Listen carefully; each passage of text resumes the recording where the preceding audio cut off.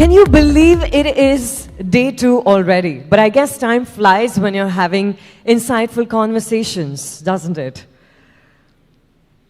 Let's do a quick trip down memory lane. Let's talk about the phenomenal discussions that this stage witnessed yesterday. Right from having extensive conversations about India's growth story to talking about the rise of Middle India, we spoke about it all. We talked about, of course, the challenges, the opportunities, and everything in between. If you were in this room yesterday, most certainly you heard from some of India's brightest minds of our industry. You definitely went back home with at least one fresh perspective. And I can bet that all of us in the room had a minimum of one aha moment. But guess what? That was just the beginning. That was just the prelude to day 2. Today, ladies and gentlemen, we're going to talk about a vast array of subjects. Right from Mumbai's real estate revival, to the diversification of large businesses, to what the stock market holds for all of us in 2024, to the rise of private capital in India. We're also going to talk about a session that I'm most looking forward to, which is the space craze, and then, of course, the serious area of defense manufacturing. In the evening, of course, we've reserved time for a couple of heavyweight sessions, beginning with a special address from the Reserve Bank of India, followed by a very stimulating chat on India's foreign policy. And of course, later, we'll have the biggest speaker of the event. The Finance Minister herself, Srimati Nirmala Sitharaman, is going to grace the stage and deliver a keynote address. We're then also going to announce Mint India Investment Awards of 2024 to those who've made it to that list. And we're going to close what is already sounds like a glorious day on paper, right? With a chat I'm really looking forward to with one of India's most legendary entrepreneurs. That's a lot to take in at the sound of it. So you know what? I'm going to begin today by asking the quintessential question, and I want you to answer as loud as you can. Are you ready? Yes. That's it? Listen, I think there was chai and coffee outside, and they say there's more energy in chai and coffee than all the distilled alcohol in the world. So let's try that once again. Are you ready? Yes. Thank you for your energy and enthusiasm. Thank you for joining us here today. My name is Zenia Fernandez. I'm your host at Day 2 of Mint India Investment Summit and Awards 2024. Can I please request you to put your hands together in a loud round of applause in advance for all the speakers, for the incredible insights. And in fact, I'm going to invite all of you seated there to join us in the conversation as well on our social media, on your social media platforms. And when you do that, please use hashtag MintIIS2024. Also tag us at LiveMint. And, in case some of your friends or colleagues couldn't make it to this room today or will join us later, you can actually message them right now that we are streaming live on LiveMint, of course, and also on Mint's social media platforms.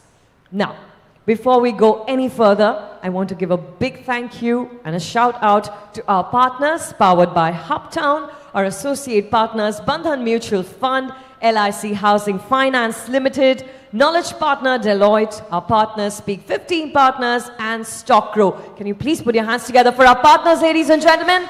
They make events like these possible. And I'm going to quickly go ahead and introduce the first thing on the agenda. The housing market. It's been quite a roller coaster ride since the pandemic, and Mumbai has, of course, been leading the pack with its remarkable rise in real estate. The Mumbai metropolitan region has been clearly stealing the spotlight, climbing the largest share of sales among all cities. So with this sky-high momentum in project sales and launches, it is, of course, leaving other cities in its dust. But what's the secret sauce behind Mumbai's reign as India's most valuable real estate market? Let's dive into the nitty-gritty. Let's uncover what is driving this phenomenal growth. I'm going to invite our moderator for this discussion on stage. Please join me in welcoming Deputy Managing Editor, Mint, Alokesh Bhattacharya. And let's welcome our speakers for this conversation. Mr. Vimal Shah, Managing Director and Co-founder, Uptown Limited. Mr. Prashant Thakur, Regional Director and Head Research, Anurag Group. And Mr. Pankaj Kapoor, Managing Director and Founder, Lysis for Us. And ladies and gentlemen, please give them a generous round of applause, everybody. Come on. Thank you.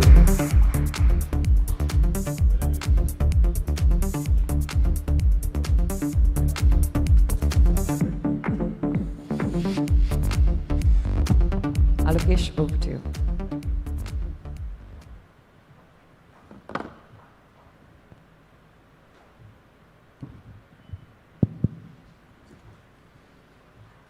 So, good morning. How many of you own a house in Mumbai? Raise your hands. Okay, about 40%. Vimal ji, आपके लिए और भी market है. So many people don't have. But Mumbai is also a very expensive market, right? Whenever people come to Mumbai and say, मैंने flat खरीदा, मैं पूछता हूँ यार flat कैसे खरीदा मुंबई में? इतना पैसा तुम्हारे पास कहाँ से आया? You know? So let's start this discussion. Mumbai has been in the news a lot in recent times for real estate. February apparently was a 12-year high in registrations, right? It's absolutely incredible. Vyumesh ji, how is business? आप तो बहुत खुश होंगे. And what has changed? Business in last 3 years have really, after COVID, has turned a complete positive turn. And there are buyers in every segment. People now understand that the real estate is the real money, the real investment, and one need to have a good house. After COVID, the need for good house, good environment, good surrounding has been quite ingrained in everybody's mind, and that is boosting the business. Of course, it's supported by great growth in the economy of country, growing at the average rate of around 8% per annum. And with that kind of growth, the real estate is bound to grow. Terrific. So, Pankaj, you know, and Prashant, both of you, we were discussing off stage about how real wages are really not growing. So how is it that people are buying more and more premium property? Especially Mumbai, I think in February it was ranked in the top 8 of the world's top luxury kind of real estate markets. I think 8th position or something, which is like really, really big, right? Paisa kahan se aa raha hai? I think Mumbai has the maximum number of riches and high net worth people. So oh yeah, we know that. There is a money. And plus, if you see the rallies recently, what has happened is that it's led by the upgradation demands, because during the COVID time, a lot of people realized that they need bigger houses and more convenient houses and all this thing.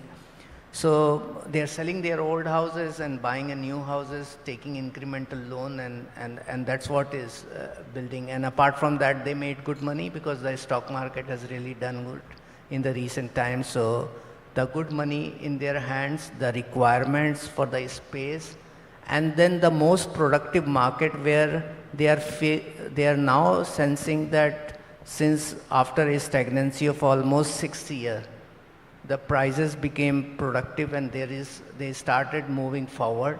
So there is a confidence, there is a RERA, so they know that the builder is not going to default the way it has happened in past. So there is a consumer confidence, there is a productive price, and there is a demand which is led by the upgradation, which is leading to the luxury market sales. Yeah, okay. We'll take that for now, and we'll go a little deeper as we go on. Prashant, what's your view on this whole premium thing? See, I think, we'll have to take a step back before RERA was there to kind of set the context. We are still a housing deficit country. If you talk about only top tier 1 cities, close to, 2 crores of housing deficit is there, and that's the reason we see urban slums. Yet we had a problem of unsold inventory stuck project. So the real game changer has been RERA. And post RERA, I think it is a change in the, the ground, level playing ground. There has been a huge shift in the mindset of the buyers, the developers, the financial institutions. So a lot of cleaning has happened. Now what we see is right now, post-RERA, projects are getting completed on time, deliveries are happening on time, and then, you know, the developers are also kind of reaching out to the customer with right product. And then initially, after post-COVID, there was a lot of pent-up demand that we saw in the market, and people realized the importance of physical asset. It's not that they didn't understand the importance of housing, but they had a lot of apprehension. Those apprehensions have been now addressed more or less by introduction of RERA and all the stakeholders kind of resorting to self-discipline. Now the second part is, a lot of people talk about whether we are running too ahead of our pricing. I would say, again, we need to take a step back.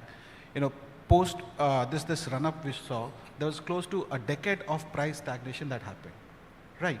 So if we take that amount of stagnation as a catch-up factor happening, I think the price rise has kind of been more or less moderate.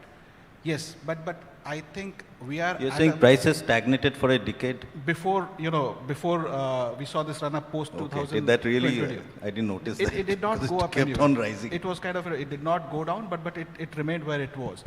So it's more of a run up catch up that has happened, and plus yes, the markets are doing well. People are kind of also factoring in the increase in input cost and everything. But I think again we are at a crossroad. We kind of, I kind of understand the apprehension that are we running ahead of our fundamentals? I don't think so, because if you look at the infrastructure-led development, which is kind of is the opening of a lot of land parcel. Take an example of Mumbai, right? The highest capital value we have, but yet this market has kind of performed well. Mumbai accounts for 45% of the entire real estate sold across top 7 cities in terms of value, and the reasons are very clear. It's a case study. RERA was the strongest over here, is still the strongest over in terms of implementation. Look at the way the infrastructure is opening up new land parcel, kind of upgrading the existing micro market. So in my opinion, I think this is more of a market that has expanded, supported by well fundamental, but yes, we need to be cautious that we don't run ahead of our fundamentals. That's what yes, I think. cautious. I would add that why the market is really doing great. World over, when the monies are pumped in infrastructure, there is a lag of 5 to 7 years before the economy starts booming and the income starts rising. Okay. The monies which have been gone into infrastructure from 2014 onwards have been in terms of lakhs of crores. And that's got little break because of, it should have started if the COVID would not have been there. The impact of the multiplier effect of the money pumped in infrastructure would have been felt in 2019-20 itself. But because of the COVID break, it was started coming into economy from 2021 onwards. Secondly, the quality of the product which is now being delivered in MMR, especially Mumbai, by every developer, most of the developer, the facilities, the amenities, the finished product. Now this is creating a huge demand in the mind of a person who has been living in an old flat, that I must move into this complex, I must move into this building, I must really go for a larger flat in this building. So all this is completely building up the demand. The income level has risen. Earlier there was only 1 earning member and 3 dependent in a family. Today, there are minimum 2 earning members. So when you compare affordability with 1 person's income, yes, it's not there. But when you compare with 2 or 3 people earning in a family or a household, and household is bought by a family, it is never bought by an individual. So when you put together, the affordability index has gone up drastically for a 1 house purchase. And that is the reason why the demand in MMR is growing greatly. Interesting. It's a fair point, that the family income is growing and so the affordability index goes up. There's also the fact, right, Pankaj, that urbanization in India is increasing, not necessarily only in MMR, but everywhere, right? You were talking about Bangalore. And for your information, guys, Mr. Shah was saying just off the stage when we were having a chat, people actually queued up at 4 a.m. in one of the new projects that was being launched to book flats in Goregaon, which is incredible, the kind of demand. But considering that more and more people are getting into cities and more people are upgrading, what kind of demand curve are you looking at? You know, and the finance minister is going to talk about in the evening about Viksit Bharat by 2047, which is a $30 trillion economy. Yeah. So if you see the urbanizations as of 2011 census was approximately 32%. And by 2032, it is going to be around 49% in India. 49% in India. So there is an incremental increase in the requirement for housing is close to 6.4 million homes. Okay, 64 million homes, not 6.4 crore homes. And then we still have a housing shortage of close to 1 to 2 crore homes. So there is a housing shortage which is there, and there is a increase in the requirement which is going to be because of the increase in the populations. We have a household size reducing, so because of that also many houses will be needed rather than a lot of people living in the same houses and things like it. So urbanizations and increase in the demand clearly indicates there is a requirement which has to be fulfilled in the real estate sector. And it is also now diffusing. Earlier, although in the recent times I see the post-COVID, the phenomenon has been more of the top 8 cities where the majority of the sales taking place. Tier 2 cities started catching up in the last 4 to 5 quarters. I'm seeing that. And I see the way the economic diffusions which is taking place, the way the infrastructure growth which has happened in the suburban areas of the metro cities as well as is the smaller cities, when the economy and jobs and the way the COVID has changed the economic playouts, like, you know, the migration is not something which is like everyone is coming to Mumbai for work. Now the job is started moving to the places where they belong to. So the demand is moving into the smaller cities. And all these things is adding up. So it's the aggregated volumes earlier used to be confined to 8 or 9 cities. Today it is growing to around 100 odd districts across India. And that's what is really talking about the housing stories, why the credit growth in the housing has been increasing, not just in the luxury and ultra luxury and mid segment, but in the affordable and other segment also. You know, and that's kind of an outlook which also suggests that it's not a phenomenon which is a recent phenomenon, and it is going to really fade down once the prices will grow and many other things will take place. Got that. But Prashant, tell us, you were talking about a 5% CAGR of real estate growth, price growth, right, over the past decade or so. What is your expectation of the CAGR in the next 10 years? Considering the kind of demand that we are seeing?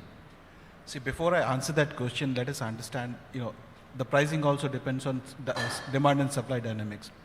We also need to keep one thing in mind, that the amount of land parcel that is being unlocked by infrastructure that is coming up will also lead to a spurt in a lot of supply that is coming, and that's what we are seeing. This is the first hypothesis that I have. And second is, if you look at the kind of connectivity through rail, road and airports, smaller airports through Udan scheme, is also opening up a lot of tier 2 cities. So in a nutshell, the supply is always going to cap the, you know, the pricing that would have. So in my opinion, the price rise that I'm expecting would be in the range of inflation plus 2 or 3%. And we also need to understand that why do I keep on saying that India is an underhoused country, and it's kind of, you know, more of a end user driven demand that is going to power this sector. Let us take an example of insurance. Insurance primarily is a risk coverage product. But in India, we had this tendency of selling it as an investment product. Same is happening with your housing stock.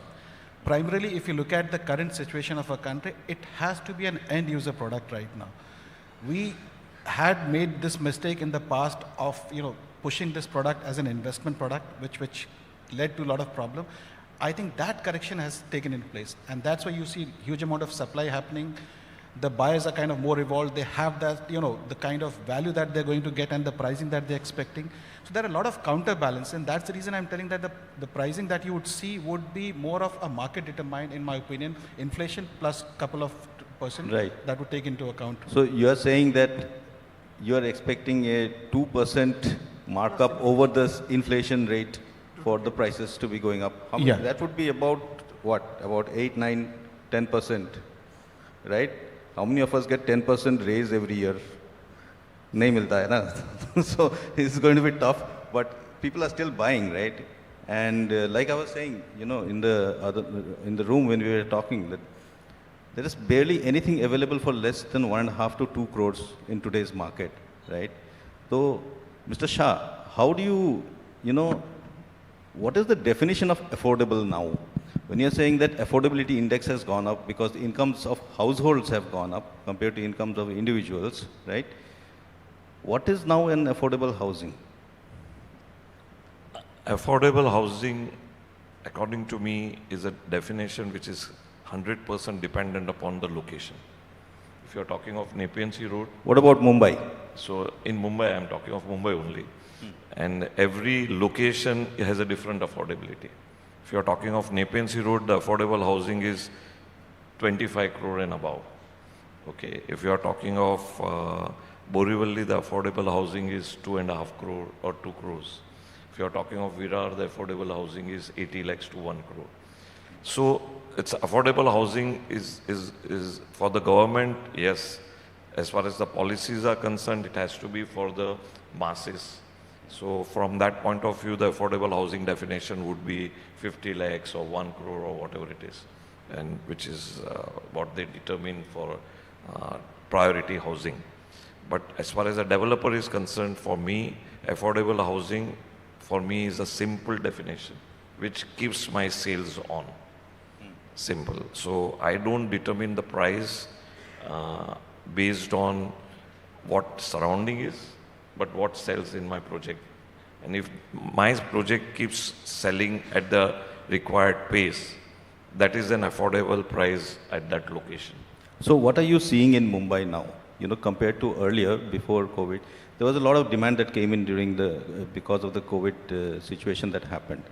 What are you seeing in Mumbai now? Are developers in general sticking to the principle that you are saying that, whatever sells in whichever market, we'll price it accordingly?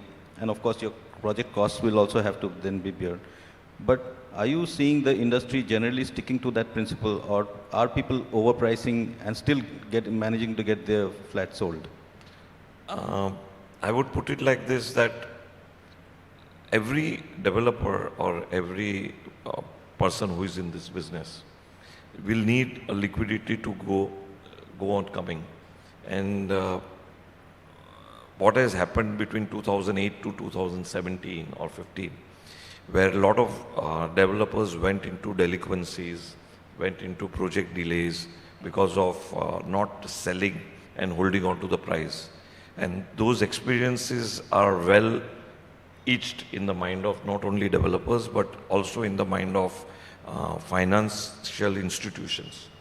And considering that, I do not see that people will be able to hold the prices if there is no enough sales volume. The volume is the key, and affordability, where the volume is achieved, is what is affordable. And I don't see most of the financial institution now will permit holding on to the price at the cost of volume. Okay, fair point. Pankaj, let's come to the entry of corporates into the market, especially in Mumbai, right? There are there are corporates like Raymond and all who have got into the MMR market, who are not present anywhere else in the country. And there are Tatas, Mahindras, practically every big shot Godrej that you can think of. Godrej is there in other places also. What difference has it made? First of all, why are they here? And has it made any difference to traditional people like Mr. Shah and others?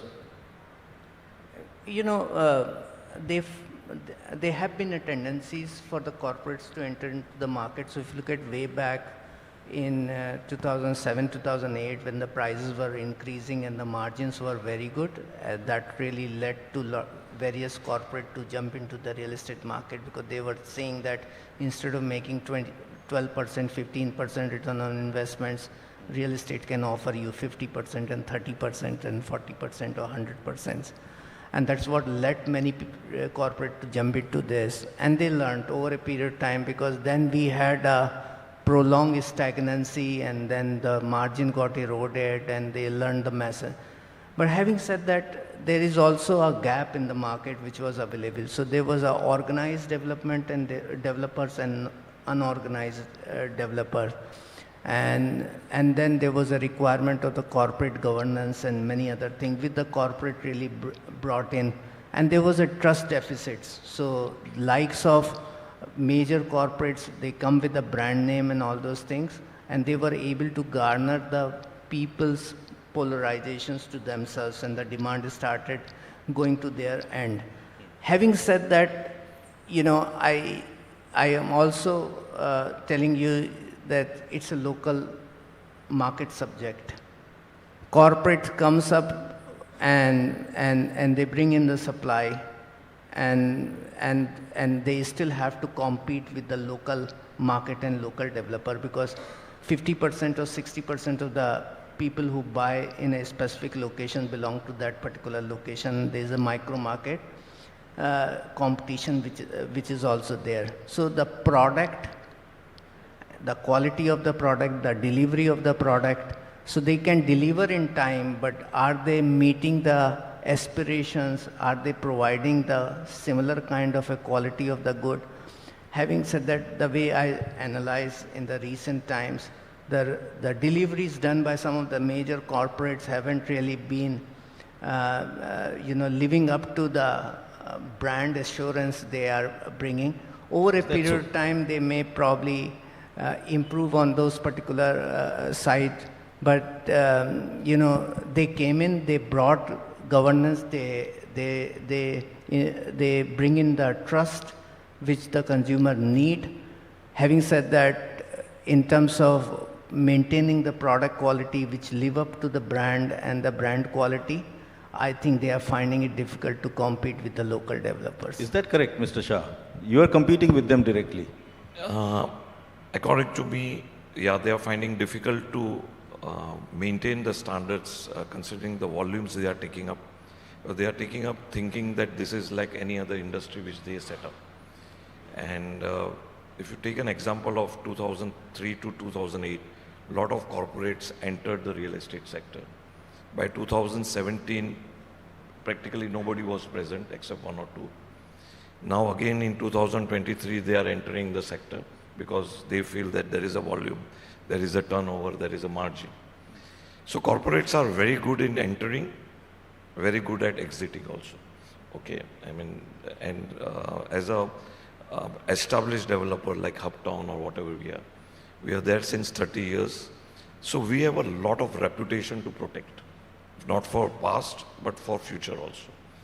We are going to be in this for over a period of next minimum 50 years. Next generation is also in there.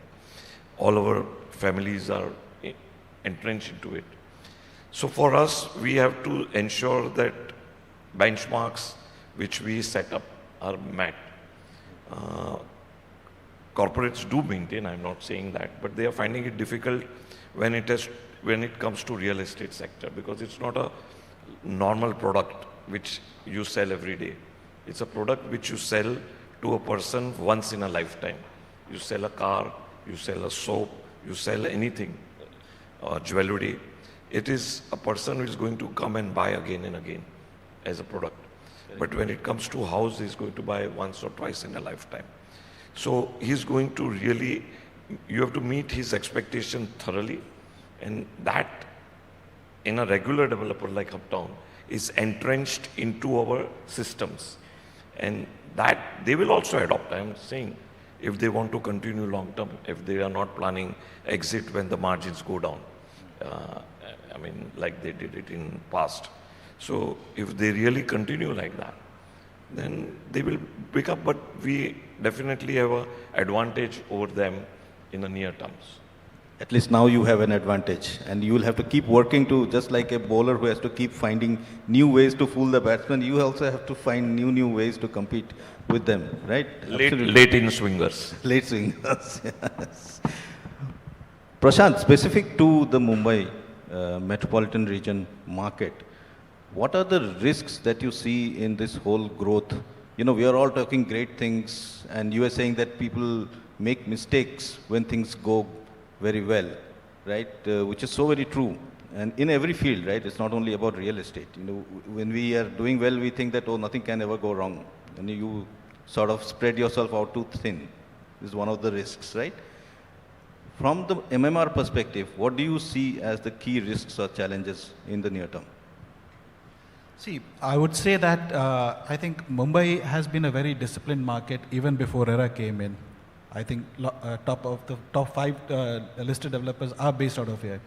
The only risk that I have been pointing out is that we should not run ahead of our fundamentals in terms of pricing. And also in this market, when the buyer has this tendency of fear of missing out, these subvention schemes, especially the builder-led subvention scheme, they kind of encourage such buyers to enter the market for whom the long-term payment would be a bit difficult. So I think self-discipline should be kind of be focused at the highest from the developer's point of view. Self-discipline in what in terms area? Of, which areas? I think in all the areas, to be very honest, because if you look at all the micro markets, especially the peripheral areas, they're kind of booming like anything, especially after all this MTHNL and everything connectivity coming in. And that applies to, the markets where you have seen a huge upgrade in terms of people who were in a position to afford budgeted homes are kind of upgrading now. So you don't upgrade them with this subvention scheme to such product which becomes unviable for them.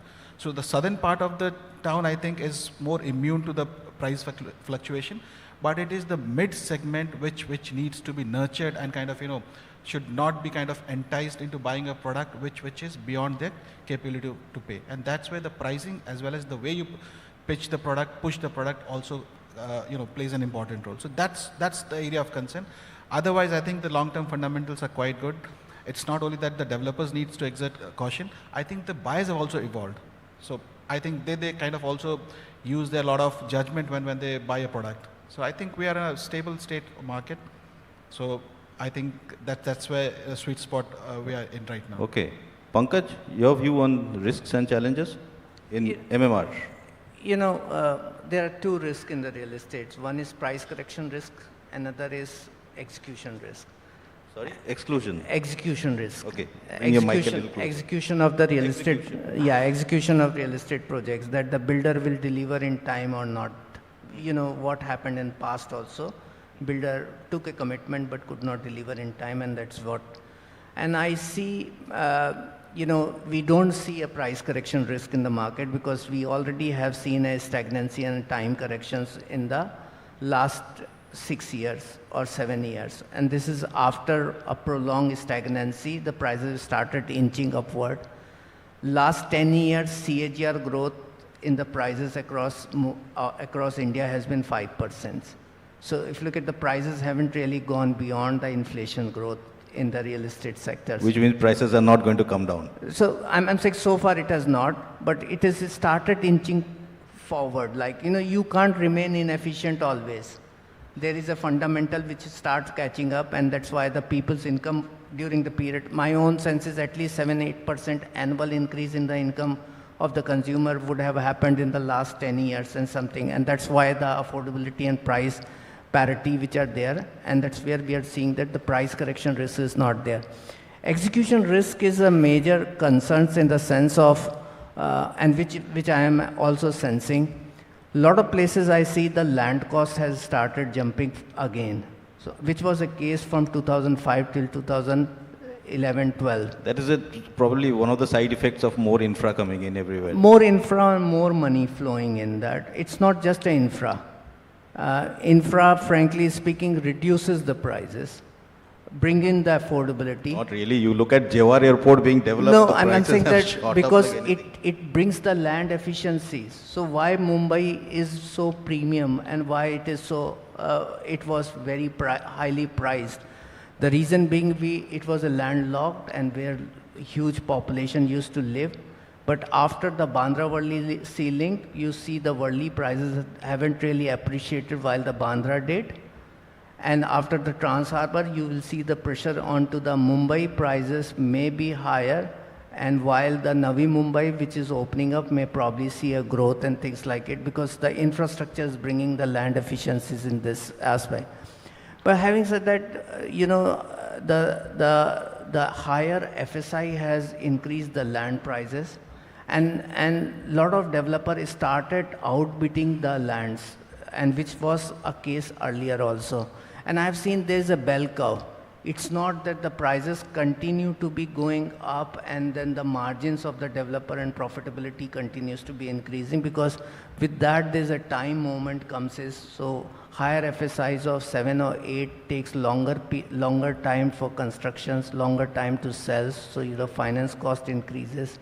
And because of that, and then there are, in the real estate, there are a lot of uncertainties, even though now a lot of improvement has happened in the sense of ease of doing business and then approvals and many other things. But in the last 2.5 years, I have seen that any project which was, which is for a timeline of say 4 years or something, generally it takes extension of 1 year or 2 years. In past, it has happened more than 2 years and 3 years.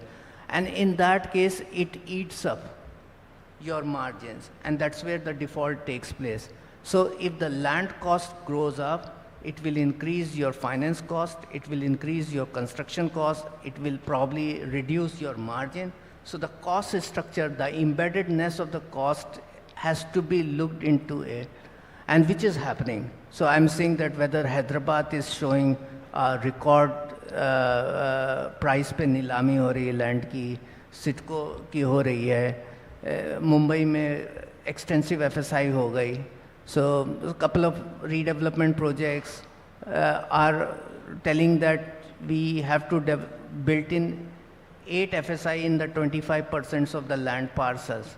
And I know that when you have to go so high, and when you have to play with this particular game, then you have to be more careful in the sense, because now after RERA, you can't really prolong your projects. There is a deadline in which you have to deliver the project. Correct. So the cash flows has to really get managed very well. Thank you. We are out of time. It's a fascinating discussion which we could have gone on for another hour easily. Is there any question from the audience? We can take one or two. Neil, wow, okay. So Neil is our editor of Personal Finance. Hi. So I'm just keen to know about the panel's views on fractional real estate, and more particularly on the recent SEBI circular on small and medium REITs, where SEBI has brought down the minimum size of a REIT from 500 crores to 50 crores, where you can now have a single building that becomes a REIT essentially. And also it allows for both residential and commercial REITs. So what impact can that have? Okay.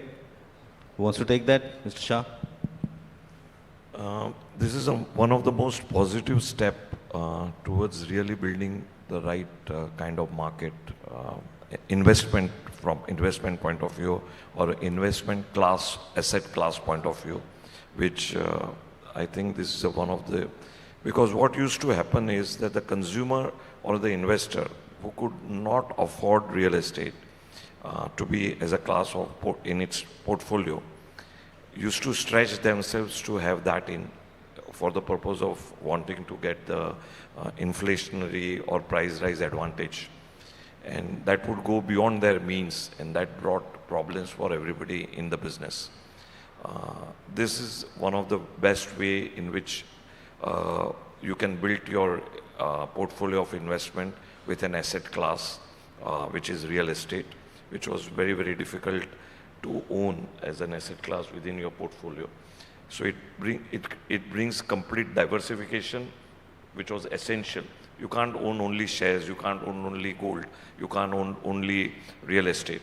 So this is one of the best ways that RBI has really come out with right policy at right time when the country is poised for reaching trillions of dollars of economy. I see as a huge boost to the real estate arising out of this. Okay, we'll take one more question if there is one. There's a gentleman there at the back. Can we have the mic for him? Short question, please. Sure. I'm Rajiv Soni. See, young generation, as they become younger, they don't want to buy the house. So any possibility of real estate becoming a service? Real estate as a service. I think it's already partly there, isn't it, Prashant? I think, a lot of models are being worked, for example, co-living, shared living. You would see, a certain asset class emerging that, in a way brings in, a depth to the market. Now, for example, the biggest problem of an investor to invest in residential is lower rental yields. So the assets like, co-living, shared living is aimed at enhancing those yields. So that over a long period of time would bring some kind of attractiveness to the asset class, in my opinion. So that is already, in a very nascent stage, but yes, you will see a lot of work happening in that space. Okay, thank you all very much. Sorry, there's no more time. You can ask them offline. Thank you. Thank you, Alokesh. And I'm going to request you to kindly present a token of our appreciation to our panelists. And thank you for giving us some incredible insights in a very short period of time.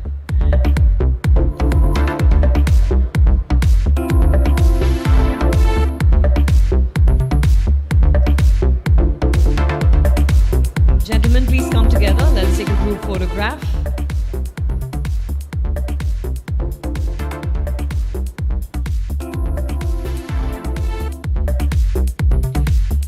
Stay glued to your seats, everybody. We're going to take a couple of seconds to turn the stage around before we delve into the minds of large enterprises that are navigating this ever-evolving landscape of diversification.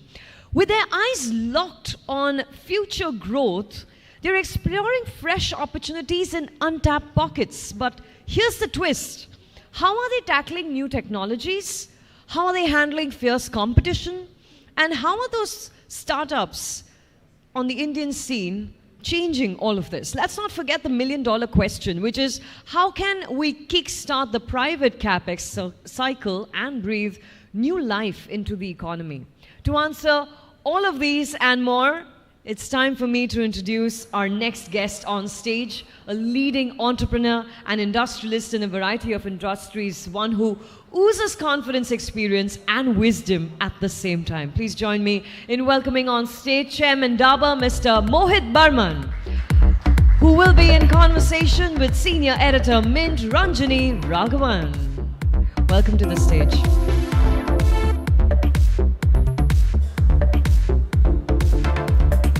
Get the guy to see if this works. Is it working? Yeah. I think mic's working. Ooh, a lot of light on my... Yeah,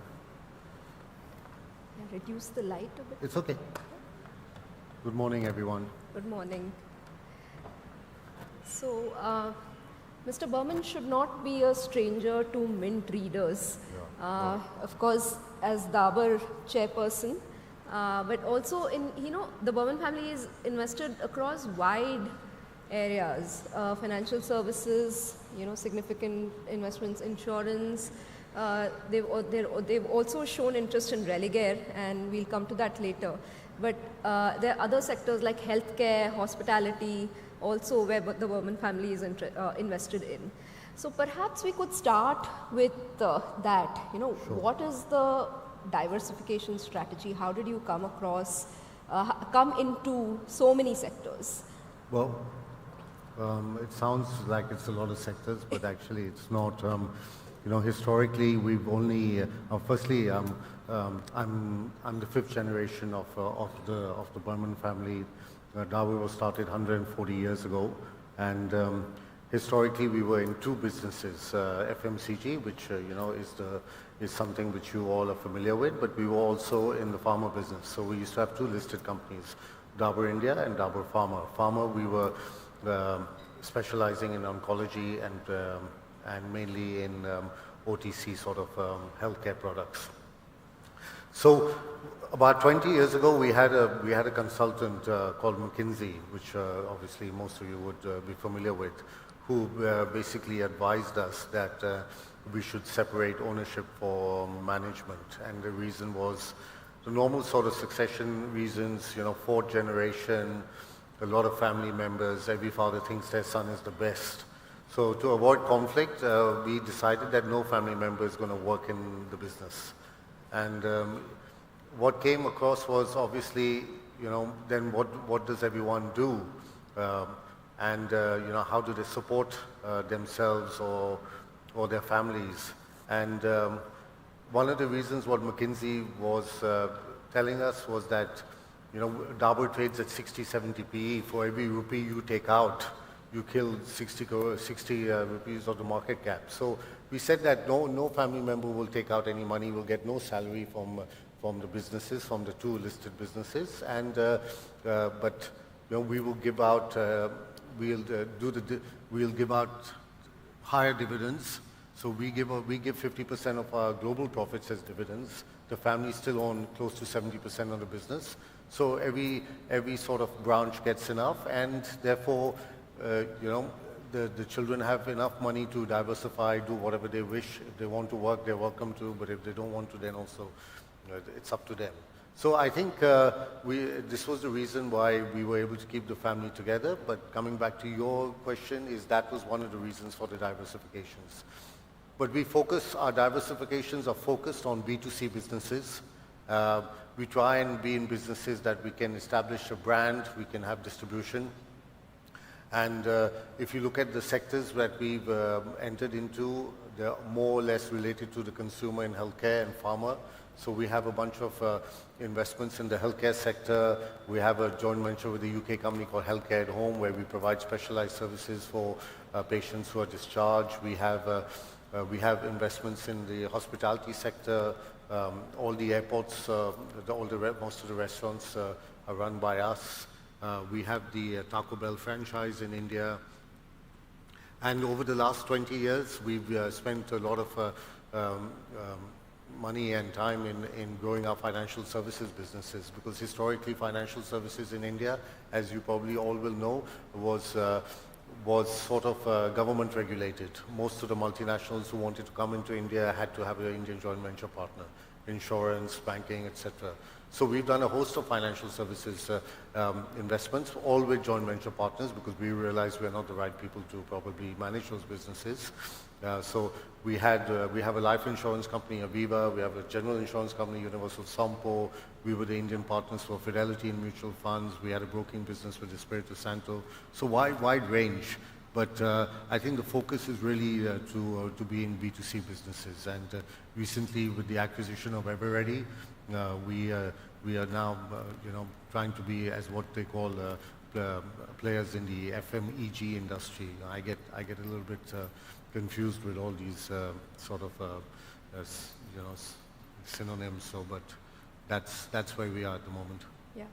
You've also shown an affinity towards distressed assets, actually. So, I mean, a fair bit of comfort with turning things around. How's the thinking there? Yeah. So one has to realize what their strengths and weaknesses are. Now, we as a family, we can't compete with private equity funds. So we have to really do things which private equity funds can't do. So that means sometimes getting into situations like you said, which are distressed. We did a business. We acquired a business 15 years ago called Punjab Tractors, which we turned around in 3 years. We eventually sold that to the Mahindras. I sat on the Mahindra board for many years as a non-executive. So even with EverReady, the Khaitan family was having problems. The business had been going downhill, so it needed capital infusion. It needed a somewhat new professional team. So those are the ones we can actually add value to. It's impossible for me, like there have been other investments we've looked at, but as soon as we start competing with the private equity funds, Blackstones, etc., it just becomes impossible for us to. Religare was also a distress situation when you entered. Yeah. What was the thinking there? No, so Religare, we were investors for the last 10 years. So every time there was a capital infusion needed, the management came to us.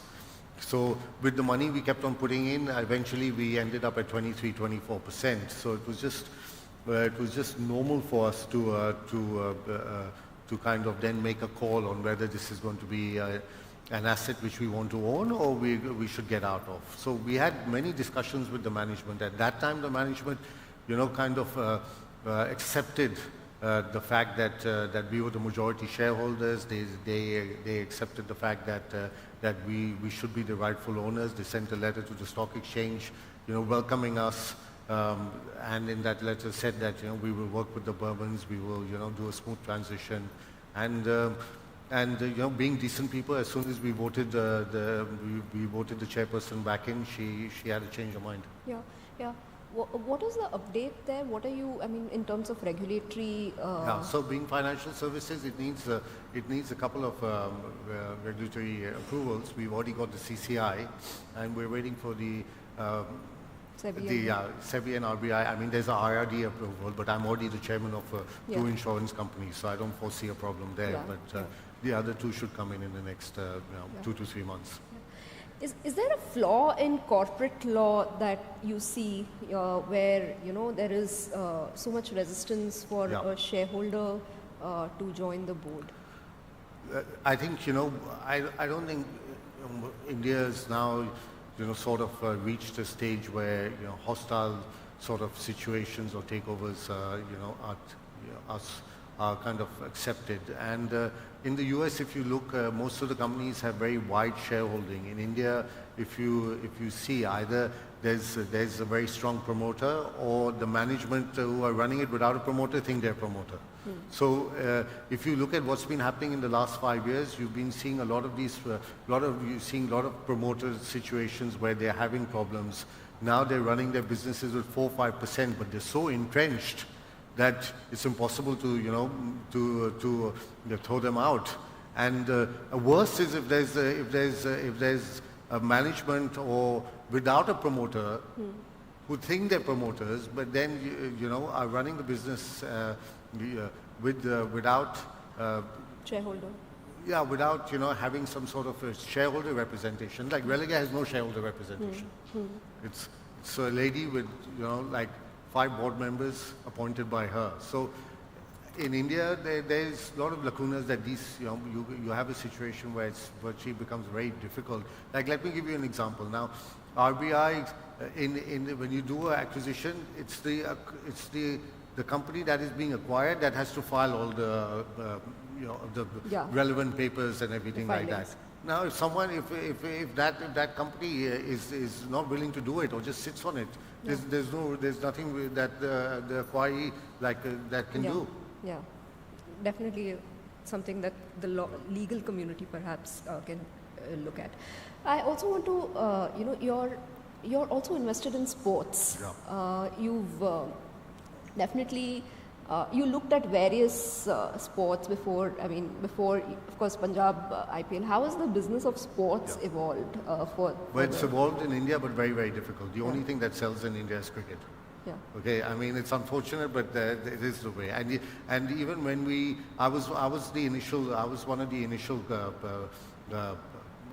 initial investors in IPL. I bought my team, Kings 11 Punjab, 17 years ago. Now it's called Punjab Kings. I have the same 3 partners who I bought it with, and the first 7-8 years was very, very difficult. Now it all seems all hunky-dory and everyone's making money. But if you look at the history of IPL, in the beginning, no one knew what they were doing. It was a very high-risk investment. Yeah. I mean, if you go back 10, 12 years ago, you had two franchises that went bankrupt. You had another 2 that were barred. So it's been a very volatile, like sort of a roller coaster. I mean, at one time, people used to say that if you're an IPL owner, you're jinxed, because you saw all these companies that go down. It's a different thing now that the valuations are such, but huge profitability.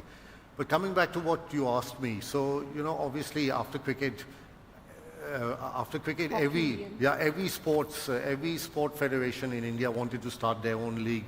And, and why not? But the problem was that most of them, have failed due to the fact that today, if you look at, like you just mentioned hockey, let's take hockey as an example, There was a great board, the IOC chairman, Dr. Narendra Bhatta was on the board, Arun Jaitley was on the board, they sold 6-7 teams. Not one person, I own the Mumbai hockey team, we're in Mumbai.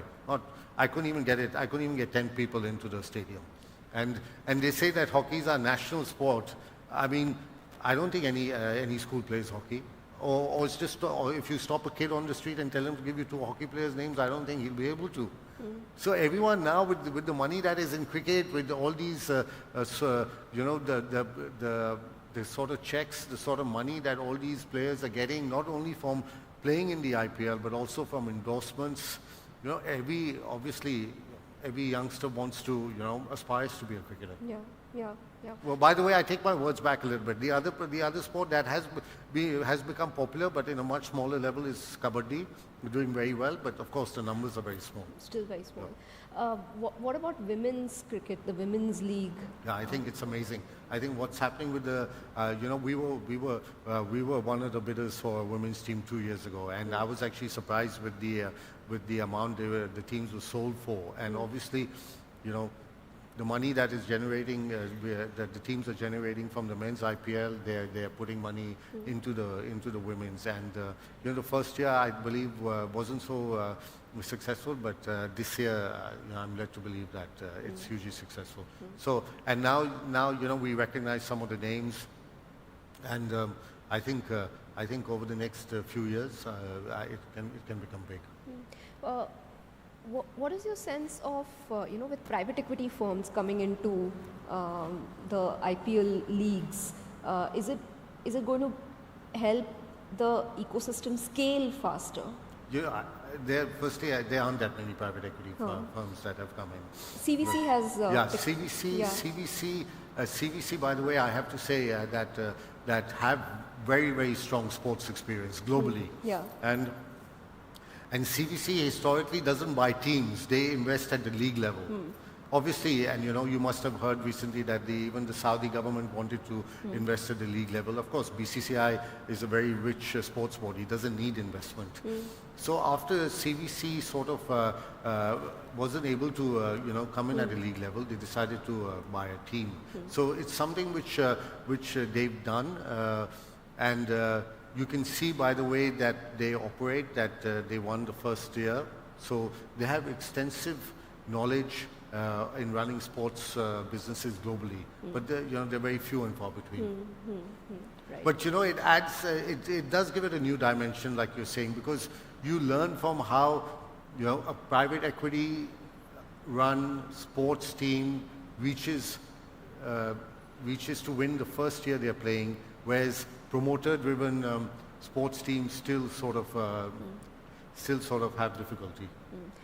Has the team reached a scale? One second. Again, because of why I said that is because generally promoter-driven franchises have a lot of emotional quotient, as well as they feel that every promoter feels that they're a sports expert. And perhaps they are as well. But has the team reached a scale where it can go to the public markets or? Yeah. So we're all teams are hugely profitable now, and you'll see some. As I said, it's two ways of looking at it.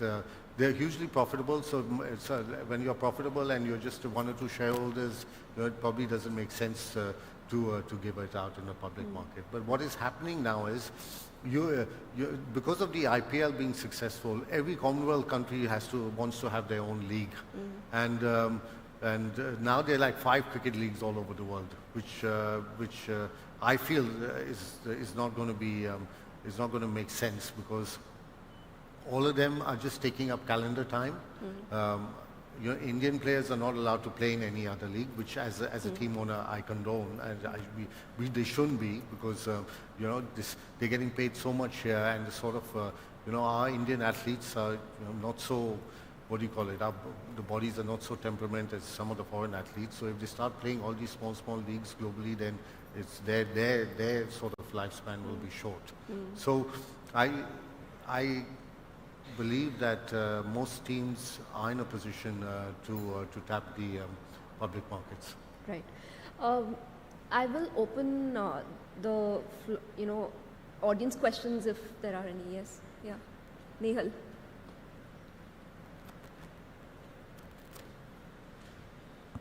Yeah, morning, Mohit.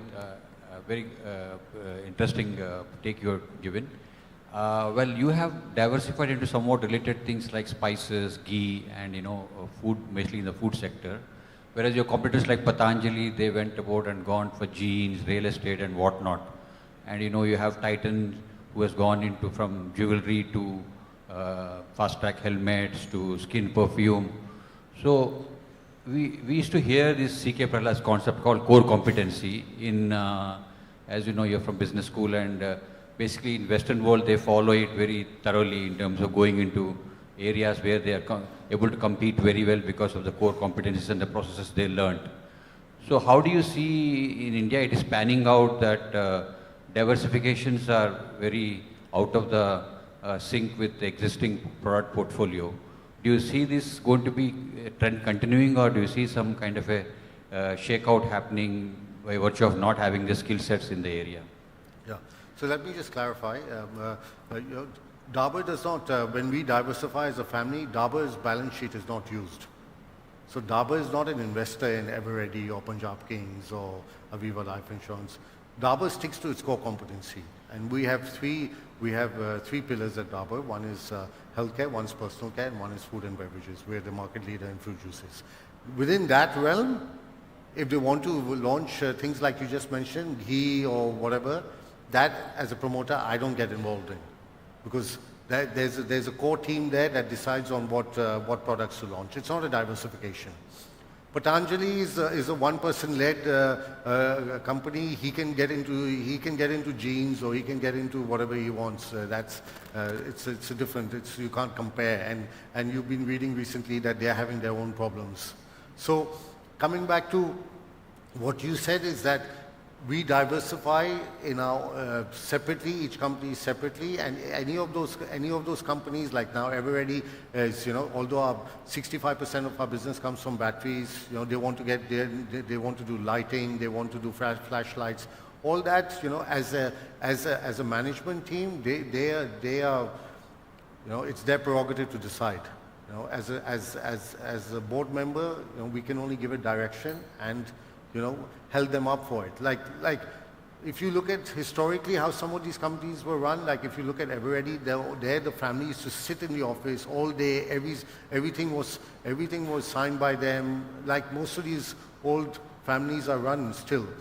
When we took over Eveready, they can't understand how the promoter doesn't come it only comes once a quarter for a board meeting. Because we get the best professionals, we give them stock options. If they perform well and good, I'm not there to be friends. And if they don't perform, then we just have to part ways. So we all diversifications are done within the companies with a well thought out process. Good morning, Mr. Morning. You briefly touched upon the difference between or the concept of promoter backed teams and the team backed by a fund. If you can elaborate on that, how different the processes are in the two cases. And I mean, you mentioned that the fund-backed team won in the first year, but if we see two of the most successful franchises in the IPL are promoter-backed. And secondly, I also wanted to understand how much profitability is related to winning in the tournament, because if we see one of the most followed franchise on social media, and I presume also one of the most profitable, hasn't actually won any championship in the 17 years so far. Yeah. So two questions, sir. So just coming back to your question about two of the most successful teams promoter backed, they've always had the best players. They've always bet the best players. Okay, they've always spent the money. Okay, although I still believe Chennai Super Kings, I mean, there is a promoter on it. He's the head of BCCI. So in the beginning, when IPL was launched, there was a little bit of nepotism. You know, people who were more in the. I remember very well telling the head of the IPL at that time, I can't, rather not mention names, that how can you have eight of us sitting in a room with an auction table. I mean, if one or two people who have deeper pockets want to buy a player, there's no way I'm going to be able to compete, and that player will get probably much more than what he deserves. So he said that what would be the ideal situation? I said ideal situation was, suppose if a Dhoni comes in, everyone puts in their maximum they want, you open it up, there'll be sanity, he'll get what he deserves.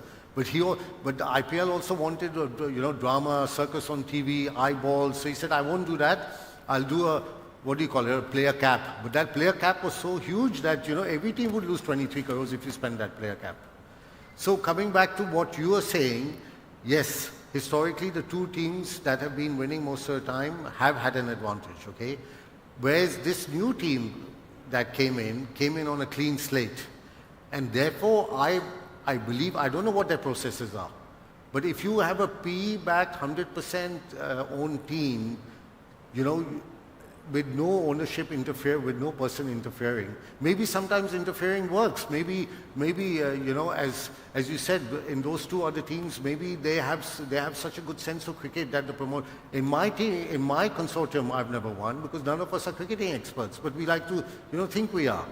So in a situation, I was just in awe that a team without a promoter was able to win the first year and come to the finals in the second year. What was your second question? Is it necessary to win to become successful?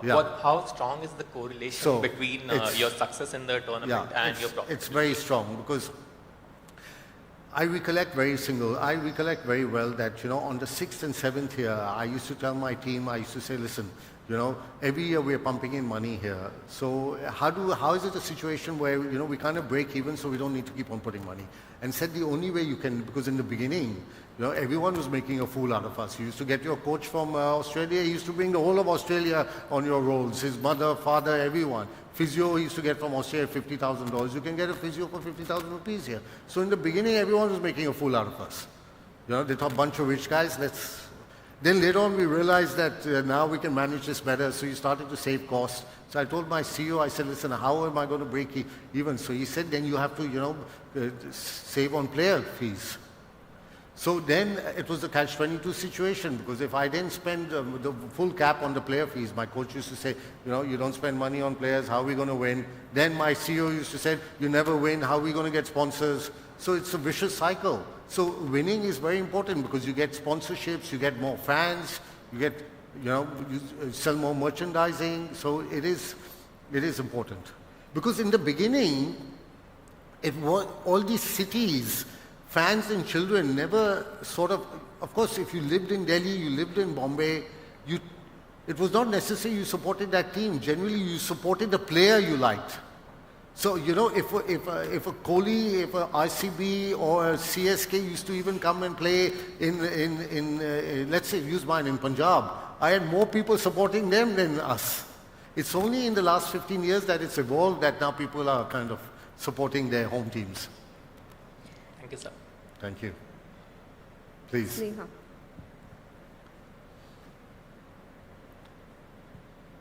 Hi, Mr. Burman. Sneha here from the Mint. So I understand when you talk about the kind of business decisions you take at the group, but if you have to invest your personal money, how do you? I mean, you're a prolific angel investor as well. How do you really pick and choose businesses? Are there any theses that you follow as an angel investor? I probably give it to one of you sitting out here. So. To tell you the truth, I don't have much personal money because most of my money gets invested into all these, we do, of course. I mean, as I said, we are a large family, and each family member has their own like you said, thesis, and a lot of them. Just coming back to what I was saying about our fifth generation family. Barring Dabur and Aviva Life Insurance, all the family members, we're not handcuffed to each other. Everyone can do whatever they want. Generally, if it's a good idea, we tend to do it together.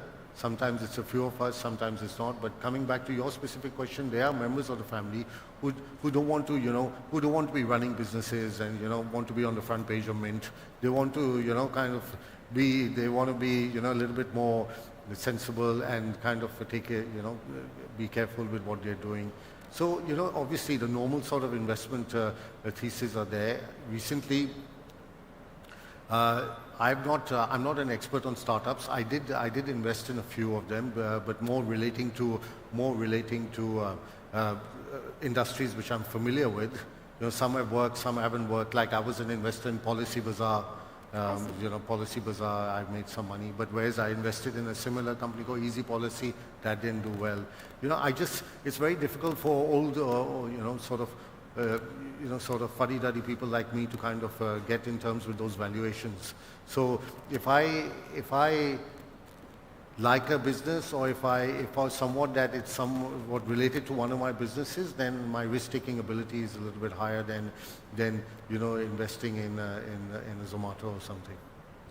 Thank you so much. Yesterday we had Mr. Shah, Kunal Shah, the founder of Cred, and he said that he invests only in startups. Yeah, see, there you go. But he's tasted success. Actually, one of my family members, Sandeep Tandon, is Kunal's partner. So I understand his thesis, because he's successfully built them, sold them, now getting into others. But as far as I'm concerned, as I said, if it's a business that sort of kind of adds value to one of my existing businesses, that's my investment thesis. Yeah. You're also very interested in AI, like you are, in fact, you were there for the AI session yesterday. Is that something? No, I was just trying to understand it. So that was the real reason. But what was interesting was, and I'm probably going to think about it when I'm on my flight to Lucknow to watch my match this evening, is how we can use AI for our existing businesses. Yeah. Any other questions for Mr. Berman? Yes, Gopika.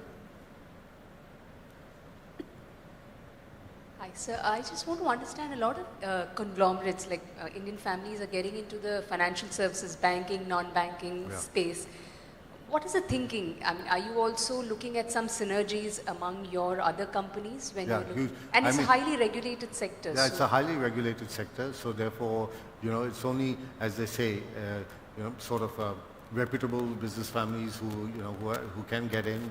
I mean, I understand that RBI doesn't give banking licenses to industrial families due to past situations where they don't want the banks to be used as personal fiefdoms, and I totally understand that. But India is still a very untapped market. If you look at, we were one of the first ones to get into the insurance business.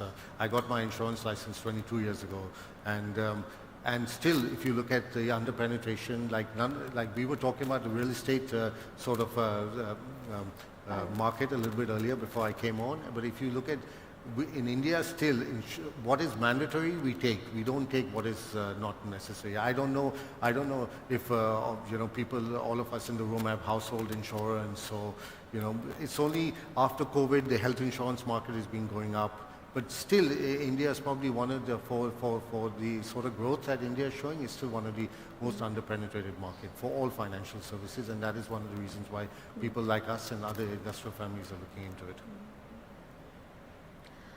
So, if there are no other questions, we will conclude. Do we have time, Zenia? Well, I have a flight in 1 hour, but let's go as quick as let's go as much as we can. As possible. Yeah. Otherwise, we'll all be watching the match on a screen. We'll have to put up a screen here. Yeah. And the finance minister, finance minister won't be too happy with that.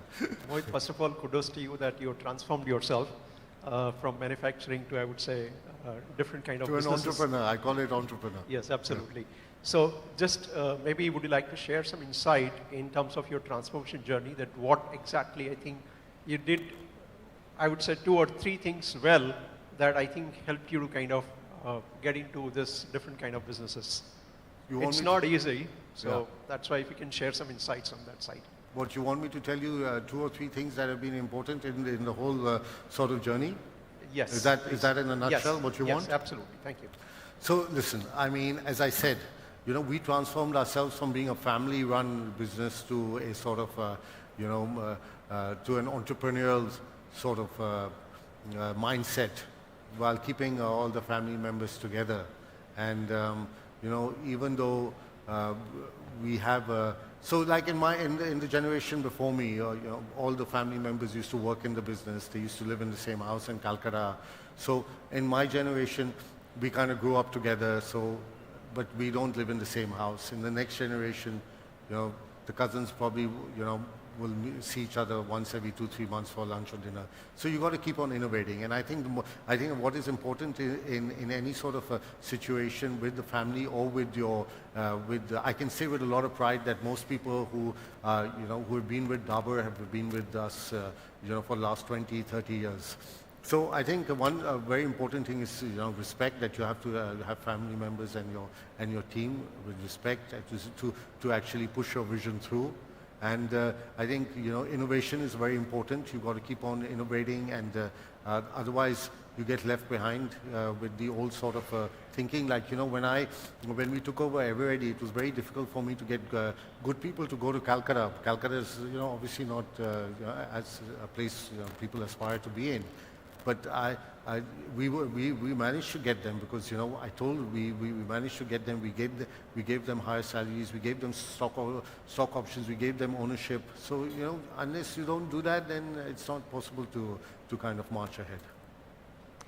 Okay. Although the other thing is also risk-taking ability. I consider my risk-taking ability quite low, as I said, because I tend to focus on businesses that are brick and mortar, businesses that I can add value.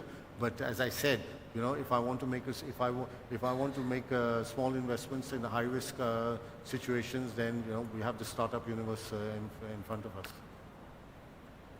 So we will conclude on that note. Thank you.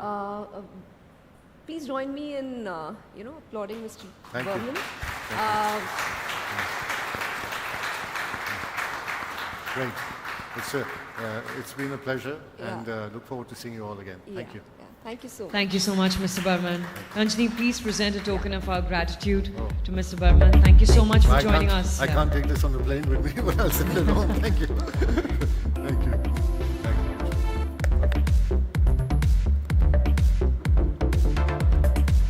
Thank you. Okay. Thank you so much. Thank you once again, sir. Thank you very much. And thanks to all of our audiences for joining us on social media. Keep those tweets, those posts coming, and use hashtag MintIIS2024. Don't forget to tag us at Live Mint. And also a quick reminder for all of your friends and colleagues that we are streaming live on all of social media platforms that belong to Mint. Now let's talk about the whirlwind world of Indian markets. And boy, are they on a roll.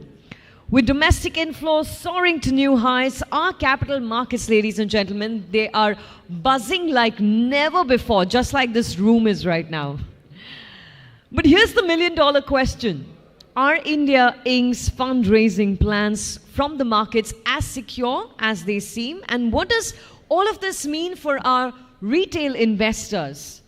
Get ready, because we're going to quickly dive into a very insightful discussion. I think I can foresee a few surprises on the way through this conversation. We're going to learn more about our booming markets. We have a stellar panel of experts and industry leaders who are going to give us a lot of direction and, of course, their unique views on our rolling markets. I think the stage is almost set, and so are our speakers. I'm going to request you all to kindly settle down. Let's give this a couple of seconds. All right, inviting our moderator on stage, Deputy Editor Mint, Neil Bharat. And please put your hands together for Neil, everybody. And let's welcome our speakers on stage, Mr. Nilesh Shah, Managing Director, Kotak Mahindra Asset Management, Mr. Subhajit Roy, Managing Director, Head Global Capital Markets, India, Bank of America, Mr. Samar Jagnani, Head Global Capital Markets, Morgan Stanley, India and Southeast Asia, Mr. Bhavesh Shah, Managing Director, Equirus Capital, and Mr. Vishal Kapoor, Chief Executive Officer, Bandhan AMC Limited.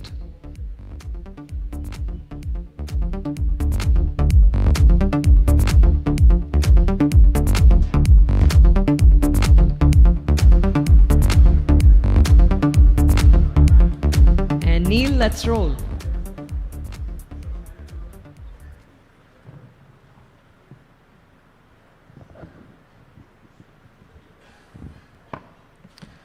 So I think when I say the word markets, everybody, it's going to bring a smile to most of the faces in this room. We've had a tremendous year. In fact, we've had a tremendous decade almost in India. But what matters to us as investors is not the past, it is the future. And that is something that we're going to gaze a little bit into in today's panel. So if I could start, we've seen that primary markets have been buoyant for the past 12 to 18 months, but private markets, they've seen muted activity. So what do you think is driving this? I'd like to start with Bhavesh and then Shubhrajit. Thanks, Neil, and thanks, Mint, for having me here. I think we are seeing some tectonic shifts in the Indian capital markets right now in terms of fundraising activity. So far, IPOs were more like windows of opportunities, which would be like a 4 to 6 months or 8 months in a 3-year, 4-year scenario where you could actually do an IPO. And the rest of the time, there were maybe IPOs which are very sporadic. I think the private equity markets took advantage of that. And obviously, private equity markets grew from 2006 to about $50 billion of fundraising, which happened maybe a couple of years ago. But I think the idea was to always capitalize on the valuations which the companies wanted to kind of raise. But now with the advent of domestic capital markets coming in, and I think the reason why the IPO markets were a little sporadic was also the reason because FII money, I think the IPOs were largely dependent upon FII money, and that which was moody. But now with the advent of domestic capital flows coming in, I think the process of raising money is now becoming more continuous. And rather than windows of opportunity, we'll now see windows of patience to account for the volatility in the market. So I personally feel that I think this is a big change which is happening for the corporates to be able to raise money from the capital markets. Secondly, the valuations. I think the investors, obviously there is talks about froth in the market, but I must give a lot of credibility to folks in my panel here from the mutual fund industry. I think the amount of work they do to understand the company before they invest is at a different level compared to what we were seeing maybe 10 years ago. I think the processes have become very stronger. There's a lot of analysis, there's a lot of work which happens before they raise their hand that yes, I want to invest money. So I think these are all significant processes and which they have been obviously because of the forward-looking understanding, they've been able to beat the private equity market. I think the private equity market will now have to roll up the sleeves. No longer are good companies going to be available at a throwaway bargain. And with the dry powder, which is now becoming very big, I think $60 billion is the dry powder that the Indian market has. The global dry powder in the private equity market is $4 trillion. And with the exits which are happening in the IPO market for the private equity, I think the returns are there, the fundraising is going to happen. They will have to readjust to valuations. They will have to readjust to looking at companies more from a promise than just a past track record, factor in both. And we're going to see a flurry of activity both in the capital markets as well as on the private equity side. Just to add, I think on the private side, what we have seen, given the spate of also block trades that you have seen happening time and again over the past, call it almost 8 quarters, given a lot of confidence to private investors to deploy large amounts of money, knowing that there is a vibrant market out there to be able to monetize their stocks post-listing, which has also resulted in more buyout activities happening. Back in the day, any private equity investor coming into a buyout trade would only think about exit via a strategic sale or to another PE. But given how vibrant Indian markets have been and in a way been more resilient than what you have seen globally, the confidence for private equity investors to invest has gone up manifold. And also the formats, the flexibility with which they can look at transactions, you would find far more majority buyouts happening compared to, let's say, significant minority to minority stake sales that used to be typically the format that Indian markets have seen. Clearly is moving in that direction. So as you see public markets gain strength to strength, I frankly think on the IPO side, while we have seen a lot of activity over the past couple of years, and clearly India has been a standout market even globally, I think the next 2 years probably are also will also be watershed moments in terms of seeing larger transactions hitting the market, and we think will probably credentialize the Indian markets more meaningfully over the next couple of years, which in turn will give confidence to private equity investors to deploy more. Already seeing that trend, I think it only gets stronger over the next couple of years. Can you guys tell us a little bit about the IPO pipeline that's building up for 2024 and 2025, especially from digital first businesses? So Bhavesh first and then Shubhajit. Yeah, I think the number of IPOs that we expect to happen overall this year, and I think there is a bit of factoring in the markets of the election results which has already happened in. But my sense is that once that really happens, it is going to set out a good flurry of activity. Last year the amount of money that was raised was somewhere in the vicinity of about 60,000 crores. I won't be surprised if the amount of money that will be raised in the IPO markets will be double this year. So that is one. I think as far as the new age digital companies is concerned, one of the major factors they will need to think about to tap the capital markets is going to be valuations and profitability. So I think a lot of the new age companies are clearly pivoting their model to profitable and growth. One of the major banes of the private equity or the new digital companies has been the valuations. We have seen valuations of companies which have a sales of 5,000 crores, a loss of 8,000 crores, being valued at $22 billion. It defies all corporate finance logic, and it is all effectively the cramming of the space all investors want to get in, the FOMO effect as we were talking about. Which company is this? Byju.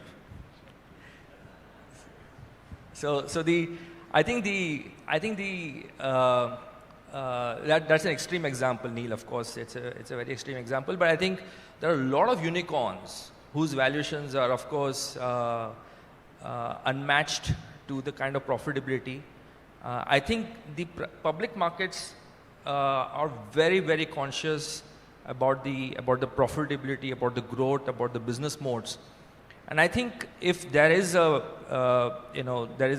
there's going to be a big difference in a lot of companies who are going to tap the capital markets. And if that is the kind of investment that they're looking for, they will definitely need to think about a readjustment in terms of valuation, reorientation in terms of valuations before they are able to even think about tapping the capital markets. And I think and pricing have been quite reasonable. What is very important is as we get into this IPO calendar, which will build pretty much from quarter to quarter, IPO pricing will be very important, because if the first set of large IPOs get priced well, trade well in the aftermarket, probably sets the tone for the IPOs to follow, and probably kind of creates a nice 18-month calendar for large issues to happen.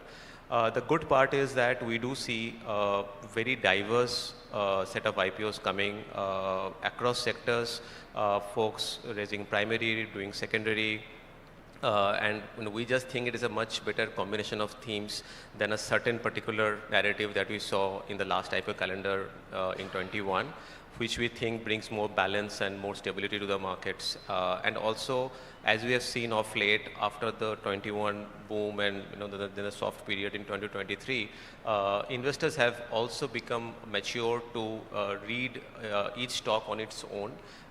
There is no mass euphoria or mass pessimism across stocks. Each stocks are kind of charting their own path depending on the performance and the merits or demerits of the case. And we hope that continues over the period. And to the point again raised, the rigor with which investors are also approaching the transactions by force also ensures that the pricing outcomes in the aftermarkets are generally pretty strong and pretty sustainable. One more point I would want to add, since we're talking about valuations. I think IPO valuations are, considered to be an endorsement of all the hard work that the promoters have done in the last maybe 10, 15, 20 years in the journey of building up a company. And the higher the valuation, bigger is the endorsement and bigger is the chest that they want to kind of, bring out. I think that mindset needs to change significantly. I think IPO, in my view, is a start of a relationship, of a journey of value creation with a completely new set of investors, which are the public market investors. And I think, just having a very high priced issues and not performing or delivering on the performance which kind of builds in that number, is going to be a long-term value destroyer, in fact. So I think the mindset change needs to happen both in terms of promoters as well as on the private equity side. That this is a long-term journey of value creation. We have seen, and I'll let our fellow panelists on the buy side also kind of fill in on that. Typically, we have seen that in public market investors, they make their investments, but then they keep monitoring the company whether they're delivering to what they have done. And if they have delivered, they keep adding more and more. So we see a lot of significant P/E rating for companies who have been delivering. And that's where the value creation happens. So a short-term or a short-sightedness valuation at the time of IPO, can defeat the long-term value creation that can happen with the, with the new relationship that the company sets out in an IPO. I want to now turn to an issue that's top of our mind to some of us because we made a ton of money from it, to the rest of us because our neighbors have made a ton of money from it, which is small and mid-cap space. So if I can start with Nilesh first. Nilesh, your views on small and mid-cap valuations and the signal that SEBI has given in this area with the stress tests, etc. So Neil, there are good companies, there are bad companies. And there are expensive companies, there are cheap companies. Like Antila and Dharavi coexist in Mumbai, they coexist in stock market. As investor, your job is to buy good companies at reasonable price or sometimes at cheaper price. Today, on an average, if you look at SME exchange, the valuations are beyond our understanding. Maybe there are smarter people who knows how to value those companies, but we are not part of it. In small and mid-cap companies, again, there are some micro-cap companies where, in our opinion, prices have run up way ahead of fair value. But then there are people who are buying into it. Good luck to them. Broadly, market is optimistically priced. We have discounted up ke bar 400 par. We have discounted Fed rate cut. We have discounted double-digit earnings growth. We have discounted solid fund flows from local and global investors. So with this optimism, market is fairly priced in large cap, probably in larger mid cap, little bit above fair value in smaller caps. But micro caps and SME, we believe prices are way ahead of fundamentals. Especially the SME IPO index, right? When an index goes up 10 times in 1 year.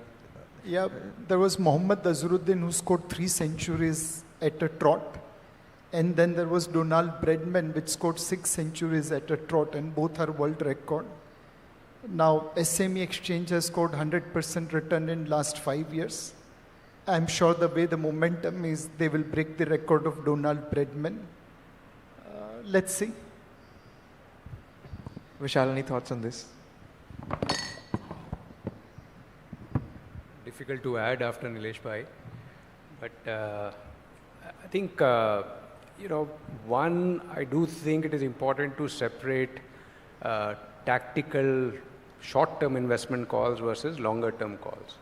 So clearly as investors, if you're coming in looking at recent past performance, last couple of years, etc., then that is clearly setting an expectation which is most likely not going to be leaving you happy in some time. But as we also look at the macro environment, the structures, a lot of the other good things that my panelists spoke about, if you're going to miss out on those opportunities this decade, then that would also be a loss. Now, the market, like Nilesh Bhai said, provides opportunities. As fund managers, our job is to find those opportunities for the long-term investors. And in that view, I would think, given the type of supply that looks like coming, also the quality of supply that's been coming of late, because many of these companies, we have to keep in mind, are very different from the type of IPOs we were seeing 10, 15 years back. A lot of these are far better governed today. The expectations that promoters have are very different. The type of exits may be, from private equities who've pulled up the governance levels to a far different quality, first generation promoters, etc. So the quality that we are getting is also far better. And therefore, if you look at the opportunity in listed equity in this decade, and to say that I'm going to time it perfectly in small and mid caps and get in exactly when the time is right, I think that may be a bit risky. So if one is investing into India and investing into a lot of great work that's happening on the ground, this may still be a good way to participate. Now let's turn to equity market activity from the government side, whether it is disinvestment or whether it is ETFs. I'd like to get Samarth and then Nilesh on this. What does the pipeline look like in the next, there's an election before us, but assuming that the most likely outcome does materialize, what does the pipeline look like? So with respect to government activity, I think the nature of disinvestment has changed from it being need-based disinvestment to being strategic, i.e. the government doesn't need money because the revenue receipts of the government as a result of tax buoyancy, FDI flows, current account deficit being at its lows, means that the government is self-financing all the expenditure, and government is focused on ushering in good governance, accountability, growth in PSUs, which is why you've seen PSUs actually outperform over the last 12 to 18 months. That basically means that the government has strategic goals and financial goals, which is what disinvestment will get used for, and there is no rush, and which is why from the last 10 years you've seen a gradual change in the way disinvestment budget is calculated or put out. It is no longer a number they need to hit, but what are their objectives and which entities in these objectives they need to monetize. That's how it is tactical. And I think it reflects a government which thinks like a corporation and which is positive and refreshing for us as a country. Let me give some counterpoints. When PSU market cap was 15 lakh crore and fiscal deficit was about 4%, government's divestment target was 65,000 crore. Now PSU market cap is 50 lakh crore. Fiscal deficit is 6%. Guess what is the divestment target? Should it be higher or lower? Higher. It's actually lower at 50,000 crore. Point number one. Point number two, how many of you have bank accounts in Indian Overseas Bank? Are you lazy or you don't have bank account? Or there's one person. I also have a bank account in IOB, so two of us. And how many of you have bank account in Axis Bank? A lot. Is there a reason why IOB should trade 2 times valuation of Axis Bank? Should the government be taking advantage and divesting? The answer is here. My advice to the government will be, today we have a great opportunity of China plus one. Countries like Mexico and Vietnam are outperforming us. Why are our manufacturing not as competitive? Two things: one, power cost; second, logistics cost. Our industrial power is expensive because agriculture power is free, and industrial power carries the subsidy of agriculture power. Our logistics costs are higher than our peer group because, one, our composition of logistics, first water, then railway, then road, is actually reverse. We prefer road first, then railway, and then water. And more importantly, the commercial freight of railway bears the subsidy burden of passenger fares. The last railway minister who proposed increase in passenger fare was sacked by his own party. Thereafter, no one attempted it. Now, today we have a great opportunity. You have 50 lakh crore PSU market cap. Do a divestment instead of 50,000 crore of 1,50,000 crore, and use that money to absorb agriculture subsidies and passenger fare subsidies in the budget, rather than loading onto commercial power and commercial freight. Make Indian entrepreneurs competitive to the world. Grab China plus one opportunity. Nilesh, I'll add to that. I know you have to leave us early, so I'll just add a supplementary to that. How does the ETF route compare to company by company divestment? Has ETF essentially gone out of fashion, or it's a good way of doing it? So Neil, the best value you will get is by way of strategic divestment.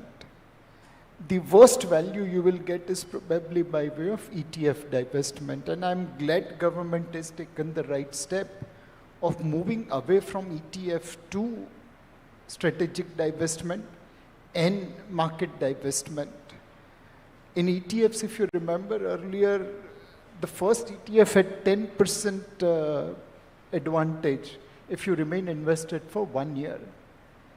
Now, yes, you made that ETF success, but what was the cost? I think the divestment department run under Deepam has improved a lot. They are doing strategic divestments like Air India. They are doing market divestment in a far more reasonable manner, and which is where now we have an opportunity to take divestment to greater heights. Use divestment proceeds to make Indian manufacturing competitive and create much higher growth. Now, can I turn to the M&A market and get Bhavesh and Shubhajit talk about that? Sure, Neil. I think I'll talk about both P as well as M&A here. I think one of the major challenges with the private equity in India have been the exit. And what has happened with the spate of IPOs now that have been happening is that now the exits are happening. We saw almost 25,000 crores worth of money being taken out last year by private equity funds through the IPO. Add to that the block deals which are happening, around another 25,000 crores which is happening. So this is like a huge money being taken out in the market. There's clear anticipation that the public markets will continue to be buoyant and the block deal opportunities will be there. So certainly this has now changed the private equity mindset. India is in a bright spot globally. As I talked about, the 4 trillion dry powder out there in the world and India having only $60 billion. We're going to see more and more capital being committed to India. We also heard Blackstone talk about $25 billion being invested in the next 5 years. So we are going to see a lot of activity, not only in terms of investments through private equity, but also in terms of control stakes taken by some of the private equity funds. And we talked about, we heard about from our previous speaker, that how professional companies have been delivering results more than promoter companies. So I think sentiment out, processes in, how that is in fact improving the efficiencies further. So we are going to see a lot more activity from the private equity side coming in. Pure M&A, which is a strategic, I think again, India is, we have seen a lot of Indian companies being acquisitive. We saw a chart yesterday where some of the big conglomerates are buying, doing 10 acquisitions, 20 acquisitions, obviously at a much good valuations and strategic fits into that. We've not seen a lot of inbound activity happening through M&A. My personal view is, I think India is on the clear radar of companies globally. They want to be entering India. And I think probably they're just waiting for the election mandate to be signed, sealed, delivered. There's an expectation that this will happen. But once that happens, we might see a floodgates of activity happening both on the M&A side, from the strategic as well as on the PE side.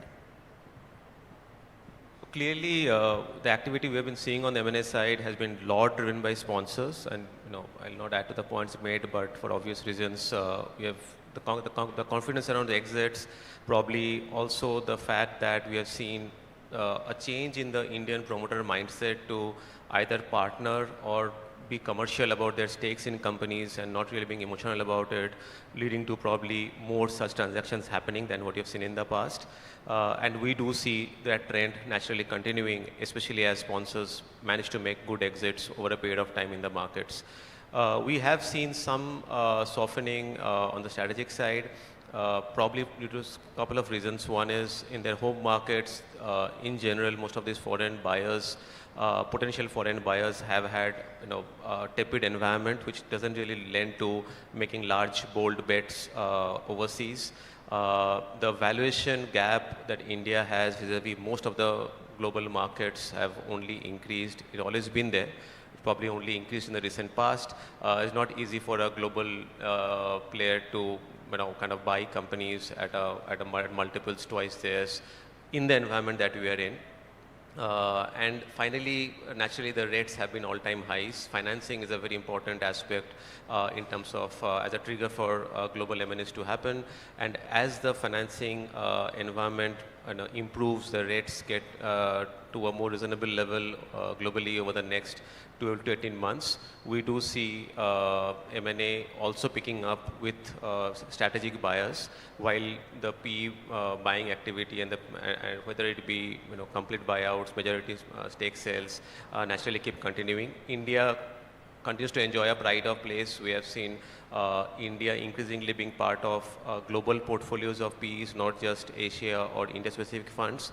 And as India becomes more relevant part of these global portfolios, naturally the ability to cut large ticket sizes increases, and we do think that gives again a lot of flexibility for sponsors to continue to make such M&As happen.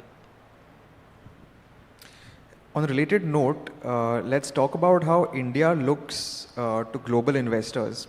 Vishal, if we could start with you, particularly your views on GIFT City and what's happening there, and then Samar. So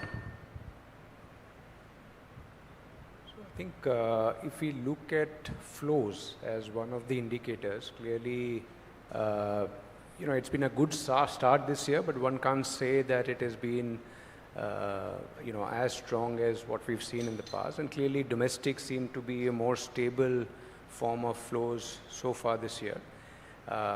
In aggregate, I would think that the strength of the rupee and in general the weakness of the dollar may be a large potential upside for all emerging markets and India as well in that sense. Because I think at least in the past we've seen high correlation between global investors looking at phases of dollar weakness as times to take a lot more emerging market exposure. That can be potentially an upside in terms of flows going forward.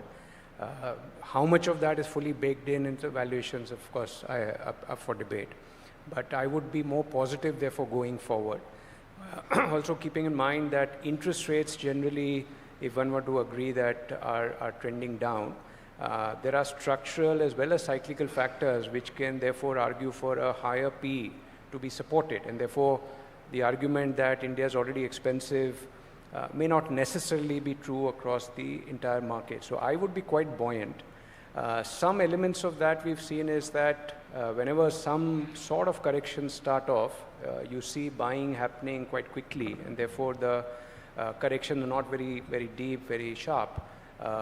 And at least the market, and I think my panelists will tell me that there's enough and more appetite, interest on the India story, the structural benefits that we are seeing, as well as the fact that there is capital available on the sidelines to deploy as and when one finds the opportunity.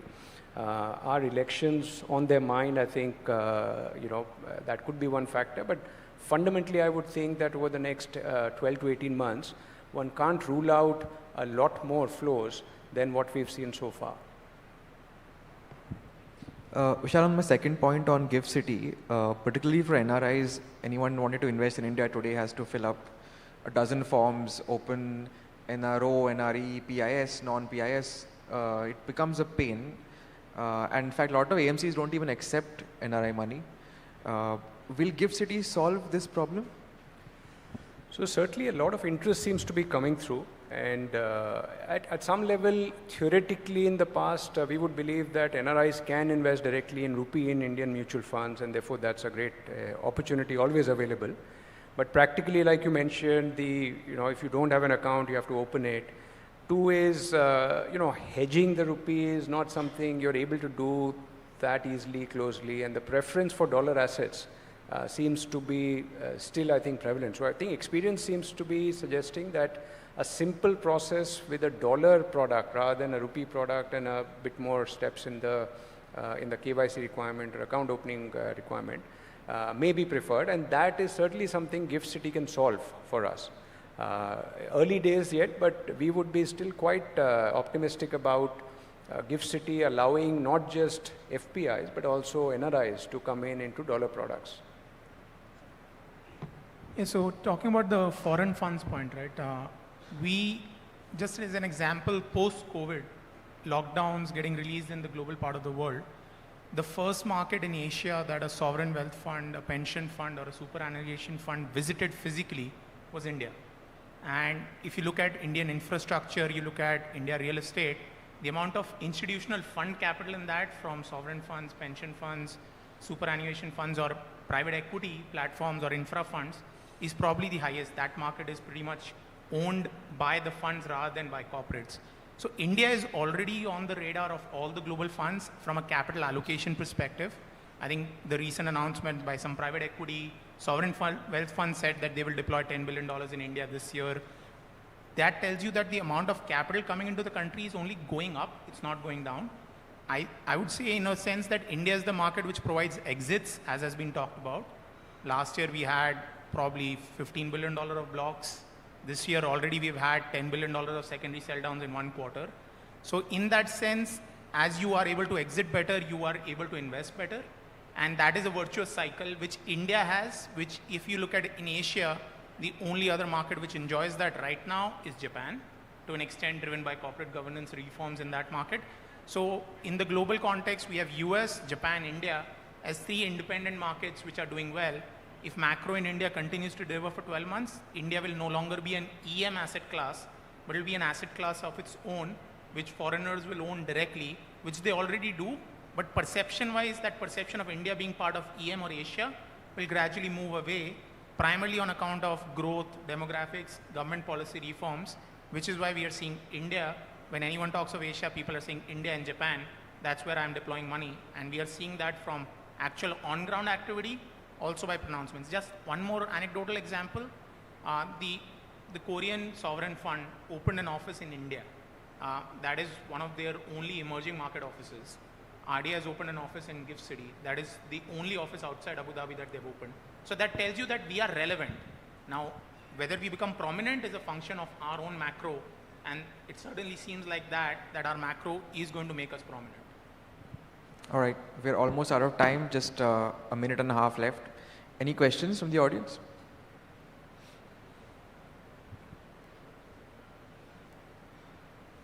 All right, thank you very much. It was a pleasure, and thank you very much to all my panelists as well. Thank you, Neil, for facilitating that conversation. And now you can felicitate our panelists.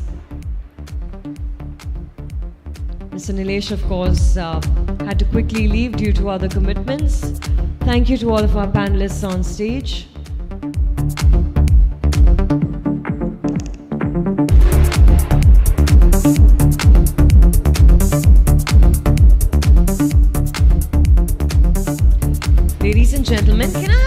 round of applause for our power panelists. Thank you for making it here.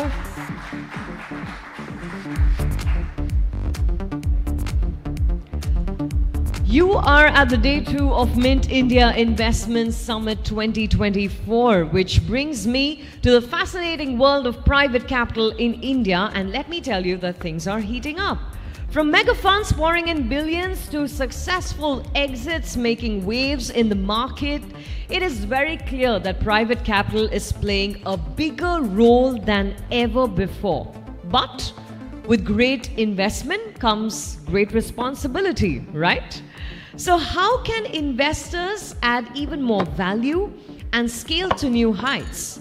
And what about those all-important checks and balances? Are they still untapped opportunities that are waiting to be discovered? I think our next panelists are here to talk about all of that and much more. So stay glued to your seats. In just a couple of seconds, I'm going to invite them on stage. Okay. Seems like we're good to go. Let's invite the moderator for this discussion, making a comeback on stage, Senior Editor Mint, Ranjini Raghavan, who will be joined by our panelists, Ms. Nithya Iswaran, Managing Director, Multiples Alternate Asset Management, Mr. Ashish Kotecha, Partner Bain Capital, Mr. Vishesh Srivastav, Managing Director, Temasek Holdings, India, Mr. Deepak Dara, Senior Managing Director and Head of India, Ontario Teachers Pension Plan, and Mr. Nishant Sharma, Managing Partner, Kidara Capital. I expect nothing but a thunderous round of applause for our panelists. Thank you. Thank you so much. All right, let's tune in. Yeah, thank you. Thank you, Zenia. Hello, everyone. And thank you again for being here. A warm welcome to my panelists. I won't get into introductions because she's just done them. But, you know, so let's sort of get into it. I thought I'd start with some context. We're talking about the rise of private capital, and we have seen a little bit of a blip in private capital flowing into India, at least in 2023. We had about 48-50 billion of PVC. That is sort of, let's say, definitely less than the record high that we saw in 2021. That is one data point. But what we've also seen in the last 2 years is a rise in, you know, record number of exits. For instance, large block deals. Private equity and venture capital firms have been able to make these exits through public markets and in the secondary markets. And we're also seeing a record, I mean, we're seeing deal sizes increasing. Those are the few trends that, you know, I thought I'd anchor this session in and, you know, talk about, maybe we can start now with what is distinct about 2024, your investment thesis in 2024 for each one of you. Nishant, maybe we can start with you. No, thank you, Ranjini. Thank you, Min, for having us here. Look forward to sharing our perspectives. I think, you know, to your question, Ranjini, private equity and, you know, in general, most of the investments that we do are, you know, we actually do some things quite consistently over the years. So unlike our friends on the venture and growth side who are looking for the newest trends, we're actually doing the same boring stuff year after year after year. And so this year, the focus really therefore ends up being more on, you know, just, I would say, familiar risk, because there's obviously global uncertainty. There are things which, you know, there's not full clarity on, whether it's interest rates, whether it's inflation. India is obviously somewhat better position compared to the rest of the markets, but still, when you look at the overall landscape, it does give you pause. So from that perspective, I think just staying focused on, at least from a Kedara standpoint, on your swim lane, areas which you know well, where you have an angle, where you can drive value creation, which is distinctive, which most other firms may or may not have the ability to do, is areas we are focused on. Also staying very disciplined on valuation, on risk reward. There are areas where we would want to stretch if it's a high quality asset and we know the space well, and the areas where we probably would step back. So it's a little bit of offense, a little bit of defense, but more of the same. Focus on what you know. Deepak. Yeah, look, I couldn't agree more with Nishant, right? So if you look at the market that we are in today, it's, if you think about it, it's broadly a market which is on balance on the sell side rather than buy side. If I had a portfolio which was fairly mature, I would be taking some liquidity off the top, right? So that's where I would lean in. So given that situation, given we have a young portfolio, as well as your biggest competitor is public market, right? Public market is trading one standard deviation above the 5-year median, right? And Nishant and I were just talking about this, which is maybe this is the new base, but we don't know that yet, and we can't rely on that. So what do? You do things that globally you understand very well, and specifically in India context, what are the sectors that you have the depth to go after? I think infrastructure, private equity, where we have deployed most of our capital, again, are boring industry from that perspective, right? You know exactly what are the assets that would be coming to the market, and you form a view on those assets, and you form a view on the valuation at which you would trade.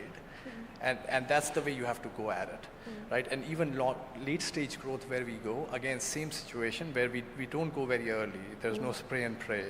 A lot of the crossover capital is gone. Then you have the ability to actually be very disciplined around what is it that you're testing. So it's very similar to what Nishant was saying. Nitya, can you talk a little bit about what is distinct, of course, but you've also raised a fund a few months ago. So, what are the sectors that are looking interesting for you all in 2024?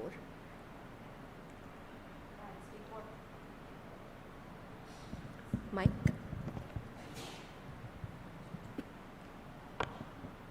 Yeah, I'll speak a bit about both, but just from a strategy perspective, it's an interesting time because you have public market valuations which is still pretty strong, despite growth being, a bit here and there. It's we're unable to say, which way it's going, but the valuations are strong, and certain private market valuations in some sectors are actually sometimes even at a premium to public market valuations. To add to that, there's a lot of dry powder. People are allocating more to India. A lot of Asia funds have said they are increasing their allocation from 10-15% to 30% plus. So it's a competitive market and a high valuation market and a little bit of uncertainties.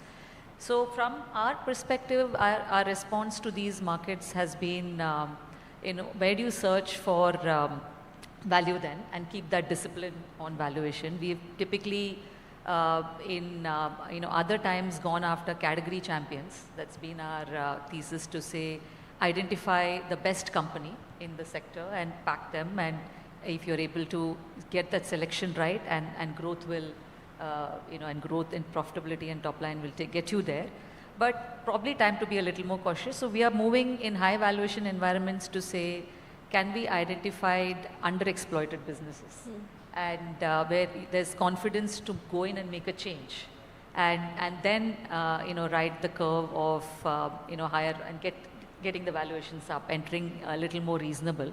The other response could be looking more at platforms, and again taking a build out risk as against a valuation risk. So those would be two things we may do more of in the next couple of years as we look to deploy this fund. Sectorally, the 4 key sectors which we've always focused on continue to be there. Financial services continues to be very interesting, and because raw material, capital is raw material, and there's a lot happening in the environment with the Reserve Bank also pushing companies to diversify their their borrowing sources. So capital requirements continue to be high, and valuations, I would say, are largely in check in that sector.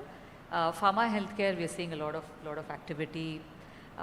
Enterprise tech, some of the companies have to grow into their valuation, so we'll wait for that to play out. From among the newer things we've looked at is anything related to the green economy. We kicked that off with a investment in electric mobility, which we did in a platform with the Murugappa Group. But we look more for that because there is, we are seeing momentum come into that from the whole EPR, the producer responsibility guidelines getting implemented, and there's a roadmap for that. So while it came out in 2022, I think that will get more intense. So we'll look for more among the newer ones. We'll probably look to that, but otherwise stick to these 4 sectors. Vishesh, some of the things that she mentioned, valuation being important, the kind of new sectors that and also building platforms, taking a platform risk. Temasek has actually invested a fair bit of time, and capital in platforms. Can you sort of take us through what is looking interesting in 2024, and are there going to be more platforms? Sure, thanks, Ranjini.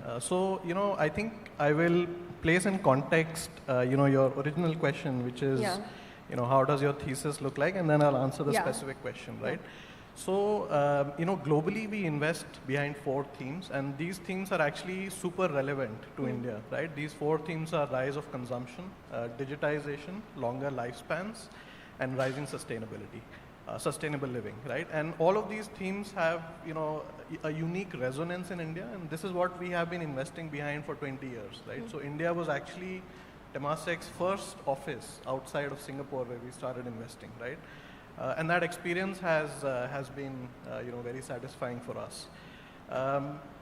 In the way that we think about investments, we are permanent capital. We invest out of our own balance sheet. And so that affords us the luxury of trying to be counter-cyclical, right? So when you mentioned that last year was actually a decline in foreign investments in India, for us, last year was our most active year ever, right, in the last 20 years. And this, while keeping the discipline, as Deepak and Nishant have mentioned, of being value conscious, of being familiar with the companies that you own, that's been our approach. Now coming to the specific question that you asked, the experience of building platforms. Again, this is a strategy that we've followed globally for a long time. We have built platforms around sustainability, in the software space, in healthcare, and I think we've been on the lookout for that in India for a while, and we have now 2 platforms, one in the renewable space and one in the healthcare space. We've finally found the partners that we think we can work with. We've found the right management teams, we've found the right opportunity set, and most importantly, the most value at this point in time. Again, I think platform building is intensely rewarding, but it is also very difficult, right? It takes a long time to do, and there's a lot of slippages that are possible along the way. But we believe that with our permanent capital, we have the luxury of taking a longer term view of this. And finally, I would say that look, today India is in a beautiful place. The macro is spectacular. The quality of entrepreneurs that we have partnered with and backed, we are supremely confident that they will be able to exploit these opportunities in the right manner. And so so hopefully things will look better in the future. Yeah. Ashish, is the Bain view similar with respect to, you're also a global fund looking into India. How is 2024 looking like for your firm? Sure. It's always hard to go last, and I'll try to make sure I don't repeat what people have said. But I think, listen, if you step back and you look at markets globally where private equity has generally created a lot of value, typically you'll see earnings and cash flow growth. You'll see that growth is amplified by leverage, and then you'll see typically some expansion in multiples, and all of that put together has allowed private equity to enjoy good returns. When you turn the lens to India, if you think of that as a 3-engine plane, this in some ways is a 1.5 to 2-engine plane. Particularly notable is the absence of leverage. So I think the bar on accelerating cash flows is very high in India. I think 2024 in some ways, given the multiple environment that we just talked about, raises the bar on that quite a bit. So that's just the overall mind frame that we bring to the opportunity. And I'd say there are probably 2 things as a fund we are pushing on quite hard. The first is what we call active ownership. So, back in 1984, we pioneered this value-added approach to investing. And over the years, we've built an approach to doing it. We've built a very deep team in Asia, the largest on the ground, most experienced. And our sense is that team will really be tested in 2024 and going forward, because we do think that the more active you are and your ability to deliver on value creation plans will be increasingly important in this environment. So that's point number one. I think point number two is what I call deep global collaboration. We operate similar to others in 5 industry verticals. Those operate globally. In any deal we do in India, we'll have a thought partner who comes from either Europe or Europe or the US. And the idea behind that is they bring to the underwriting a perspective on what are some of the lessons we've learned when we've tried these kinds of deals in other markets. They bring a little bit of, what are the recent trends we're seeing in different markets, all of which hopefully allow you to find more differential insight and get more conviction in the prices you're paying. That global collaboration we have also allows us then in the value creation journey to, rely on networks we know, people we know, playbooks we have to drive it. So I think in this multiple environment where everybody's very focused on India, I think our sense is active ownership and deep global collaboration will allow us to push for alpha. Now, that's an interesting strategy. But also you mentioned that everyone is focused on India. And, we are at a conference themed the rise of the Indian Spring. And one of the reasons why the rise is there is because of the flow of private capital. In that context, do you think there's a little bit of a hype around the Indian growth? And does that worry you as private equity investors? Because you have to assess investments, assets. Can you talk about that? Maybe, Vishesh, I can see you nodding, Yeah, look, I mean, the cliche goes that, everything that is true for India, the opposite is also true. Right? Yeah. So look, I think you're right. The macro environment is obviously, better than it's been in a long while. But you cannot, you cannot take a very macro picture and say that, let's just deploy capital. I think it's, at least in our experience, what we found is that it is extremely, extremely important to do your due diligence to make sure that, governance standards are as you would expect. The quality of the entrepreneur, the ability of the business model to scale, to exploit the opportunity is real and executable. And most importantly, the valuations that you're coming in, are the right valuations, right? So while overall the environment looks quite conducive, but that is not an excuse to not do the hard work, right? And we found that that historically in the past, if you follow these tenets, generally the market is rewarding enough. I think most important, the change that we are seeing recently, and the previous panel talked about it a little bit, is that exits are now beginning to happen at a much higher velocity than at any time in the past, right? Whether they are secondaries, from financial sponsors to financial sponsors, or the public markets or block trades, right? Where companies are able to sell 25, 30, 35% ownership, and it's all absorbed by domestic institutions. I think this is a huge change, and this begets more capital coming in. It gets the cycle going. So I think to put it in a nutshell, I think the opportunity is immense, but you've got to be careful about where you invest and how you invest. Maybe I can get one more global fund to weigh in on that. Deepak, you have a global view. Can you talk us through how the global community views India, and whether that concerns you, that hype sort of is a little concerning for you? Yeah, look, we are long-term investors, right? So at the end of the day, there would be cycles, and they're just par for the course. So that's one thing, right? So what you have to do is you have to be long-term bullish on India, but then circumspect around valuation, availability of company, your own depth in doing something, all of that stuff, right? I always say we are in performance management business. We are not in AUM gathering business.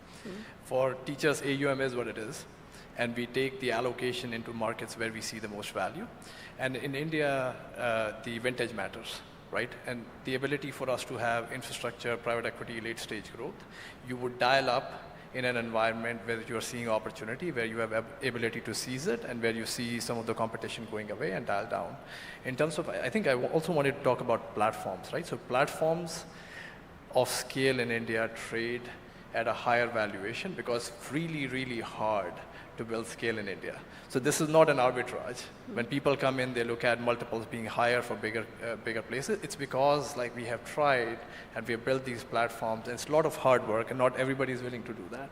And because of that, it focuses on that. Now, taking a step back from a global perspective, of course, India is attractive. This is our 6th office globally.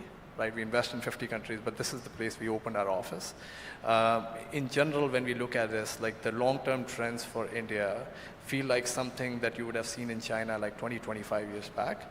But the mistake we don't want to make is to think of the growth of India as China. It's going to be extremely different. Our saving patterns are different. Our philosophy is different. Our growth pathways are different. We started off doing service industry and moving into manufacturing, hopefully at this point in time. All of those things have to play out, and you have to play India for India, understanding what are the unique needs of India. That's what people are seeing in consumption patterns today, right? It's not going the same way as you expected it to go. And you have to be really open-minded around and not try to overlay other models from other geography if you want to do India. India is not a top-down geography. You can't spray and pray here. It's bottoms up, and it requires you to be specific around what sort of investments you want to make. Right. You spoke a lot about building, private equity building scale through platforms. Nitya, you also spoke about it. Maybe you can take this. This is going to be your first experience, actually, building, through platforms, sort of creating a platform. What are the areas that look conducive for a firm like Multiples to, sort of get into it? So we've actually built a reasonably good platform in financial services. We set up Vastu Housing Finance in 2015 and built it ground up. So a lot of experience coming from there to build it, and seen through COVID and kind of the company is now going to be 9,000 crores of AUM right from zero in a very touch and feel business which is built out in tier 2, tier 3 cities. So I think that, and we followed that up by, and I have a wider definition of platforms as well. One is to say you are a controlling shareholder, you build it from ground up. The other could be, I would put our investment in, I was speaking about the electric mobility business, where we are a minority investor, but building the platform together with the partner, but from ground up in a new and upcoming space. So just few things in that whole build-out journey.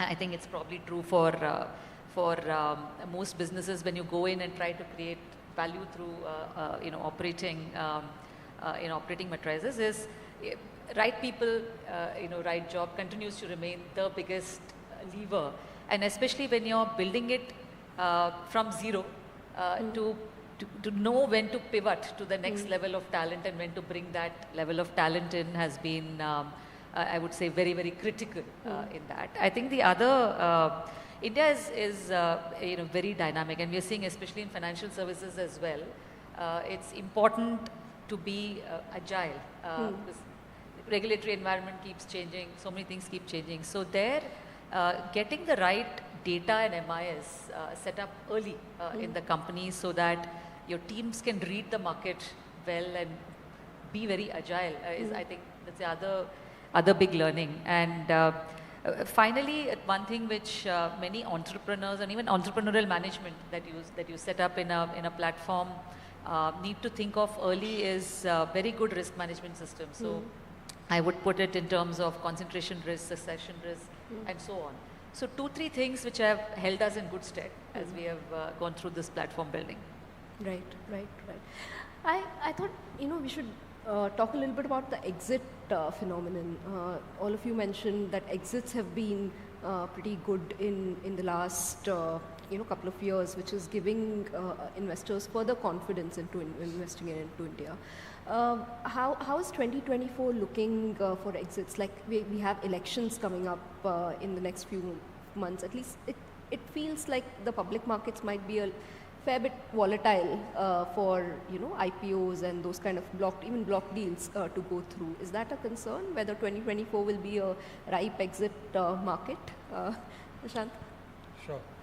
No, I think Vishesh touched on it earlier, Ranjini.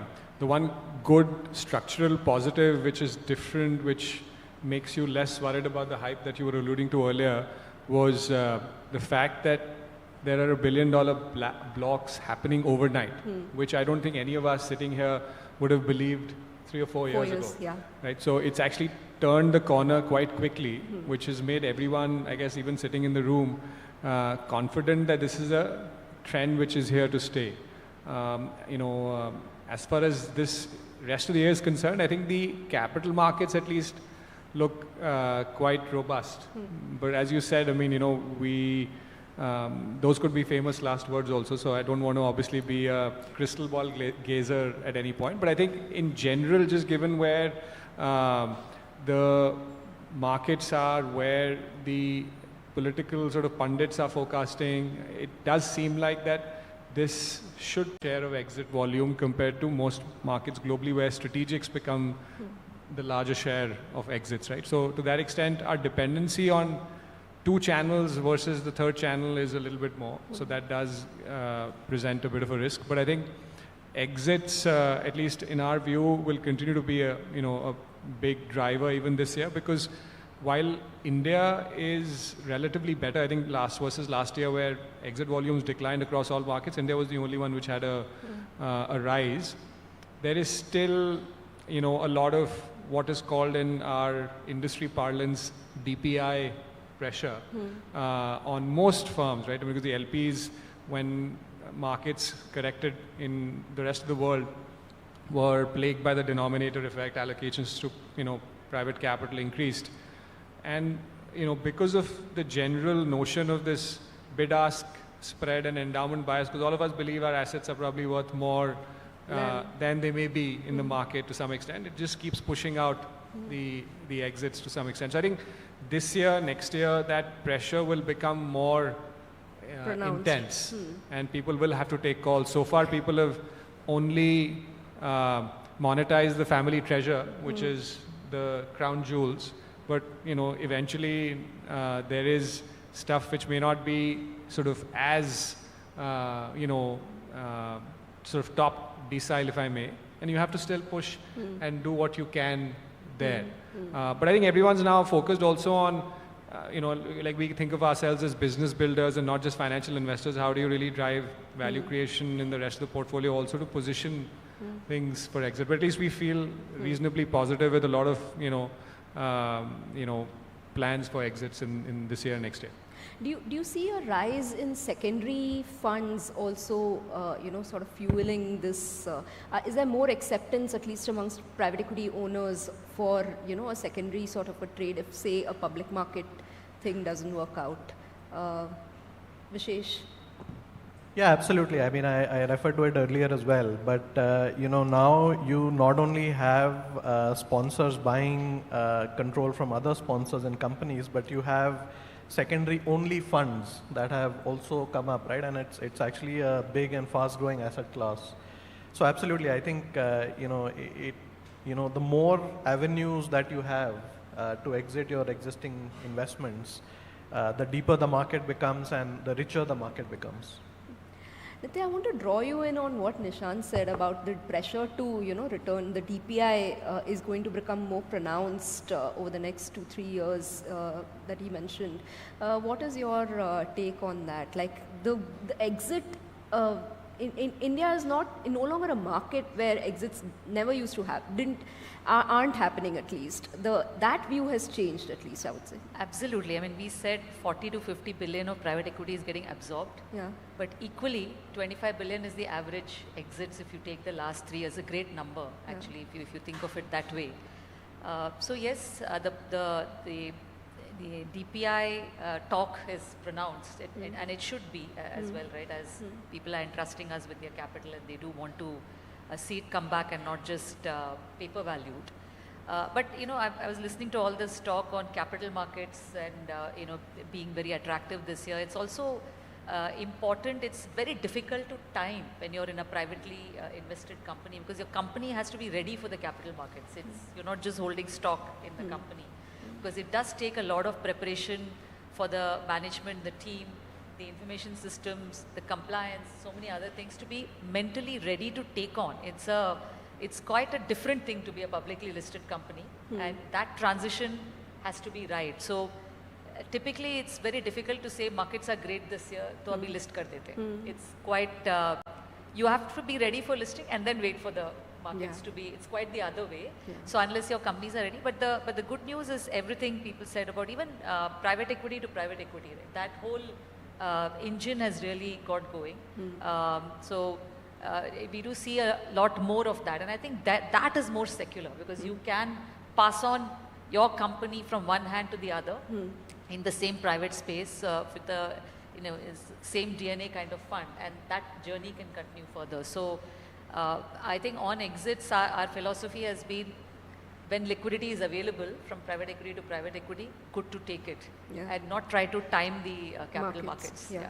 But one good thing about going public is also that a lot of your companies need to improve the governance structure, which has become very important, at least in the startup ecosystem, where you're still setting up systems. How has has governance become more important now? It was always important, is what most investors say. But have you seen any evolution in governance standards in Indian companies? Any of you can take it. Deepak, if you want to go, and then Ashish, we can come to you. I would say what you said, right? Governance is always important. It's exceptionally more important in India because it's still young. It's in its journey in terms of having deep capital markets, right? So the OTPP was established on that fact, right? Like governance was the biggest thing. It was the biggest differentiator. In Canada, back in 90s when OTPP was established, I think we are living through the era here where that is the biggest driver of your returns.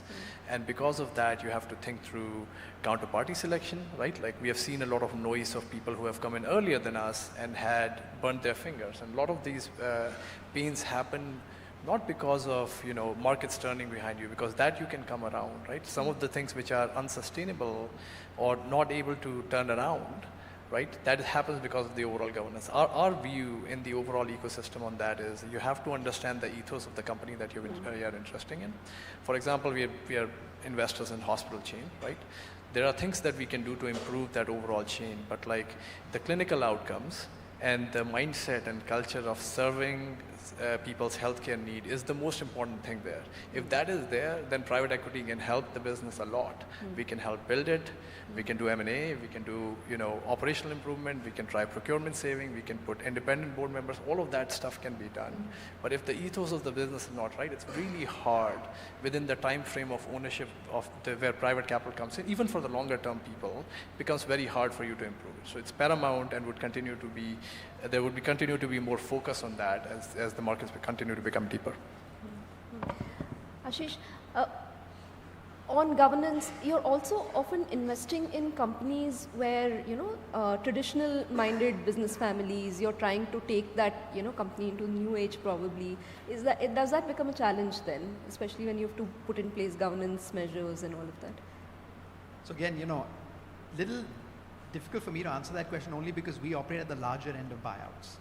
So typically the companies we're investing in are much larger and therefore further along their governance journey, especially if they're public businesses that we've invested in. But that being said, look, what I'm seeing is there a focus on governance? 100%. It's a hygiene factor. It's sort of what you need getting into some of the larger deals.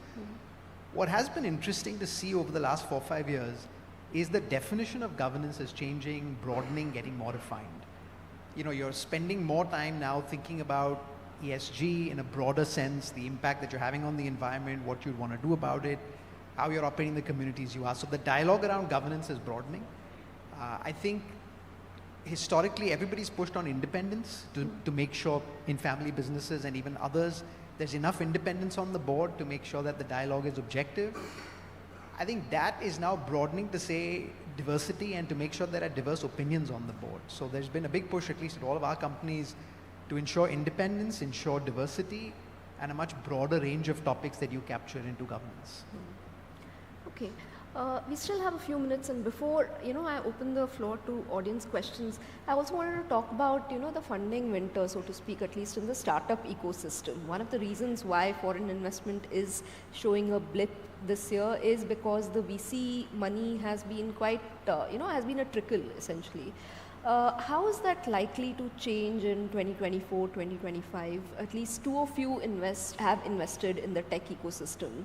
Vishesh, maybe you can go first. Are you seeing that thaw?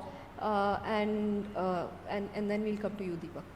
Yeah, so look, I think what happened in the immediate aftermath of COVID is that, there was a lot of enthusiasm, a lot of ebullience, and, I would say a lowering of discretion, right? And anything tech was considered to be, a potential multi-bagger, and I think things like, is there a viable business? Is there a path to profitability? Is there adequate governance? I think those questions became secondary, and it became a very FOMO market, right?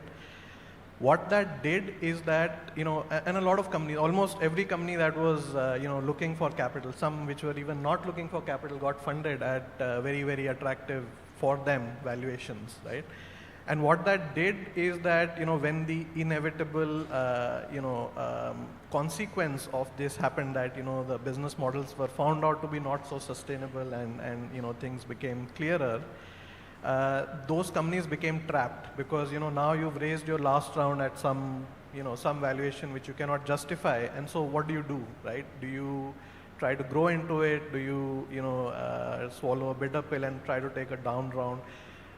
So that was the conundrum, right? And that is why also I think some of the capital providers, some of the more exuberant investors also went out of the market when, globally tech saw a cooling off.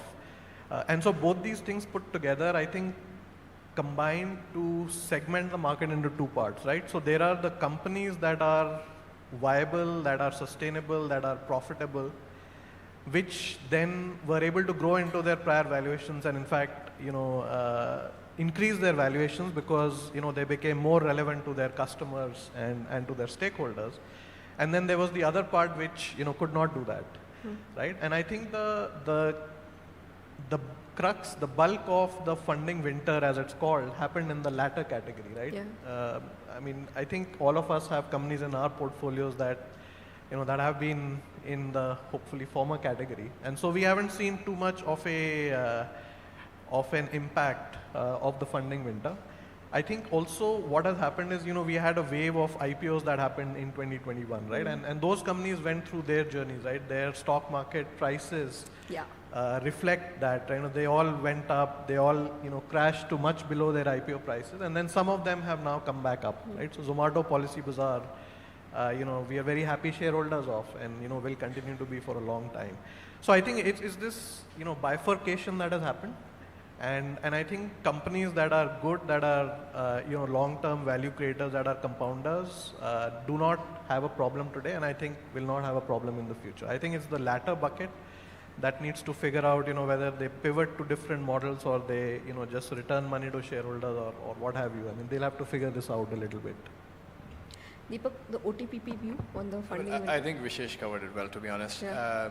I think that bifurcation is very true. What we are finding out for long-term capital like us, it creates an opportunity, right? So companies see value in somebody like us being on the cap table, right? That takes some pressure off when you do eventually go and list, right? It allows us to provide liquidity to some of the early investors if the capital market journey has been delayed.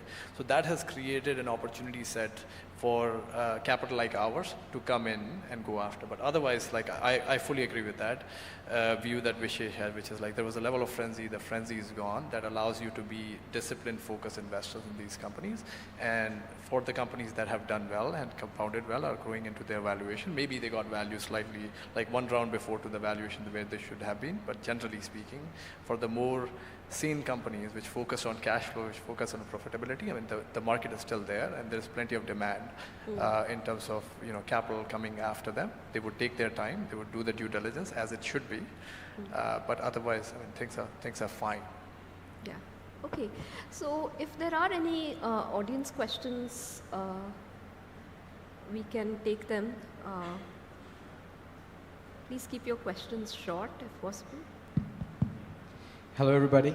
My name is Shirsho Basu. I work with UBS. So first of all, I would like to thank you for your insights on the private capital side.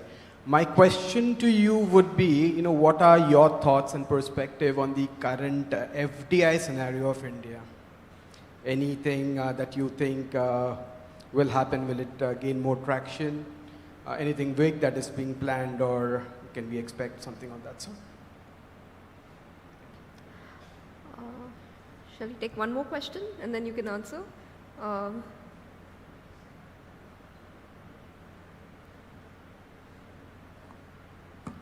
Hi, Rishabh here. A quick question, anyone can answer. Your view, so probably 5 to 10 years back, we had a very clear-cut bifurcation between a deal which is a private equity deal versus a strategic deal. So is there a trend which you guys are seeing where strategics are also becoming equally aggressive? And if yes, is there a change in strategy at your end? Do you see them as a competitor, or do you see them as a partner going forward to collaborate with? Yeah. Thank you. Anyone can take. Yeah, maybe I can try to answer that, right? So I think, as we talked of platform building, right? What does that mean? That means that you are creating a platform which, is another name for a strategic, right? The platform behaves like a strategic, right? Also, I think, at the end of the day, value gets created when there is strong industrial logic, right? Now, whether a private equity, fund owns an asset or a strategic owns the asset, true value will get discovered and unlocked when there is industrial logic, right? So if there is a strategic that has an existing distribution system who is looking to buy a brand, they can just plug it into their distribution, and therefore they can pay more value for it. Because they can extract more value from the brand, right? And a private equity would not do that, right? So I think you're right. I mean, the artificial bifurcation of this is private equity owned and this is strategic owned, I think that will converge. I think all of us on stage here would be very happy to partner with strategics, as long as that industrial logic exists, right? What is the best way to unlock value? Whether it is private equity ownership or strategic ownership, whichever wins the day will take the deal. That's my view. Just to follow up to that, how is it working with strategics as a private equity person? Do you have a lot of room to maneuver and, take decision making in terms of decision making? I can take that. We've recently partnered, we've announced that the Murugappa group, with Murugappa and then with the Birla Microfinance Ventures. The good news is, because private equity has been around for so long, there's a lot of acceptance now on what it means to take this capital. And not only our investment, you see Mahindras have taken for their electric vehicle, Tatas have taken for their, for their electric vehicle venture. So you see a lot more industrial groups actually partnering, to your question as well, and inviting private equity in, which traditionally wouldn't have been the case. Because there is stricter capital allocation even at the groups to say, where do I want to put and how much capital do I want to put into this, and why not bring in the private equity to. So I would go on to say that from ability to get your terms in and ability to influence, and actually there's acceptance that these are sectors which may be new, and we may not have all the boxes ticked on it, and it's good to get the outside view in. That's definitely changing, and I'm happy about that. I think we didn't answer the other question, but I was going to tell the gentleman on FDI, he should probably ask the finance minister when she's here in the evening. Yeah. Yeah. Yeah. So, can I go ahead? Yes. It may be difficult for them also to answer a policy question. That's also why.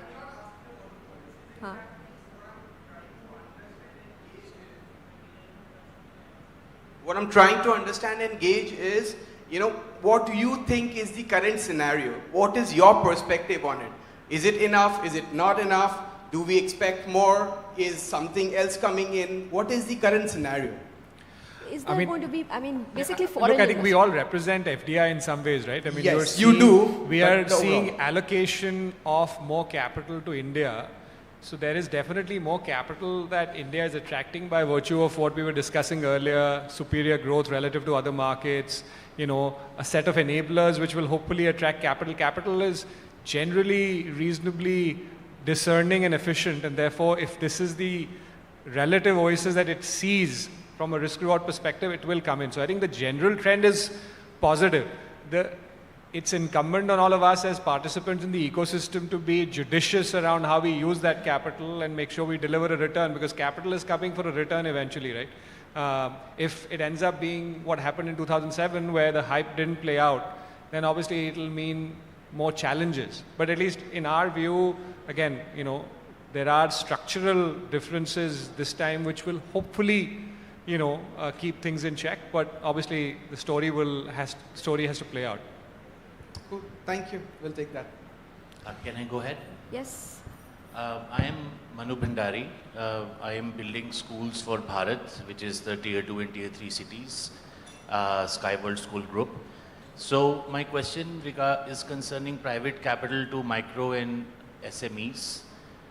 For the private equity business, the economy of scale for investment means that the larger ticket sizes are preferred. The tech companies can still get away with smaller ticket sizes. Larger companies, of course, are it's easy for them to attract investments. Yet our growth over the next 10 years is going to be powered by the small and the medium sized enterprises. So how small, the smaller ticket sizes, when will they be big enough to attract attention of private investors like yourselves?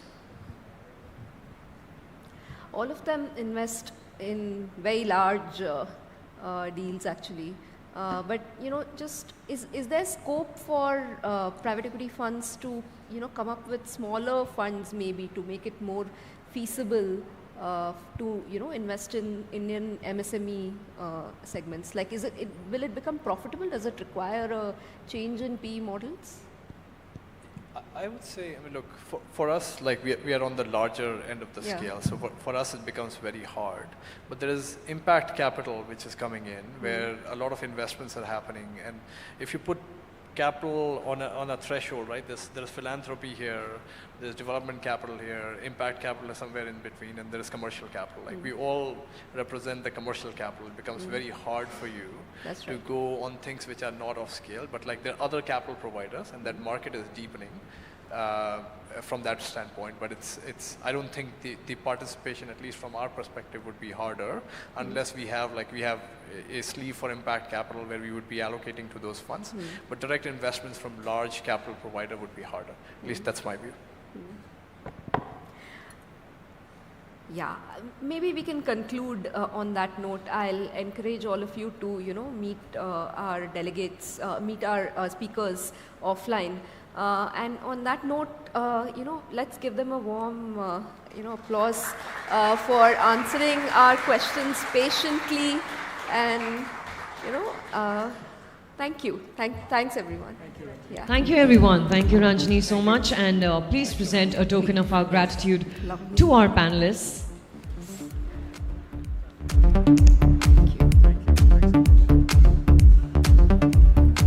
Thank you so much.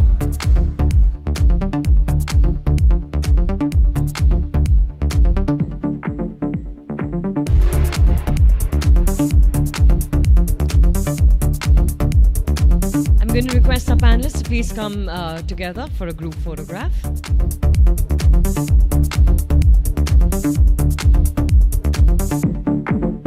Ladies and gentlemen, a round of applause is in order for our panelists. Thank you so much for the incredible insights. Indulge in the ultimate luxury experience at 25 South, where timeless design meets modern convenience by Hubtown. This is where we break for lunch, everybody.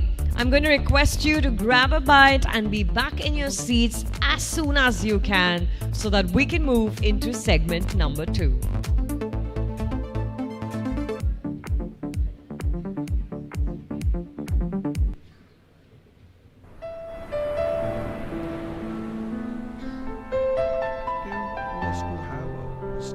structured, with good quality light, with good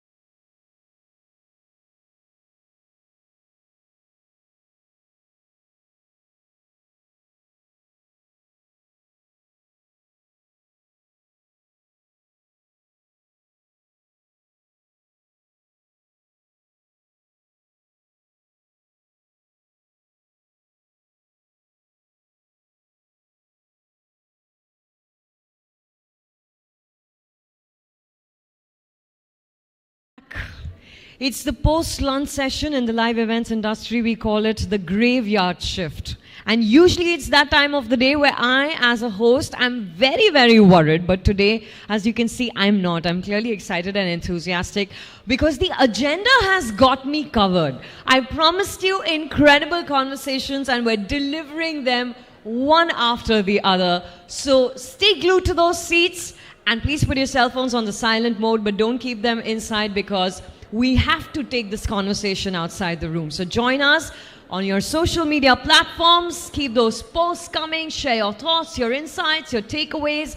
And don't forget to use hashtag MintIIS2024. Also, I want to draw your attention to the fact that, your feedback is extremely crucial to us. So I'm not sure if we have the QR code handy, but if we could show that, you can scan the QR code and give us your feedback. We will also be giving you physical feedback forms somewhere in the second half of the day. Please ensure to take a couple of minutes, fill those feedback forms and give them back to us because it's really the easiest way for us to ensure that the next time we meet, the event is bigger and better. All right, so today we're shining the spotlight on second-time founders, those entrepreneurial rock stars who've been there, done that, they're back for round 2.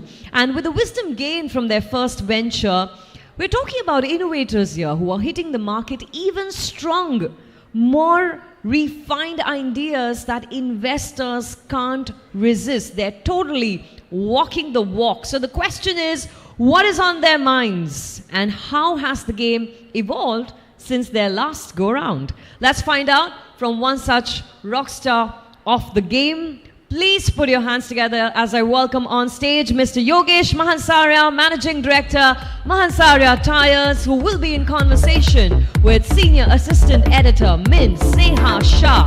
I can't hear the applause. What's going on, everybody? Come on, let's create some energy in the room. Thank you. Sneha, all yours. Thank you so much. And the post-lunch sessions are the most difficult. So thank you so much, Mr. Mahansaria, for agreeing to do this, making time. Second-time founders, it's a very honored thing also, given that, a founder who has seen liquidity already. So, thank you for agreeing to do this. Thank you for having me. Yeah.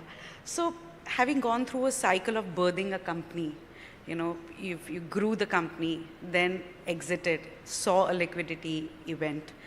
How do you see the entire experience? Yeah.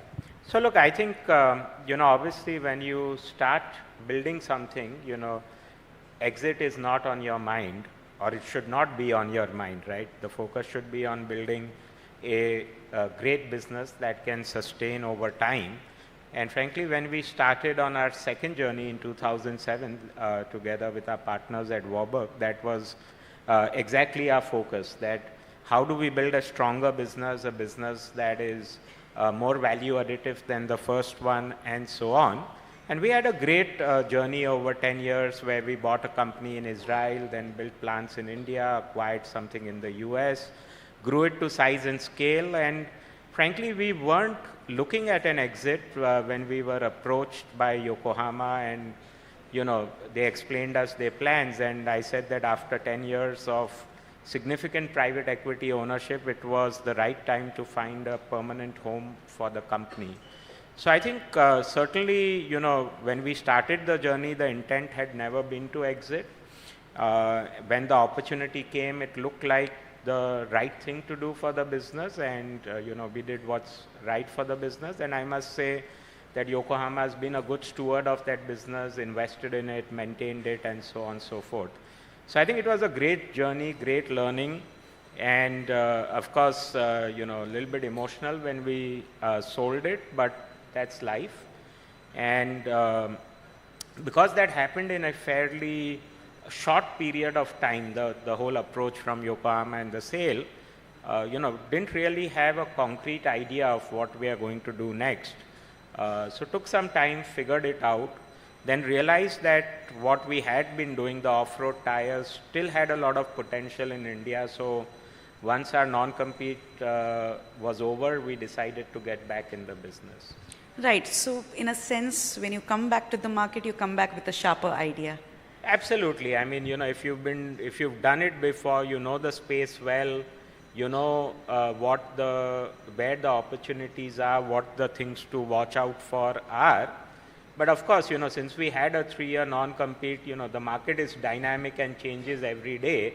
So whilst you do have a general sense, you know, you have to be careful that you recognize that markets have changed in the few years and take the effort to sort of bring yourself up to speed. Right.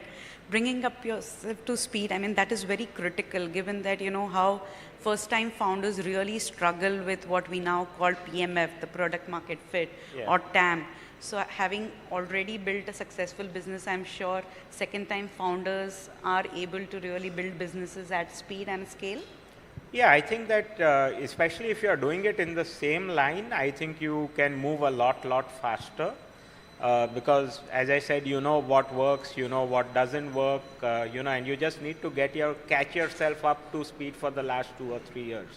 Now, had we gone into a new line of business, I think we would have a longer learning curve, but certainly shorter than a first-time entrepreneur. I think, you know, what I realized is that irrespective of the nature of business, many of the challenges, you know, that entrepreneurs face or management faces in a business is sector agnostic, you know, whether it's finance, HR, etc.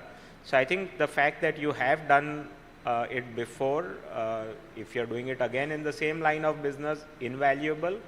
If you're going into a new line of business, your past experience will, of course, certainly help you. Right. Past experience certainly helps, and we've realized, you know, when we talk to a lot of investors, there's clearly a bias towards second-time founders as well, right, from the investors' end. So that makes probably access to capital also easier. So do you think that second-time founders have it easy with the investors as well? I think it's certainly an advantage because investors have seen your track record. They know what you are capable of. You know, there's a lot of stuff they can relate to and reference to. So I think it's absolutely fair to say that you know, it is easier. But having said that, you know, every journey is a new journey, and you know, investors are going to you know, do their homework, look into it with depth. But yes, you do have an advantage, absolutely. Right. And do you think that the second time you start up or a third time, are these businesses becoming more, you know, are you trying to do more with little in terms of the kind of capital that goes in? Are these more efficient? Are the unit economics more stronger each time you start up? So I would say that my approach always has been that in every go around, I've tried to think about what can we do differently than the first version, right? Where can we add value knowing what we do? So I would say the common anchor across our 3 innings have been leveraging India's cost advantage and engineering skill advantage in developing a wide product range and low cost manufacturing. So I would say that has been the common thread. In every go around, we've tried to become more sophisticated on the front end. So the first time round, you know, it was basically producing in India, having an Indian sales force selling around the world, a classic low cost, you know, value arbitrage, if you will. In the second go around, we acquired front end distribution in the US and saw how that really helped us grow significantly in the North American marketplace. And therefore we said, you know, when we do it the third time round, you know, let's replicate that on a wider scale. So we did acquisitions of distribution companies in Europe and the US very early into our third journey.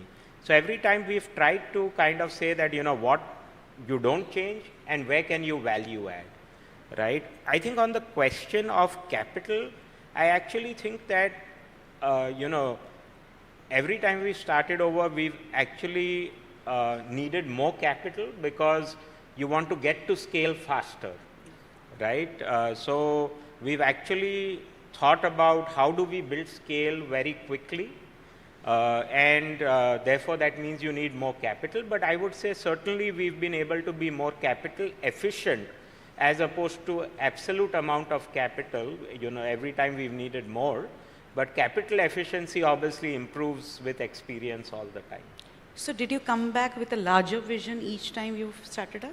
I would say the second one was significantly larger than the first. I think we are trying to do significantly larger things than the second time around. Let's see. We're still very early in our third innings. Right. And what has changed? Because you've seen 2 cycles, what has really changed for a serial entrepreneur like you? So I would say that the world is much more international. On the one hand, when I started off making and exporting farm tires in 1995, it was just post-liberalization. The WTO was still in its early days. The whole concept of international trade was really developing. Today, I think we've been through a full cycle where the world has gone more global and is now becoming, on the other hand, a little more protectionist. I would say volatility is certainly to another level. Bharat and me were talking before the chat, and we were saying we don't know what's new normal anymore, right? You've seen COVID, you've seen shipping crises, you've seen Russia, Ukraine, Israel, you've seen Red Sea crisis. I mean, you name it. In 2019, if someone asked you, do you think the world can close down for a few months? I don't think any of us would have ever imagined it. So I think the volatility that one has to deal with is significantly greater than any time I've seen in my life. But I think on the positive side, what's changed is today, the acceptance of India. The acceptance of India as a reliable partner, the acceptance of India as a producer of high quality, competitive goods and service. I think these are significant changes on the positive side. Today you don't have to sell India as a supply source. Most countries around the world would accept that an Indian product is good, the quality is going to be better than, for example, China, and therefore you should be prepared to pay a little bit more, and that Indians are reliable trading partners. So I think these are some very fundamental changes we have seen on the positive side. And I think today it's fair to say the whole world is looking at what they can do more with India, which certainly helps. Right. Also, Yogesh, having exited a company, you've made a lot of personal wealth. So we have seen that in the last 5 to 10 years, a lot of CEOs, CXOs, and first-time startup founders who've sold their businesses are, becoming very prolific angel investors. So for you, how is, the angel investing or the family office setup, shaping up? Yeah. So, we do have a family office. I think it was more active when we were in between businesses. I think at a certain point you need to make up your mind whether you're an operator or an investor. It's very hard to wear both hats. I think clearly we've come to the view that we are operators, and of course we do have a responsibility to invest our liquidity wisely. So I wouldn't say we are prolific investors. We invest, generally in very simple products, straightforward products. But we do some angel or private investing as well. And where we do... Is there a thesis you follow? Yeah, I have a very simple thesis, right? When I do private investing, I either back an entrepreneur who I know and trust very well, or I invest with a fund who I know and trust very well. Outside of these two, we would not invest privately. And for me, it's very important that wherever we invest, that the founder is willing to take feedback, right? He need not always follow our feedback, but he or she should at least have an open mind to hear our point of view and debate. So we are not hands-off. We won't write a check and disappear, right? I mean, we are not hands-on. As I said, we are operators, not investors. But once you've invested, you do want to see what's happening in the business from time to time, and we are very free and frank with our opinions. So it's important that the founder sees that as a value add. I also think some of this is just paying it forward, right? As a successful entrepreneur, I think that, you know, if there is somebody who's keen to build a serious business and is seeking mentorship, I also feel a responsibility to pay it forward. So, I mean, that's sort of the broad landscape within which we do private investing. But again, as I said, few and far between, very selective. The rest of it is keep it simple. Right. I think we have just enough time to open the floor for some questions. If any member of the audience would like to ask Mr. Mahansaria. Yes, the gentleman over there. Hi Yogesh, my name is Saurabh. Thank you for your perspectives, something that we don't get to hear too often. My question is that you spoke about how you are taking a different approach to building business in the 3 innings that you have played. That's from a business model perspective. If we were to look at the same question from the perspective of the type of people and how you are building your team, how you're bringing together your core team as well as the board that you are working with, what differences you see between the 90s, the 2000s and the approach now? I think that's a very good question, and you know, it's something probably I should have covered when I addressed this. So I think certainly, you know, as an entrepreneur, I try to learn, and you know, in the first journey, it was very much a one-man show, because you're starting off, you don't know how to do things better, and so on and so forth. I think the second time round, I was very fortunate that we had marquee investors along with us who helped me grow personally a lot as a manager, taught me you know, the value of building a sound management team. And you know, probably in the second stint, I would say that that process started probably 3 or 4 years after I started the company. And certainly in this go around, you know, it's something I've tried that right from the outset to build a strong management team. And you know, that again goes back to the ambition to reach scale faster, to build the business faster. You just need to build a strong, high quality management team from the get-go. You know, businesses today are too complex to try to manage everything yourself. And I think it's easier to attract talent having Absolutely. seen. Yeah. Absolutely. So that is also. I think it's certainly easier to attract talent because people can, again, it's a lot easier for people to have confidence in your vision and judgment once you've done it once before. Right. Anybody else? So I think the session was really enriching. Thank you so much, Yogesh. Thank you. Thank you for making time, and My really pleasure. appreciate it. Thank you for having me over. Yogesh said, it was our absolute pleasure. Sneha, please present this token of our appreciation. Huge round of applause, ladies and gentlemen.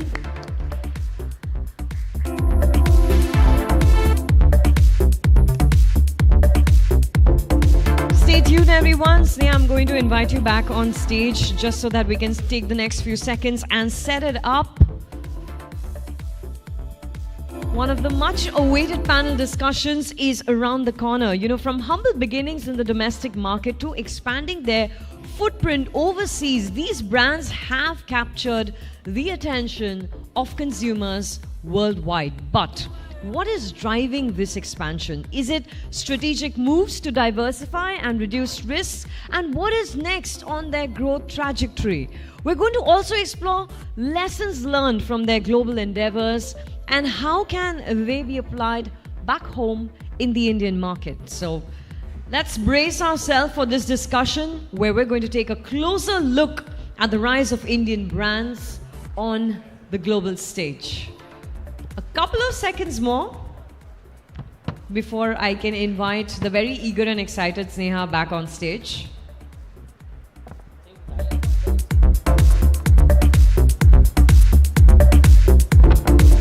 All right, there she is. Let's invite our panelists. Without any further ado, Mr. Rajesh Jejurikar, Executive Director and Chief Executive Officer, Auto and Farm Sector, Mahindra & Mahindra Limited. Mr. Bharat Puri, Managing Director, Pidilite Industries.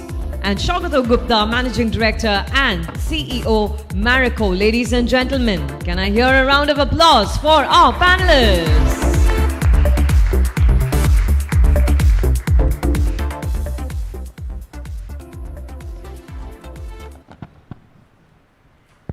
Thank you so much. I couldn't have asked for a better panelist. You know, this is stellar panel that we have today. And thank you so much for agreeing to do this, Mr. Jejurikar, Mr. Puri, and Mr. Gupta. You know, first up, I mean, the panel doesn't really need a lot of introduction in that sense. You know, building global MNC brands out of India, that's become so critical to a lot of large businesses today. So first up, if each of you can just talk about, in your opening remarks on what the group's global businesses are, and the kind of products and the kind of geographies that your global businesses for the interest of audience. That would be great. Mr. Jejurikar. Thanks, Neha, and hi, everyone. Thanks for being here on a weekend, and a long weekend that too, so appreciate your presence. So I represent the automotive and farm equipment business of Mahindra, and our global business is about $1.5 billion a year. So we are fairly large in an absolute revenue sense. We are also very represented in where we play. So we have a large business in North America, and we can talk about that later. In Japan as well. So Japan came through an acquisition. North America was organic. We also have couple of companies in Turkey, in Finland. So all of these, all these three came through acquisition as well. When we think about our global business, it's a combination of organic and acquisitions. It's a combination of what we call on-ground and distributor models, so we have both. And we have house of brands. So we have some countries we sell as Mahindra. In most countries, we've kept the acquired brand. So in Turkey, we acquired our contractors. We've retained the brand. In Japan, we sell as Mitsubishi. So we've retained the brand there. So it's a combination of all of these, and look forward to talking in more detail about some of these, the learnings coming out of some of these businesses. Thanks. Thanks, Neha, and thanks, Rajesh. Good afternoon, everybody. At Pidilite, Neha, we have a very simple philosophy. We want to be an emerging markets multinational. By an emerging markets multinational, what we are really doing is a simple one-line strategy. Perfect your model in India, get it right in India, and then go to India-like markets and replicate the same model. About 10% of our sales, or a little more than 10% of our sales now comes from outside India. Again, it's a mix of both acquisition and growing. We have 8 plants now outside India. The lovely thing is, and I think this is something that will please the audience, the brand Fevicol is now available in over 80 countries.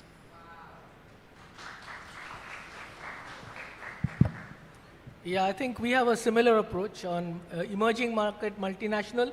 I think we have defined Asia and Africa because we believe LATAM is little far and language. And so we started our journey sometime in 2007. Today, around 27% of our top line comes from there, and actually it's equally profitable. And I think we have also approached it somewhere similar to Pidilite. We believe whichever country has a young population, headroom for growth in penetration, headroom for growth in per capita, and has an operating model which is unorganized and organized, and perhaps a little bit of chaos, because that's where Indian managers thrive in. And we therefore avoid developed markets where the cost of entry and exit and entry barriers are high. And so we have been doing that, partly organic, partly inorganic. But I believe that inorganic can be only a multiplier, can't be an escape button, not developing organic capabilities. Right, that's very interesting. So what was the real trigger? When did the group really decide to step overseas? Because we see that it was a large business in India. So if each of you can talk about the triggers when the group decided to go to the overseas market, that would be great.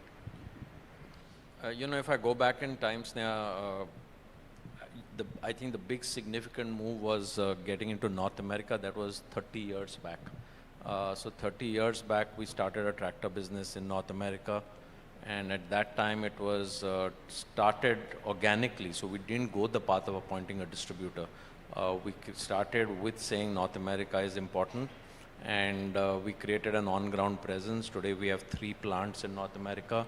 We're probably the largest Indian consumer brand in North America. We sell as Mahindra. We sell to American farmers. They're called hobby farmers because we play in the less than 100 horsepower category. But they're all local, so we've really built a business there which connects directly with consumers. We have a local advertising agency. All the campaigns are very American and appeal to the local audiences. So everything is done there. Marketing is done from there. We don't control anything from here. Right. Mr. Puri, what was the trigger for the group? Sneha, for us, the triggers were 2 really. Trigger number 1 was obviously the neighboring countries. In the good old days, before things were much more controlled, you had a lot of overflow of advertising. You also had a lot of informal connect. I still remember, of course, in another life when I went to Burma and I told somebody that, listen, this Indian product, I'm sorry, you can't get. And the next day they went across to Manipur, got it and showed, listen, I can get it when I want. So the whole thing is, there was already this informal connect that existed, and therefore you were just satisfying that. The other was the Indian diaspora. See, the Indian diaspora, the good thing is, if you look at all of East Africa, the trade, the industry is Indian, and fascinatingly in the winter season, a lot of them all still come to get married here. And a lot of them would then see these Indian brands so on and believe that, why can't, that's how we went to Kenya, that's how we went, in fact, to lots of countries in Africa. We now have plants in Kenya, we have a plant in Egypt. So it was the Indian diaspora, and we'll talk about how you become successful there, but the trigger was really, you had a good brand, people were seeing it, asking for it, and you said, listen, let's go and experiment. No, that's a great point. Followed the diaspora. Mr. Gupta, how did Marico decide to go overseas? So again, some of our brands were being purchased by the Indian diaspora. You can even go to, say, Patel Brothers in Chicago and buy your product, okay? And they are available through the normal channel these days. Earlier, maybe it was going. So we started off with South Asia and Middle East, North Africa, because that's where the significant portion of Indian diaspora was. But clearly we understood that we have certain capabilities which are there, and we believe that we have an equally right to win. Now, sometimes what happens is some of your categories or habit might not be a global habit. So then we had to pick up some other categories in certain markets to get a foothold. But I believe that we firmly believe that Indian companies with developed unorganized trade or general trade capabilities have a significant right to win in most of the emerging markets in Asia and Africa. Right. Mr. Jejurikar, you spoke about organic and inorganic. If you could, talk a little more about how critical it is, because most founders, and especially the new age founders, always face this dilemma of build versus buy. So how does a group really decide as to in which market would you be best suited to go the inorganic way or, build something ground up? Yeah, so, I'm just going to split the response, breaking it, the farm equipment separate than the auto business. And we followed 2 different strategies. So in the auto business, there's no question of acquisition. I mean, there are no small regional players you can acquire. You have to go organic. So our auto strategy is completely organically led, and we have a presence in South Africa, for example, where we do very well. We have an on-ground presence in Australia, New Zealand. So these are right-hand markets. Then be presence in left-hand drive markets, which is in markets like Chile. That's through a distributor model. So on the auto side, there's really no path to acquisition. On the FES side, there was a path to acquisition. So example, in Turkey, we acquired our contractors, which was the number 4 player with about 7% market share. Very strong local brand. It would have been very hard for us to go organically there in a market where there were already 8 well-established players to try and build, starting from zero, right from building a network. So, and Turkey is amongst the top 5 tractor markets in the world. So it made sense to do an acquisition. Likewise, in Japan, we were already doing business with Mitsubishi, and they wanted to exit the ag machinery business. So we took a controlling stake there, and the company is called Mitsubishi Mahindra. But we kept the Mitsubishi brand there, obviously, because it connects very well in the local Japanese system. These have been 2 kind of interesting acquisitions which have scaled up. In US, like I said, we were there 30 years back. Brazil was an interesting case. So Brazil, we actually acquired our distributor who wanted to exit and converted that into Mahindra Brazil. And today we're doing actually very well in Brazil. We're setting up a new plant. We acquired a small one, but we're setting up a new plant, and we've actually got 5% share of the less than 110 horsepower market within the last 3-4 years of investing there. We do Mahindra brand. We get higher horsepower tractors from Turkey, but we brand them Mahindra in Brazil. So Brazil, we have a local Brazilian leader who leads it. So that's an acquisition route too. Mexico, we went in through a company, but we converted it into a distributor model because their volume wasn't enough to justify the effort of keeping a company going. So on the tractor side, we've done a lot of growth through acquisitions because it was possible. You could find local players whom you could acquire, and that gave you an ability to get a ramp up. But we also, all the neighboring countries, for example, we export. We don't have an on-ground presence. We are now going to go to ASEAN, which is mainly starting with Thailand. There we're going to do on-ground presence. We're not going through distributor model. We're going to go to Europe, which we haven't been on the tractor side. Again, we'll have to figure out the model that we get in there. So on the tractor side, we've looked at acquisitions. On the auto side, it's all organic. Right. Mr. Puri, is it, because the growth in the local market, of course, because the consumption pattern in India is such, and there's a huge market to cover, but, how do you really decide to go overseas, in the debate of build versus buy? What does Pidilite choose? See, on build versus buy, Sneha, I'll answer the second part first. All Indian companies have gone through a stage of evolution. See, post 91, when liberalization happened, first time companies realized, founders realized that you could actually buy assets with Indian cash. So there was a certain amount of excitement, and as long as it was in your category, you went and bought, because there was this whole, piece around suddenly becoming an international company. It's as markets evolved, so on and so forth, strategies evolved, you realize that, listen, you need to have a strategy that underpins this. Just being in the same categories is not enough, consumer, so on. And to my mind, whenever you buy anything, you acquire anything abroad, you will acquire it for one of three reasons. Either it is a very strong brand, or it has a great route to market, or it has technology that you don't have, or a combination of any of these three. As long as two of these three conditions are met and the value is right, you would acquire. Otherwise, hopefully, you will build. In our case, it's been a mix of both, and actually, frankly, both have been successful, but you've obviously evolved and understood. But the trigger has never been that, hey, listen, India's growth is low. As far as I can see, and the eye can see, the India runway is a long runway, and India has to remain the focus of your attentions. A lot of times I will remind my investors and even my teams, look at a lot of these countries like states of India. I mean, you look at Africa, for example, they would be akin to now, I don't want to be politically incorrect and say that this is like Nigeria is like what state and Ghana is like what, but they're like states of India. And therefore, if you can replicate your India model, hopefully with local manpower, which, today, for example, at Pidilite, we have over 100 people based in Africa. Despite all of the problems for us, Africa is growing substantially because we see it as a future growth market, and a market where we have a right to win, simply because, and I say this bluntly, the Europeans are not patient enough to build markets in mom and pop stores. They would like to go to large organized trade, go to the large one or two big players, go to the big projects. We are going mom and pop store onwards, etc., and building a retail business, and we find that's a great right to win. So really a combination of, therefore, hey, do you have a right to win? Is it the right value? And does it, in a sense, are you not reinventing the wheel? Wherever you fail abroad is when you try and do something outside India which you've never done in India. That can't be a, learning ground, in our view, should be India. Right. Mr. Gupta, there's this thing about trying the homogeneous markets first, what we consider the Southeast Asia, the South Asia, the Middle East, and Africa to a certain extent is considered more homogeneous to what the Indian experience has been. So, what is your thought on that? Whether, companies try out homogeneous markets first before venturing into the other territories? So obviously the right to win increases if it is similar category.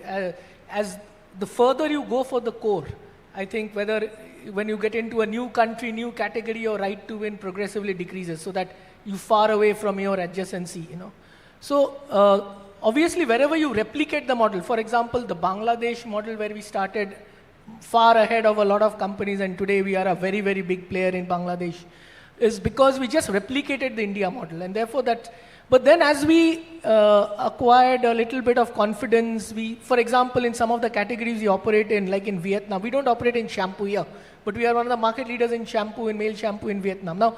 Now we slowly creating that category and getting an expertise in that category and therefore replicating it in other markets.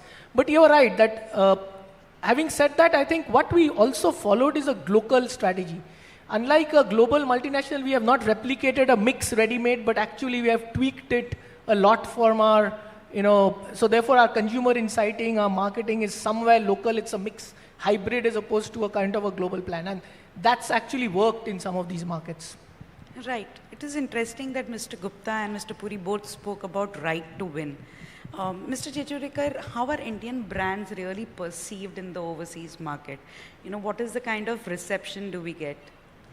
Sneha, it's the starting assumption is Indians don't know how to make automobiles or vehicles of that kind, and we don't have an Indian diaspora except for some neighboring countries. So especially on the tractor side, you have to sell to locals. On the automotive side as well, most of our customers are local, even in African markets like South Africa, where there are Indians, we find it's the locals who are buying us, not so much the Indians. So we really have a key part of going into a country for us is to build the brand. We build the brand around our product strengths with a fair amount of above the line input, which is why we don't go into too many markets where we invest. In some markets, we go through distributor model where the distributor is investing. But where we are getting into a market, then we are committed to build brand there, because without that, you can't really get acceptance. India is not known to be an automotive brand hub. But increasingly, as we are now creating world-class products, both on the tractor side and on the auto side, the acceptance of India as an automotive brand, I think, is growing. Certainly, we are seeing very good feedback on Scorpio N in markets like South Africa or Australia, New Zealand with 700. So, the so-called Western world usage markets are accepting Indian products now and connect to the fact that Indians can make really good products. So, both Bharat and Saugata spoke about you have to succeed well or do well in your Indian markets, and that's absolutely true in our case as well. To be able to build a global brand or a global business, if you've not built that capability and competence to succeed, or the right to win in the Indian market, you're not going to succeed globally. So you have to make sure that you have all the fundamental building blocks to fight global competition. And the best place to have experienced that is in India. In India, for example, now that we're able to, we are at the top of the SUV ladder in the Indian market, fighting the best of global brands, gives us confidence that we can do this around the world. Right. Mr. Gupta also spoke about, you wouldn't want to try out something you've already, tested well in the Indian market. But when it comes to automobiles, that is one sector. If you're acquiring something overseas, you would want to bring that technology back home, So what has your experience been in that sense? If you could speak a little more about that, expanding the portfolio through global expansion. Yeah, Sneha, these are two important considerations for us. One is when we are going into global markets, sometimes they have, emission technology ahead of what India needs. So you're starting to invest in technology before the Indian market needs it. So when it comes in India, you're fully ready. Like on the tractor side, we're just moving to TREM 4 on more than 50 horsepower, just moved to. TREM 5 may come 2 to 3 years later, but Turkey's already moved to TREM 5. Or moving, just about moving. So we are ready with TREM 5 because of Turkey. We have the capability to bring that back here. We're actually testing that. So in our case, we have no choice but to test. And that's actually very good for us because, we are building technology capability ahead of the curve of what's needed in the Indian market. And we can bring that back to India. So for us, it actually helps us to push ourselves to develop a level of technology for global markets which can come back to India. Right. Mr. Puri, how is it for Pidilite? Because it has a completely different business, and you're so well established in India itself. So, when you are expanding overseas, what is the consideration? Is it only the market that you are going after, or is it also the technology, if at all you're doing inorganic? See, on Indian brands, Sneha, things have also changed. I remember in my initial days wearing another hat. When you went to the Middle East initially, and I remember those days I was with Asian Paints, they would just say Hind Mafi. The moment you came from India, there was somebody, they had some story where somebody had pulled the wool over their eyes and they didn't want, Hind was Mafi. I remember at Cadbury, now Sri Lanka was part of my territory when I was running Cadbury India. The Sri Lankans would say, listen, my Sri Lankan guy doesn't want the Indian Cadbury, he wants the Australian Cadbury. If he sees it made in India, he feels it's not as good as the Australian Cadbury. So, from there onwards, things have obviously changed. As an Indian brand, you don't have the natural, for example, you say I'm a German brand, there's already a halo built around you. Unfortunately for us, hopefully over time it will change. We don't have that halo. So you have to work a little harder. At Pidilite, we have a very simple success formula. What we do is we spot an unserved, underserved category. Normally, we look at upgrading it, but we upgrade it not with a product, but with a brand. We will create the brand, and then we will work tirelessly both with consumers and users until we create the category. And I must say, most other organizations, competitors, like say, for example, in Africa, most of our competitors are either Turkish or Chinese. They do not have the patience to work with, say, the carpenter or the mason. Now take, Soggy spoke about Bangladesh. We were not the first into Bangladesh. We were actually the fifth into Bangladesh. There were already fellows there manufacturing. We did the same Indian formula. We went with the Fevicol brand, we priced it higher, we said it, we proved it's better quality. We took 2 to 3 years where we kept at it, worked with carpenters. Today in Bangladesh, we have the same market share, the same position and same profitability as India. So it's like over time you have to believe in your model. The wonderful thing is, just anecdotally, last year I went to Bangladesh and the immigration officer asked me, sir, why are you coming here? And I said, I've come to see our factory here. We were actually inaugurating our second factory because the first was out of capacity. He says, well, where do you work? And I said, Fevicol. He played the whole Fevicol ad to me. The immigration officer actually related the whole ad in this thing, and that was his familiarity with the brand. So really, you have to stay the course, have the conviction that you've got the ability to do it, and over time you will. Mr. Gupta, what is the reception for Indian brands? So, one interesting thing is that, at least I'll give you a story in Middle East, and thanks to Bollywood and everything, I think Indian hair, for example, is seen as the best quality hair. So, actually we don't have a problem, and fortunately, for example, in Middle East and Egypt and all, hair oiling is a habit, and not only us, but there are other players in this one, and it's a very large scale market. So I think Indian brands are now accepted well. I don't see a issue, and as I said that there are two trends. One is natural and herbal and Ayurvedic, and of course when it goes via, like for example, yoga and turmeric latte are good examples. It goes via West and comes, we also start accepting and think it's very, but I think there is a significant growth towards naturals. There's a significant acceptance that Indian hair and this one is good. So we don't see a problem in most of the markets. And I think the other advantage is that if you look at Africa, most of the distribution trade is actually controlled by Indians. So there is no issue about that these brands are known. So I don't see an issue there. Obviously, and we don't work in developed markets, but if you really look at some of the Indian brands today, some of the digital brands for, D2C brands, whether it comes to, I can name some Vadam tea or some of the other brands in personal care, it has made significant, this one on Amazon and other, if you go to Whole Foods, you will see some of the brands available, Indian brands available. So I think Indian brands are far more acceptable today than what it was 15, 20 years ago. Also, does the entire digital, digitization really help brands like you? Because there's this D2C wave that has started. Does that help you go global easier? Yeah, I think absolutely. So if you look at some of our brands, like where we have a stake, some of the strategy like Plix, whether it's Just Herbs and all that, and now there's obviously because Amazon has a significant presence here, they have a stake in promoting some of the Indian brands. Global e-commerce is it's showing really exponential growth, and what e-commerce does, what it has done in India, it somewhere decreases the entry barrier for brands to come in. And that's exactly what has happened in India. For earlier distribution, for example, was a big entry barrier. Now e-commerce reduces that entry barrier because it gives you that space to enter. So I think it's been a fantastic experience in some of the, and today e-commerce is not only, whether it's in Southeast Asia, whether in Middle East and the developed country, it's a big channel, significant channel for brands to enter. Right, definitely. By now it is established, the opportunity is huge, by going global, but I'm sure there are challenges also. There are teething troubles when you enter a new market.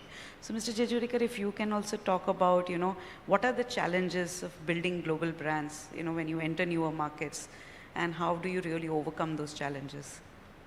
The softer issues. Yeah, so there's some soft issues and some hard issues. I think the softer issues. The softer issue, main one, I think, is getting the right team and the right leadership in place. And we've kind of, struggled between what's the mix of Indian expats we should have there versus, what's the local, how much local, do we need an Indian leader as the CEO or a local leader? So we've gone through all of that, and I don't think there's any one right answer.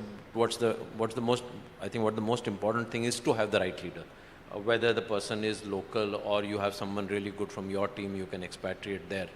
I think the second thing is getting the right level of synergy between the local international entity and your company in India. If you try to drive too much synergy, you lose the local feel. So what's the right level of synergy, and how do you make that work with a set of people who have not grown with the Mahindra DNA, and they're new into you because they've come in through an acquisition, they're sitting in very distant lands, so whatever, like maybe Finland, Brazil, Japan, and how do you get that going? So I think that's, to me, one of the key softer issues that we've grappled with as we go international. The second is how much of your product development do you do locally and what do you do here, and how do you get that balance right? So I think these become two, the softer issues. On the harder issue, it is getting your local tie-ups or partnerships in place. Example, financing. That becomes a very important barrier as you're going into a new country. You need to get a finance package for customers and your dealer network in place. And that takes time because you're new, you may be new or you may not be known. And the risk-taking of the financier with you becomes a bit of a challenge. So that's, I think, one of the key things as we go into international markets. Of course, then when you're exporting, there's the foreign exchange volatility, as we were talking earlier, is just totally crazy. So, how do you prepare to manage in a situation where there's so much foreign exchange volatility? Right. Mr. Puri? See, if you want to be an emerging markets multinational, you have to understand that these are called emerging markets for a reason, right? They're not stable. There will be, some of them are not emerging but submerging markets, right? You have to have the patience to see this through, and you have to be clear that you're in this for the long run, and they're going to, for example, when I take an Africa budget, whatever you add, you actually divide it by 25% because there will be 2 countries that are going to take a dunk, right? Now that's part of the game, and you have to learn therefore. And if you take the old multinational approach of your budget is what it is, and if you don't, then life is over, then you'll never succeed in these markets.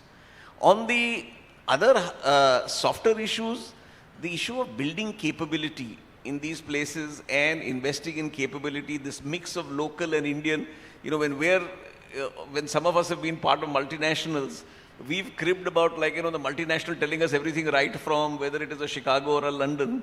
We have to also be conscious we are not doing that from Mumbai now to our own fellows, etc. And how do you make that balance? I mean, I just had a meeting of my Africa team, and it was wonderful, to see the debate. There's a Senegalese, there's somebody from Congo, there is Cameroon, there's a lady manager from Algeria, and they're doing this with a sense of ownership.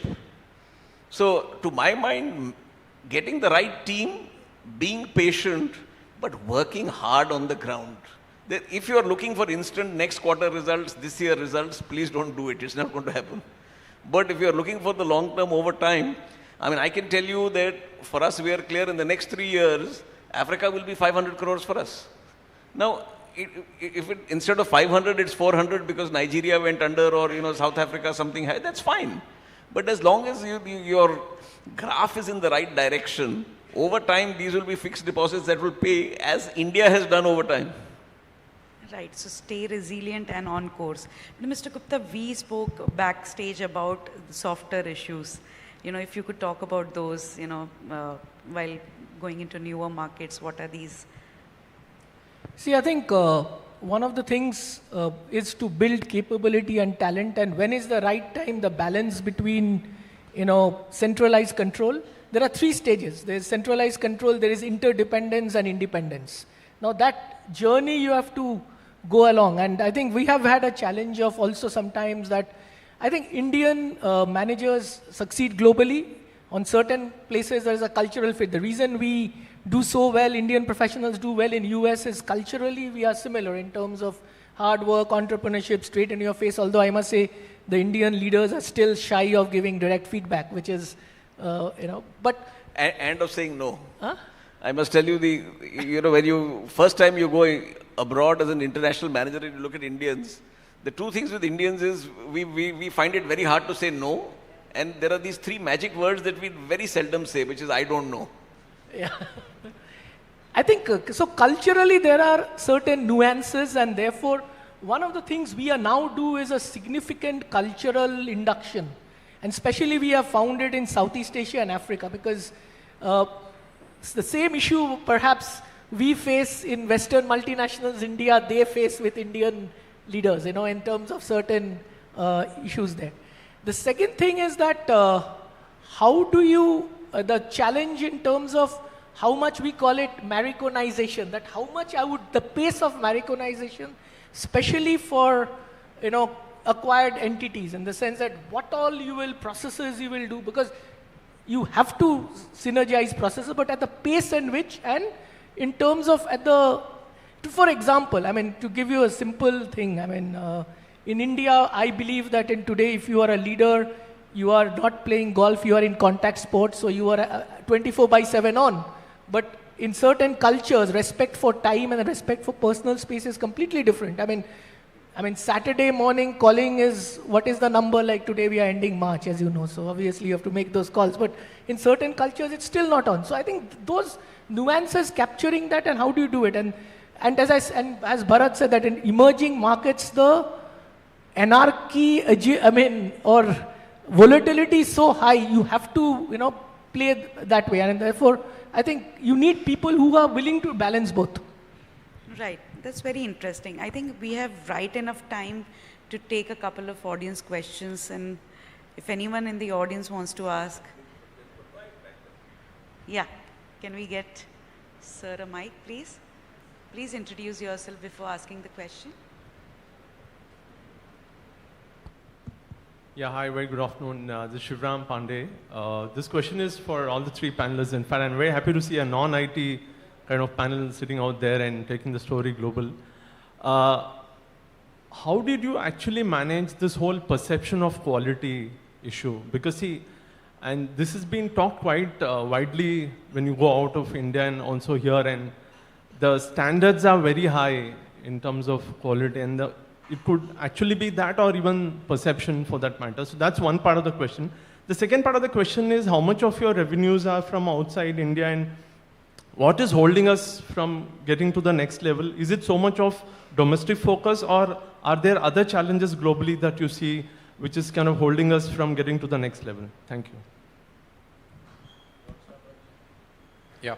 So I alluded to the quality question a little bit earlier. So it does take time, but you have to be sure that the products you're getting out there are really good quality products.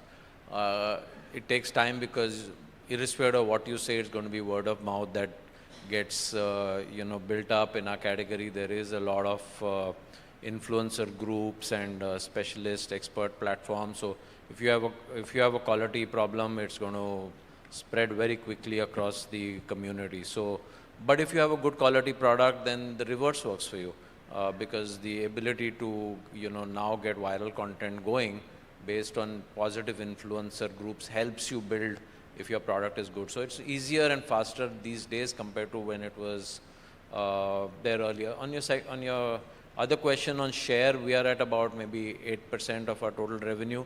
We have to keep in mind that India is growing 15-20%. So, when you do a percentage of total revenue, we are in domestic markets which are growing very rapidly. So when you're growing very rapidly in your domestic market, your percentage of exports or global to total is going to be a little bit, it's not that easy to achieve. At least from our standpoint, we are looking at when we get our electric SUV portfolio out next year, we think that's a really big opportunity for us to go truly global. It is a very, very globally competitive, developed product portfolio. And we would look at, and India, you don't have a baggage of brands that EV customers are looking for. They are happy to look at new brands which are tech-led in the EV space, and we think we have a great chance to leapfrog into the global markets, in auto especially, with the EV portfolio. Right, that's very interesting. Mr. Puri? See, for us, our international portfolio is now between 10 and 15% of sale. We're, as far as expanding at a pace is concerned, in most cases, we're finding, especially Africa, etc., that you will have to build organically because you're replacing exports from China or Turkey or places like that. In fact, one of the greatest compliments we just got in Africa is right now, artificial fake product of ours, lookalikes, made in China have appeared, like, the Fevicol brand made in China is actually being now sold, which means we are obviously popular enough in Africa that the Chinese want to replicate us in China and like sell it as like a fake. Obviously, we are taking action. The issue really is, as we acquire scale, as we find the right, inorganic opportunities, and as I said, the brand, route to market, technology and value questions, you get a tick in 3 of the 4. We will we're not short of cash or capability. Management bandwidth always remains an issue because, like we just exited Brazil, not because Brazil is not an attractive market.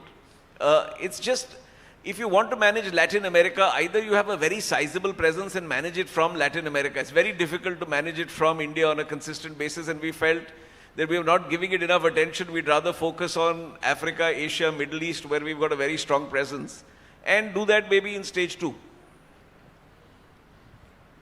Yeah. So I'll be short because time's up. So we have around 26 to 27% of the top line, around 30% of our profits come from international business.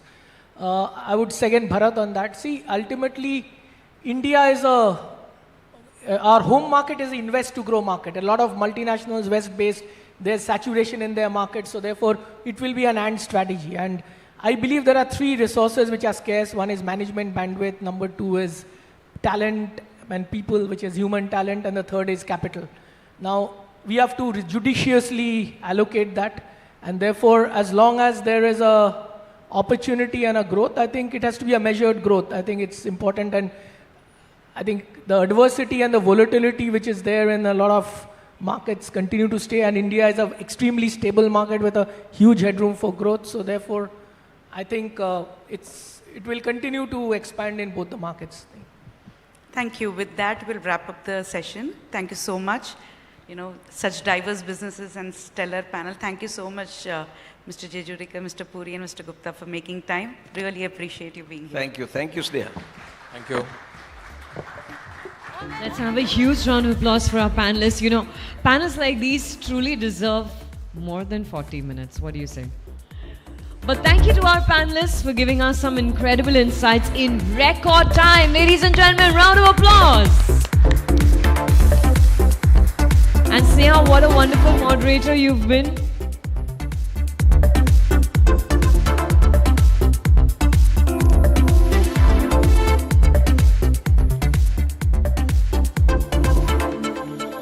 Thank you for staying tuned, everybody. You are at day 2 of the Mint India Investment Summit 2024. From groundbreaking mission to Mars, the Moon and the Sun, India's space endeavors have captured the world's attention. And they've in fact inspired a brand new generation of space enthusiasts.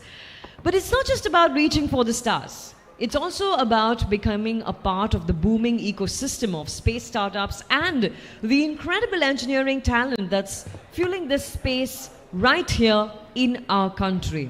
So how can India Inc. join the cosmic adventure and become a part of this extraordinary space story is what we're going to find out through this next conversation. You can hear the buzz in the room, Shavik. Just a couple of seconds before we turn the stage around quickly for Shavik Das, Senior Correspondent, Mint, who is going to moderate the next discussion for us. It's titled India and the Final Frontier.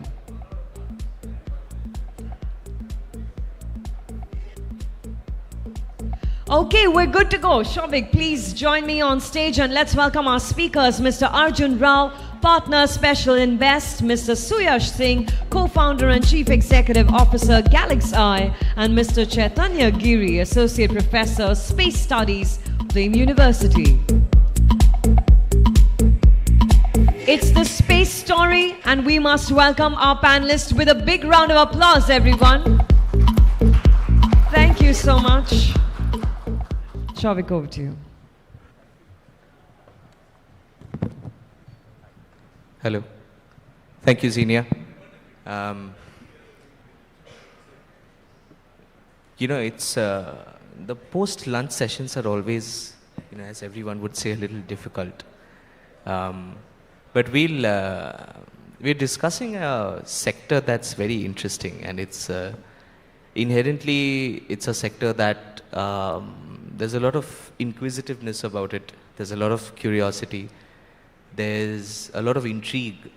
And, historically we've seen 2001 Space Odyssey and all the fantastic space movies that we've produced over the years has fueled that more. And in 2020, India opened up its space sector for private sector participation. And since then, we've had a lot of buzz with all of you. I think we've spoken quite a few times. Suyash, I remember we spoke sometime, I think, late 21 or early 22 when on the initial days. And Chaitanya has been a long-time friend and advisor. And Arjun, of course, speciale, the name has been ever-present as an early investor in the space sector. And today we stand at a point where there's considerable buzz around the space sector.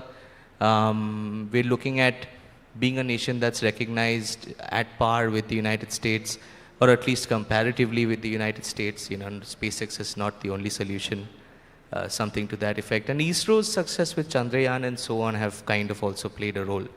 All of that leaves us at a point where the private space sector is one that a lot of people are bullish on.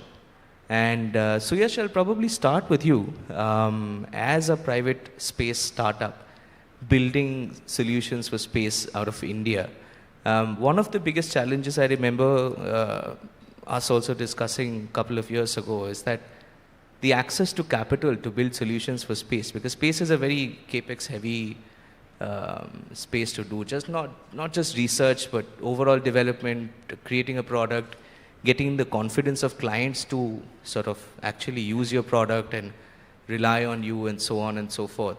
So if you want to speak about your journey in terms of what Galaxy does and your journey of raising capital and getting both investors' confidence and clients' confidence until now.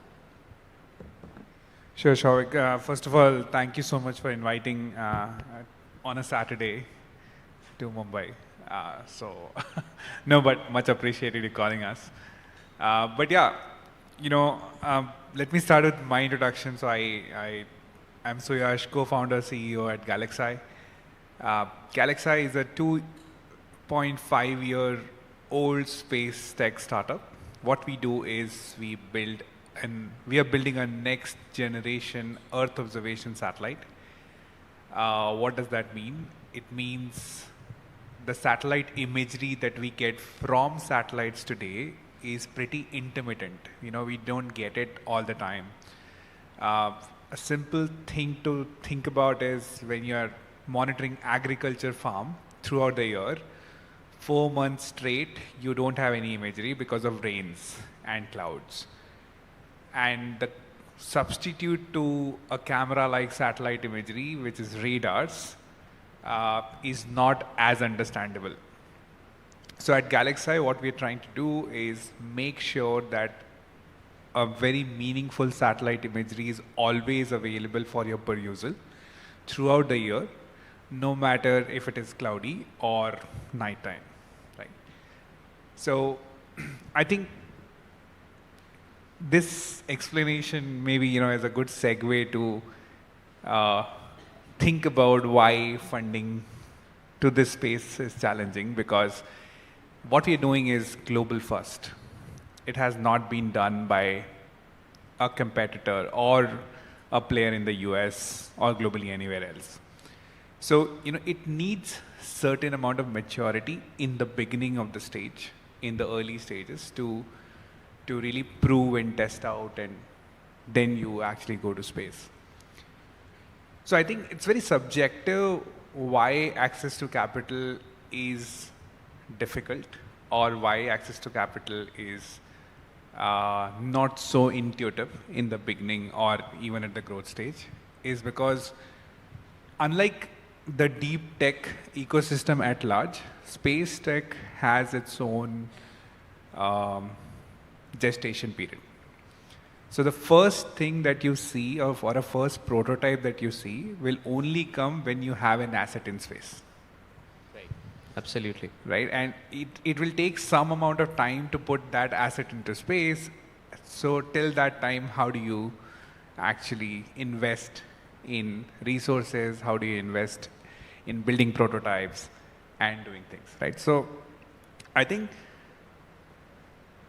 this is the reason why it is actually slightly more difficult even with the other deep tech startups. Right? For example, I know which Arjun has also funded another company called a hydrogen. They extract hydrogen from different sources. So with that also you can build smaller prototypes and still can go to the market, do demos to your customers. You can build POCs.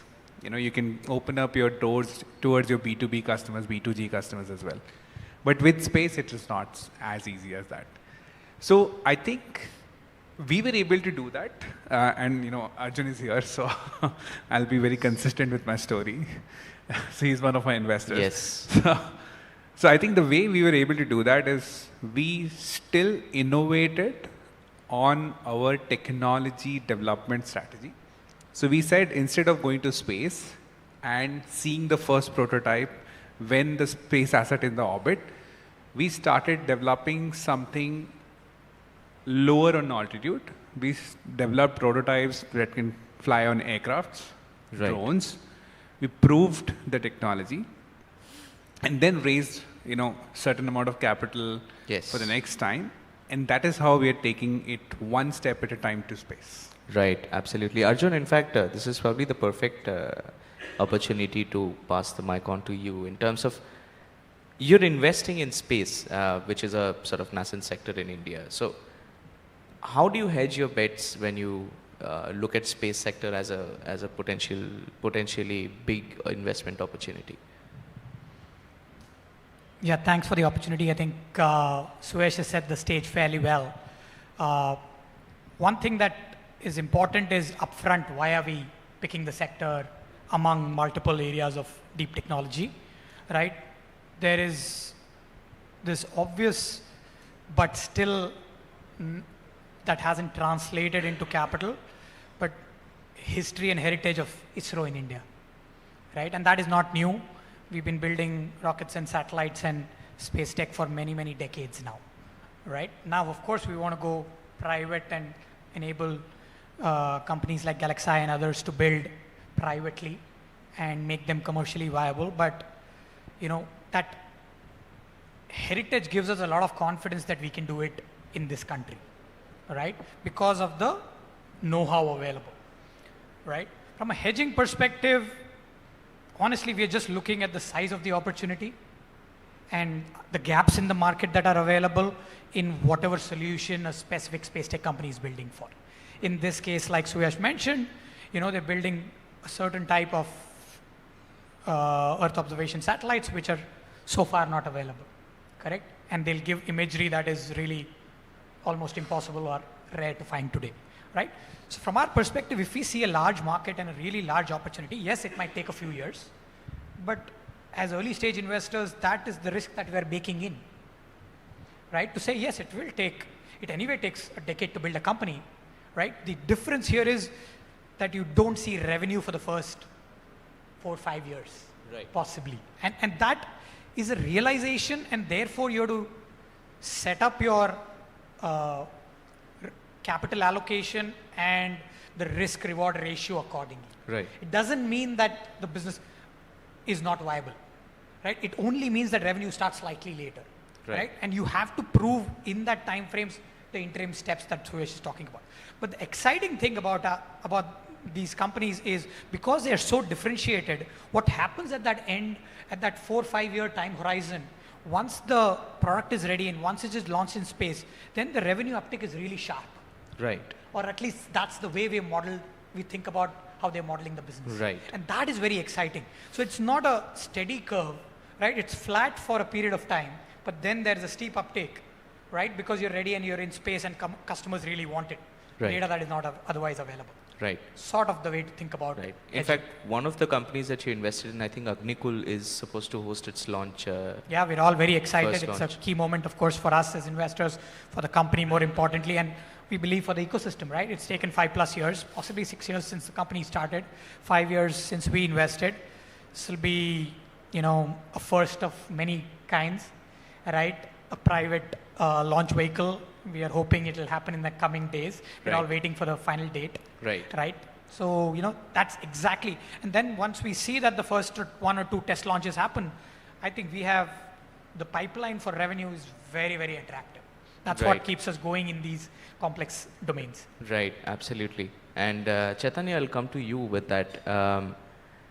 What Arjun mentioned, it's been a 5-year runway of having invested in Agnikul, and now we're looking at the first test launch. So, of course, maybe a couple of years until they hit like regular commercial revenue. For Suyash, of course, maybe a couple of years out until a constant stream of ARR coming in. But in the many conversations I remember you and I have had, we've never had a phone call below 30 minutes, I think. And a part of the reasons is to kind of understand the challenges in this sector. One of them being availability of skilled resources, which we were just now speaking about. And also access to capital in terms of, when we look at the US, the success of SpaceX was based off billion-dollar investments by Google and so on. So where do we stand right now in terms of, the entire hype around space as a sector versus us practically being able to get there?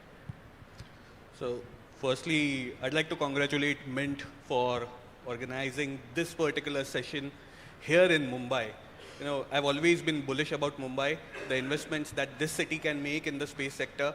It has made some legacy investments. We have J.D. Patil sir here, representing the Mumbai space community. But having said that, I'll give you a brief. This city has been instrumental in the creation of the Indian space program. Go back to the 1960s, the Atomic Energy Commission, when it developed a body known as Indian National Committee on Space Research. It was set up here in Mumbai. Over the course of the next few decades or so, establishments out of Mumbai have been contributing to the Indian instrumentation that has been coming out of ISRO. So it is not that this city has been far away from the space program. So let us not be in that assumption. We have entered into a new era of the space sector, which is known as Space 2.0. So in the Space 1.0, we had big corporations, conglomerates, engineering companies providing tech to ISRO. In Space 2.2, especially after the reforms that were kickstarted in 2020, the new mantra is that innovation will come from the private sector. The private sector will not build as per the designs of ISRO, which was the case in the earlier era. In the new era, you are the OEM manufacturers. So that's the new change. Now, we spoke about the market, the yes. capital, the access to capital. Yes, there is quite a lot of capital lying around. I've been hearing a lot of wonderful sessions since the morning. But there is some hesitation of investing in a sector that has such a long gestation period. Absolutely. But the idea here is, number one, you have to see the space program hereafter with 3 different Venn diagrams, the Venn diagrams that we studied in high school. One Venn diagram is that of the civilian space sector, the other one is of the military space sector, and the third one is of the commercial space sector. All these Venn diagrams, or all these 3 circles, are intertwined, just like the symbol of that car manufacturer, Audi.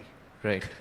So they are going around each other, they will interface with each other, they will work with each other, and that will lead to creation of newer contracts. So in the coming years is what I believe, there will be numerous contracts coming in from the Defense Space Agency, which was established just 4 years ago.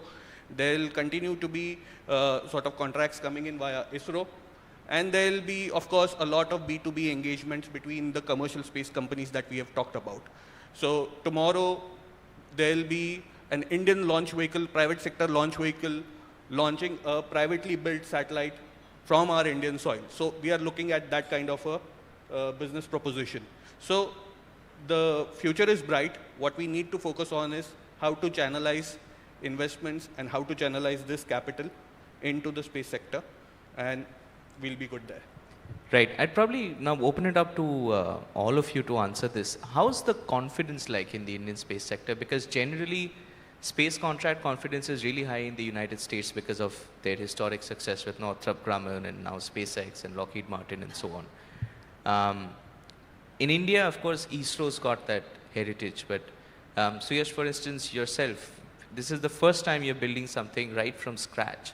So in your conversations with a varied range of investors or clients and so on, do you see that confidence reflecting in India as well? Yeah, I think 200%, like, and that is because you are talking to the doors in ISRO is open more than ever. I can have an advisor who has launched a bunch of satellites earlier. I can go and talk to them. I can go and speak to them. I can actually tap into the facilities of ISRO. Of course, it takes its fair level of due diligence to go and use them, but it is possible to go and use the facilities there. It is possible to go and have chat. So I think investors have also understood that the doors of ISRO are open, and that is where the confidence is that someone like me can go and build, even if I'm fresh out of college, which I was not, but I think there is a fair amount of possibility that you can go and do. And specifically in the new space era, which is Space 2.0, we are not only talking about radiation hardened components, we are actually experimenting with commercial components, and we are doing much more beyond it, right? So whatever I do in my lab, in my college, I think it's still applicable to a certain extent here. And doors in ISRO opening up is giving another level of confidence. Right, absolutely. Arjun? I think the couple of data points that I'll share, which shows the bullishness across the ecosystem. We invested in Agnikul 5 years ago. Maybe there were less than 10 space startups in the country at that point in time. A couple of launch vehicle companies. I think it's close to 200 now, if it hasn't crossed already, right?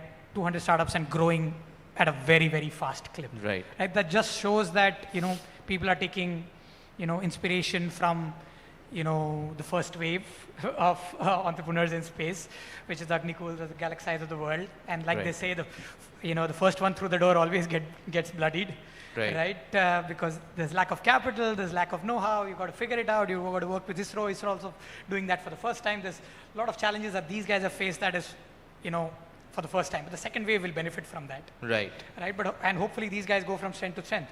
correct? So that is super bullish. And then again, when we talk to our other peers and colleagues in the investment community, everybody's looking at this sector.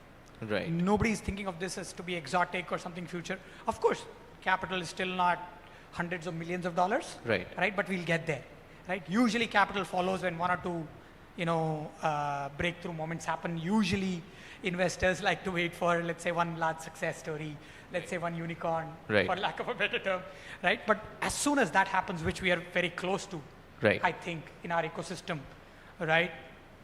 Floodgates are going to open. Capital is available, like already has been mentioned, and everybody's spending time on this ecosystem. So these are two data points that is just, very clear where we're going. Right, right. Chaitanya, in fact, one more thing that I remember on this line, what we were discussing is, would the government need to play a bigger role as a customer? Because again, globally, that's what we've seen to be a heavy contributor to global space sector success. Are we getting there? Are we approaching that end? Yeah, we are getting there. With IDEX, which is Innovation for Defense Excellence, that's a program run by Ministry of Defense.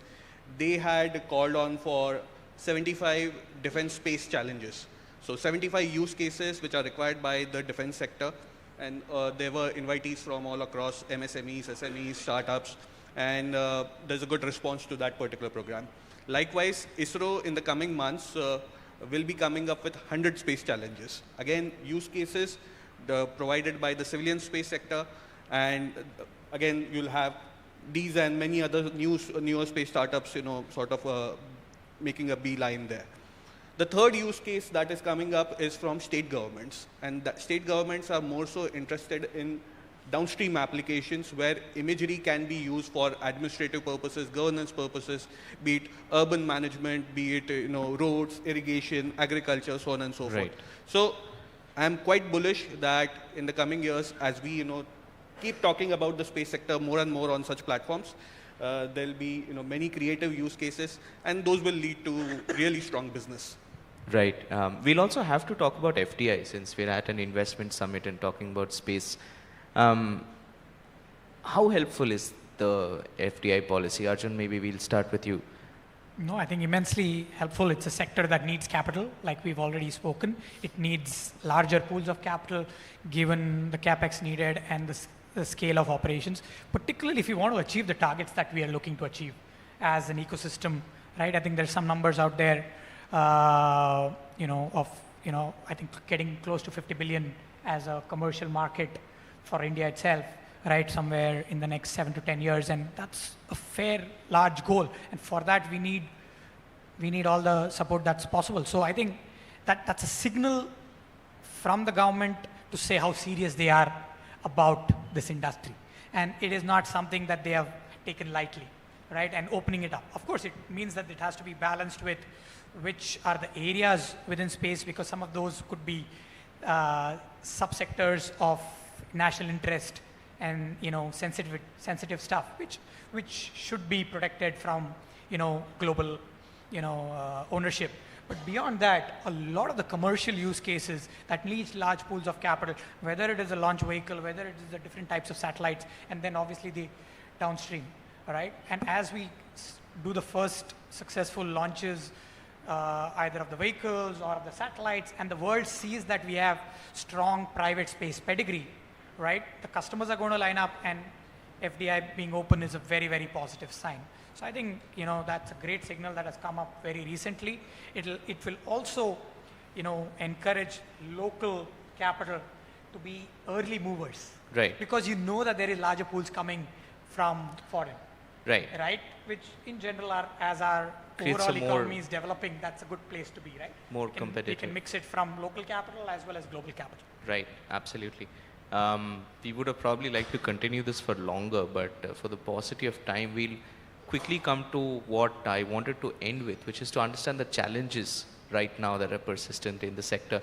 So Yash, I'll probably start with you. You're running a startup right now which is trying to create a technology that is really novel. So what are the key challenges that you face, if you could quickly sum up in a minute? I think the challenges are pretty much in all the entire gamut, I would say, right? Starts with talent, right? Like the quality of talent that you want to hire. It's always a hustle and a tussle between a Gen AI career option or a hardware company career option for freshers, right? And beyond that, I think we were discussing backstage as well, it's not as easy to find talent in the traditional companies because, the hunger to innovate is little lesser than what it is in the freshers. Beyond that, I think the test facilities have to double down slowly and gradually because it's hardware. Testing cycles have to become more faster because we cannot wait for more and more longer. But all in all said, I guess it's moving in the positive direction. Like, the authorities are helping, government is helping. Pretty positive about it, but, still we have to solve for some of those challenges. Funding, of course, on a growth stage is still a challenge. FDI coming in is certainly a signal to the larger pool being available in the future, but I still see, how do you break that puzzle between generating revenue and hitting the milestones and then going to the further stage of your company. Right, absolutely. Chaitanya, your take on some of the key challenges, or maybe just one probably because of... So one challenge that I would like to present to the Mumbai audience here is, number one, we need more domestic institutional investors in the space sector. Don't start immediately, but get to hear, get to know about the nitty-gritties of this sector. We are ready to discuss things with you all. And together, at least for the next 2 to 3 years, get to know each other more so that on a horizon of, let's say, another 5 years or so, once we have the first crop of space tech companies demonstrating their tech, and once the sector itself is confident about its own deliveries, you guys will be even more confident, and that will also lead to more money coming in from within. So apart from FDI, we need more domestic capital to start, pumping into the space sector so that it flourishes without any geopolitical or geoeconomic hassles. Right, absolutely. Arjun, we're all staring at you since at the mention of domestic capital, and we have you wrap up with your final thoughts on what are the challenges. Super excited. We're bullish. We continue to be, committed to this ecosystem, and we've made 5 investments so far. Our most recent is actually a Bombay startup, right from IIT Bombay, and so we're very excited, and I think more and more use cases will emerge. Of course, we are among the smaller players in the ecosystem being early stage investors, but we encourage all early, late stage, and we keep interacting with everybody, right, so that we can pass on the infection of what is, what is exciting about this sector, right? It's a massive market, next 10 years. Let's all be patient and let's double down. That's all. Great, wonderful. For all of you audience, in the audience, if you have questions, we'd have to take it offline since we've run out of time. But thank you so much, and thank you so much to our panelists. Thank you, all of you, for being here. Thank you. And thank you, Shovik, for asking some of the most pertinent questions on behalf of all of us. And please do the honors and present a token of our gratitude to our phenomenal panelists. Here we go.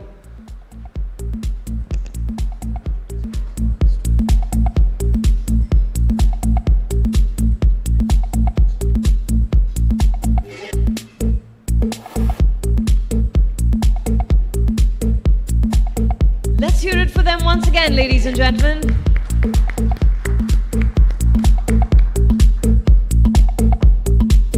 And stay glued to your seats because we're going to move into the very next panel discussion on our agenda.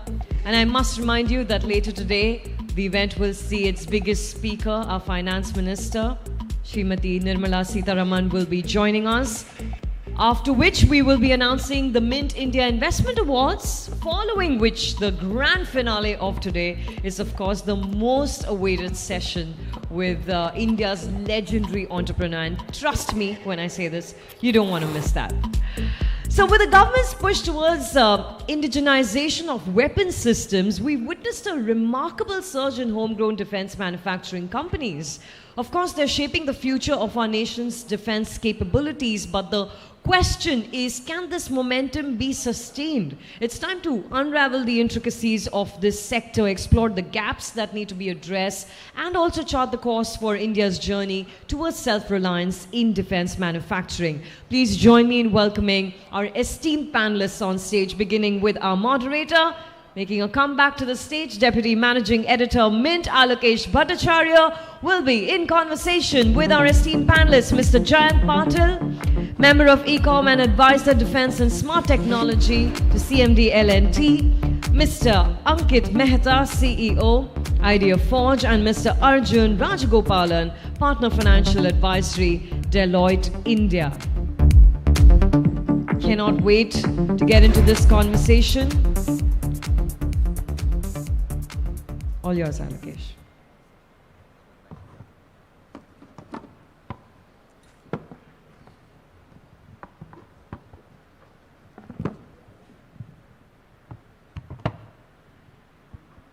Hello. Good. Good afternoon. I know this is post-lunch and possibly the fourth session after lunch, and you guys are about to drop dead without that chai, and we are standing right between you. But there used to be a very famous song, Raj Kapoor ka, long time ago, which used to say, "Mera juta hai Japani, ye patloon Englishstani, sar pe lal topi Rusi, fir bhi dil hai Hindustani." Now the point is, these days it's not enough to only have dil hai Hindustani, hai na? So we have to have a lot more stuff that is Hindustani, including, suppose in Bollywood movies, they used to say, "Ram Singh, mera banduk lao," right? Now, what happens if that banduk is actually coming from Rus and the bullets are coming from somewhere else? These days, of course, most of the banduks are coming from China and the bullets from Pakistan, but that's a different issue, right? Local defense manufacturing. How do you make sure that the banduk and the bullets and the missiles and the planes and everything, most of it at least, is made here in India? What needs to be done? We don't have much time. Let's get into it. Arjun, you are the consultant. Let's start off. Give us a 360 view of where we are, what we need to do. Yeah, thanks, Alokesh. Thanks for this opportunity. I'm extremely humbled to share this dais along with this esteemed co-panelist, and especially Jayant sir. I think I've been a great fan of you, I've been following you as well. So really delighted to be a part of it. So I just want to get some kind of introduction to myself apart from being a partner. I thought I'll just share this thing with you that I belong to a proud family which has been last 2 generations servicing the government of India. My grandfather moved as a civil defense servant, and my father has retired as a joint secretary from RAW, who was leading the technology wing, which contributes about 94% of the intelligence of what India could gather from, right? So, and obviously my father's brother was in civil defense. He was a pilot, fighter pilot. So therefore I do understand, and this is something which has been having a conversation like a family conversation. That's why I was thinking why you look like a fighter pilot. So I think obviously while we were talking about all these things, what was important is that despite all these things, I've landed up into a consulting space and could not be there. But today, with all these things opening up, it does give us an opportunity to still contribute back to the to somewhere the national interest of our nation. So I was really delighted to be a part of this and have a conversation as well. So I think coming to this topic, right, what I'll do is that I'll cover about the kind of positives about what has happened, development which has happened in the government policies, what happens in the market trends, and probably capture all of this. I've taken a note of that so that I don't miss it out. And largely talk about the fact that why is the sentiment so positive and cover that part, and then obviously we leave it to the more specialists to talk in more detail about that particular part, right? So with that particular context, what has been the potential challenges in the past, right?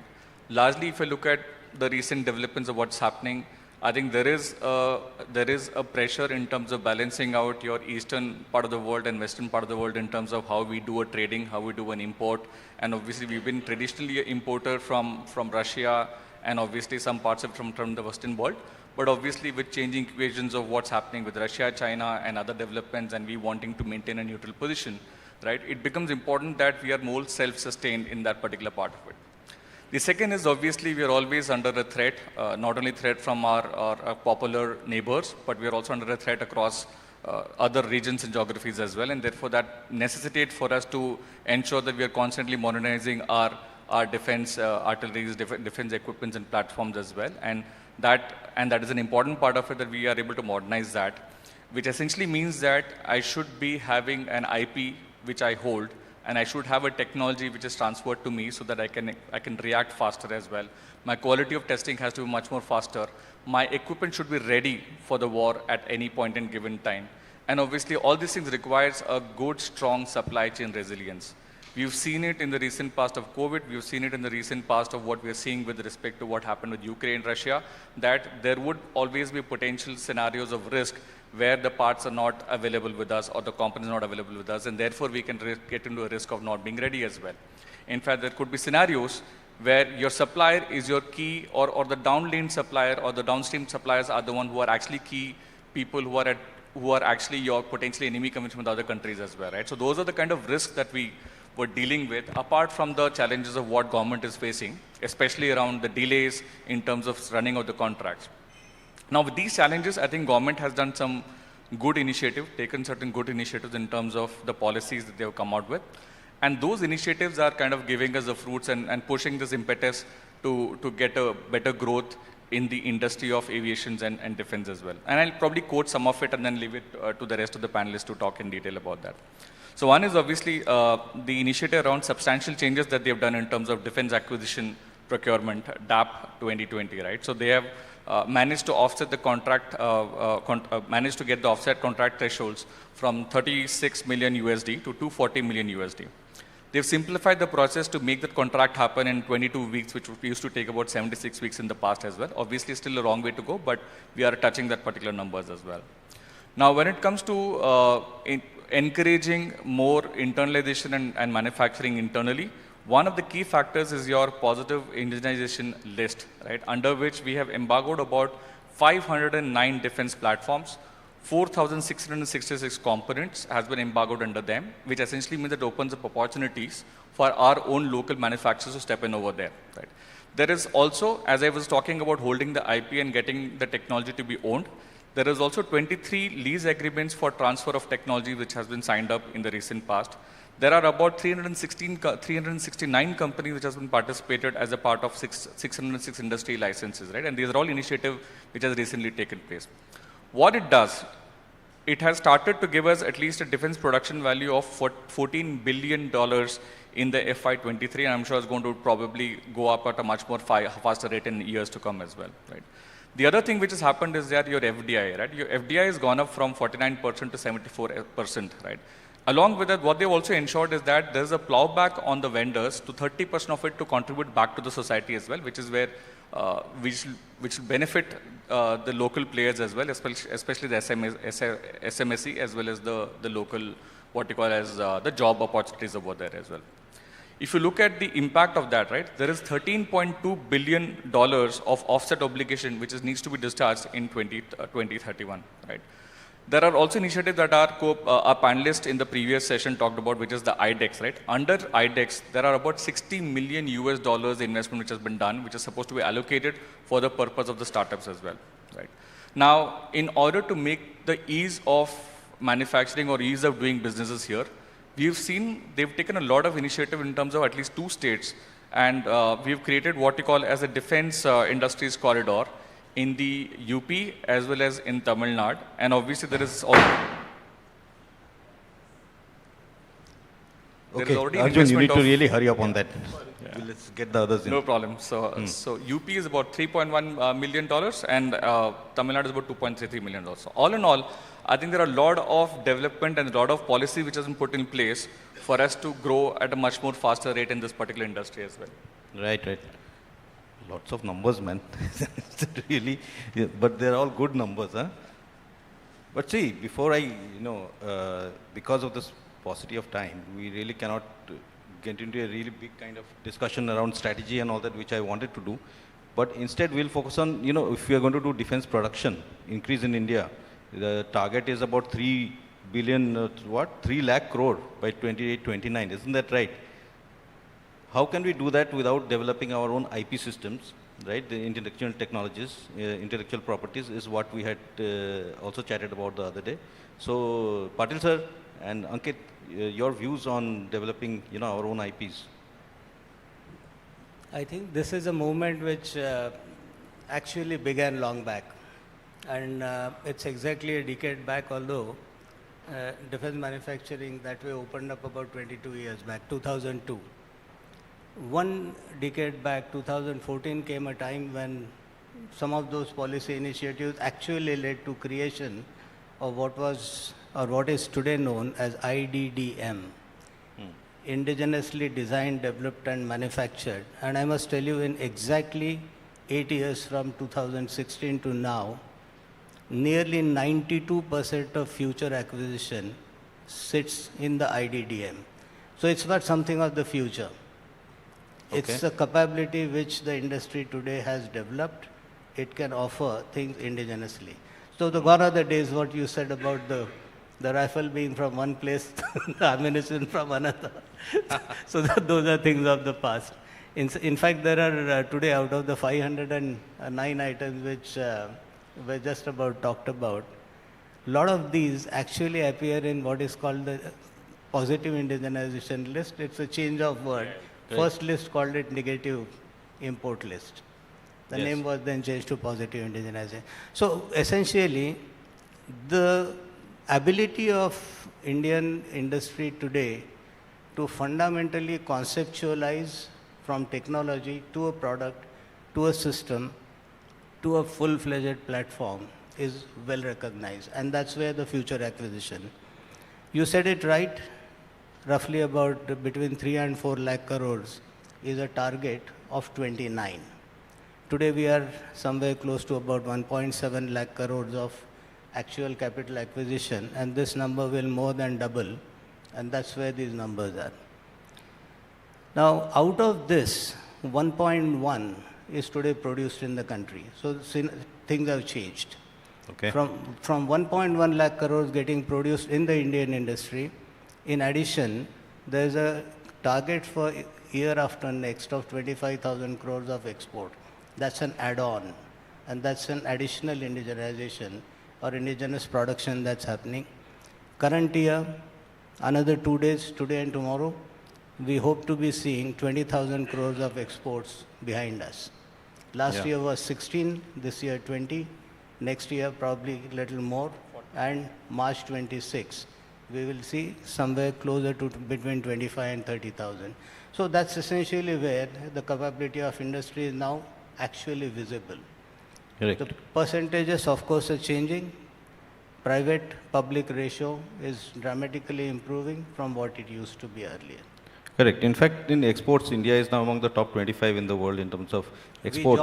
We joined when we were about 11,000 crores. Between 10 and 11, we were 23rd. This year, when CIPRI data comes, we'll know. About 6 months later, we'll know.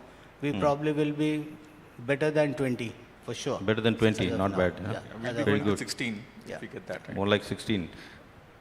Ankit, you've been smiling all along.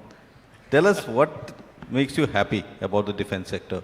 You know, there was, I think, a 1 lakh crore kind of corpus announced by the FM in the interim budget, right, for deep tech and all kind of work, and you are in that area, right? So tell us about your views on IP and how this kind of funding from the government might help. No, absolutely. I think, in our opinion, and this is something that at IdeaForge we've been pursuing from the very beginning, is that India should have the ability to make the world's best and the world's first in any domain that we can think of in defense. And that is something which we have to sign up to, and we have to try and lead with a lot of passion and vigor. And one of the biggest roadblocks to that over the years has been the fact that there was no capital available, and many defense programs need a very long gestation period and a lot of capital to build fundamental technology that can then be used as a bedrock for much bigger and much more complex technologies. With the announcements that have happened, with the changes like Jen sir highlighted with respect to IDDM, the entire emergency procurement process, the IDEX process, and many other programs that have come to shape in the last few years, it is genuinely unleashing the bulls, and it is encouraging everybody to come into the sector. And it is very clear now that it's not going to be enough to just get a transfer of technology from somewhere else or merely do a build to print. I think that ambition of making in India is evolving very rapidly to made in India, and to beyond that getting to design, develop and do everything from scratch in India. And I think it is extremely heartening to see that every conversation is about how deeper are we going into the value chain, and are we doing enough in our country to call our products our own products. And I think that is going to be important, but that ambition of doing world's first or the world's best is where we will unlock doing all of this with much higher value created in the country. Otherwise, value creation may become very low and will lead to a place where we will end up still being dependent on other people for crucial and critical technology areas. Right. Patil sir, you want to add something? I think there's a little different dimension I have on what Ankit said. It's not about wanting to get any technology from anywhere else. If you today bring in any transfer of technology, one thing you are sure, the day you want to pull the trigger, your weapon will not function. Yeah. And that's exactly what technology we know will do. And that's where it's not a matter of choice that you can get a TOT, you can get some hardware from overseas, build a system here, those days are gone. If we want a strategic autonomy, and that's exactly where the government is very clearly focused on, this strategic autonomy will come if you are master of your own destiny by creating the IP, the point that you started. You have to create IP, you have to create that essence which is getting in the intelligence that is getting built into the system. That has to be indigenous. Now, this takes me to building an intelligence not on the basis of any standard chips, because we know where the chips come from. And that's essentially where the chip becomes the first fundamental building block. And that is something which we have to still get completely indigenous. Till that point in time, all of us in the military domain would not buy a standard chip. We'll buy something which can simply solve mathematical logic and write entire software here. And that's the only way you can ensure that your user or your armed forces actually can sort of be guaranteed that when he wants to pull the trigger, his trigger functions and he fires. Right. And what about this, developing a whole manufacturing ecosystem is easier said than done, and it's not done overnight. It's going to take a long, long time, right? Arjun, maybe you can quickly tell us about a little bit about the supply chain challenges that we face. Yeah. So I just want to add, and I think it continues the same question you're trying to talk about, and I mentioned it, is basically supply chain resilience, right? That's the important part. And I think Sir talked about chip, right? And that's the starting point itself, right? Unless I build my own internal ecosystem, my supply chain resilience will not come in. So which is where I think we need to have enough people contributing from India itself and own that particular IP that we are talking about, right? In my view, when you're talking about supply chain, it is not only a supply chain of materials, it is also the entire value chain. And when I'm saying value chain, especially for a defense, most important value chain is one, the R&D and your ability to invest on that on a constant basis. That's number one. And there has to be a separate team of people who are going to do that, may not be necessarily the same people of manufacturing as well, because assembly becomes equally important. So one is the assembly and the capability to scale, because that's equally important, as much important as when you're talking about R&D, right? So those are two different skills and both have to be built. The second part is your ability to test, because whenever you're talking about these equipments, they're not normal equipment. Even for an automotive company, they talk about a particular perfection of 99.999. Imagine you're talking about defense, right? When you talk about that particular part of the defense, then your testing, your capability to do a quality assurance, quality testing has to be top class. And that requires a different, again, set of skills, people, capability, and augmentation in terms of even infrastructure to kind of stimulate that particular part, right? Many of these things would be working on simulations. It may not be working without a simulation in place, right? I cannot probably simulate in warfare. But if I have to do that today, I need to have an infrastructure which can support me in that particular simulation today. And therefore, that becomes a much more bigger opportunity for us to work on. Then obviously the manpower part of it and ensuring that the skills which are needed for us to invest on this may not be existing in India for the time being, but we'll have to figure out that how does this particular part of the value chain works as well. Right. And Ankit's company IdeaForge makes drones. It's one of the top companies in the world that makes drones. For a startup in India, that's a really big deal. So give a special round of applause to Ankit and IdeaForge for the kind of work. And of course, L&T is a powerhouse in its own right. You don't need the plaudits, you already have hundreds of them. But Ankit, between civilian and defense, what is your revenue split?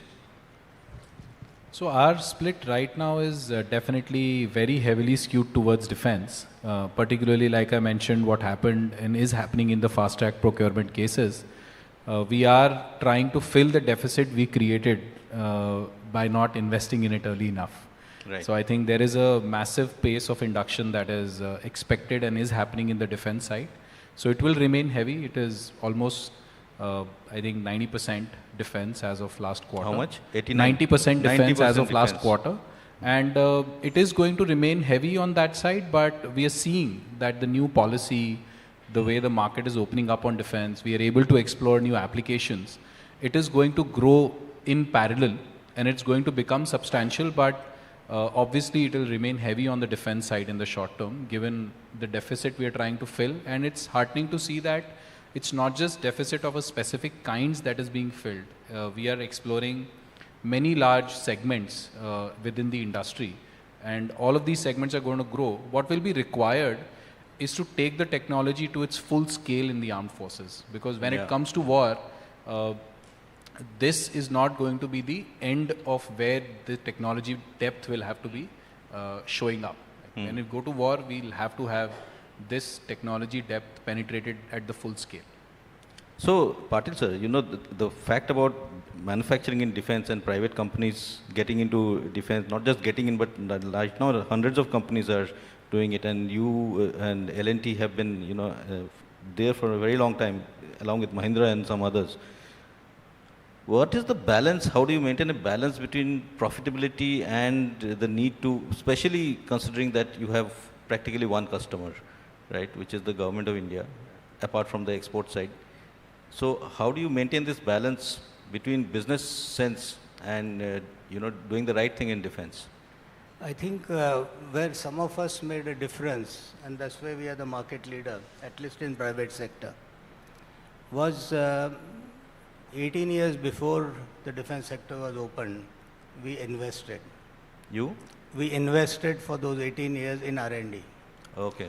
So having done that, obviously when the markets opened, I remember little more than 2 decades back, there were not more than 2 large companies and probably not more than 500 to 600 small entrepreneurs who were in defense. Today, if I have to count, there are about 10 real large players. I'm talking again of private sector. And there are 12,000 MSMEs. 12,000? The number speaks as to what has really happened to this sector. The numbers, again, from typically 30,000 crores of production happening in India, today is quadrupled.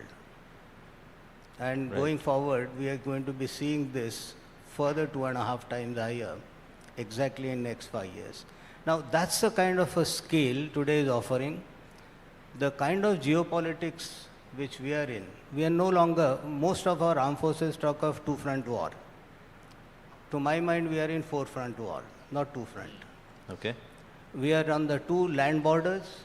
Yeah. We have the eastern side of the sea to be guarded, and we have the current trouble, which is whatever is going on, right from the Middle East to the North Sea. Yeah. I mean, some of those areas, and that's where you see last week's, rather this week's news release said Indian Navy actually having put 23 warships and 11 submarines. You never heard of it in the past. Right. Now that's the scale at which India today is contributing to maintain peace, guarantee everybody a safe navigation through the Indian Ocean. And I think this is precisely what is drawing enormously on what India is trying to do, and obviously it's become an expectation of the world authorities and the world powers, all the top few, that this is a role which India will have to play if we have to actually guarantee safe navigation. And this is essentially where I see lots of investment is actually going to be getting into this sector. Today we see it's typically about little more than 5-6 times in terms of growth already. Okay. And more we are capturing it within India rather than it going out. Imagine 1.7 lakhs crore, 1.1 already here, 20,000 crore of exports is 1.3, the number which my colleague talked about as $14 billion. Now, this is a number which obviously will grow at a much higher CAGR. Government wanted to do 15% CAGR year on year. It's a stated policy. They've not been able to spend. It's not of money availability. And I hear it every time and very carefully. It's not availability of money. Money will be available if armed forces were able to spend. And that's exactly where the industry remains in that sense. It's ability of the industry to do more, and more will come. Supply side. Right. Thank you very much. Absolutely rightly spoken. We have run out of time. Unfortunately, we can't take any more questions, but only one point I would like to just conclude this discussion on is that, you know, the finance minister will talk today on the road to Viksit Bharat at 2047, and to be a developed country, you have to be both economically and militarily there, right? So hopefully with companies like yours and with consultants like yours and with lots of thinking and expert thinking, we will surely get there. Thank you very much to all the panelists. Thank you all. Thank you so much, Alokesh, for facilitating that very significant conversation. Thank you so much. And to all our panelists, thank you for being here, for sharing your perspective. And please accept this as a token of our appreciation for being at the Mid-India Investment Summit. Stay glued to your seats. We're moving into a very short but a very interesting session.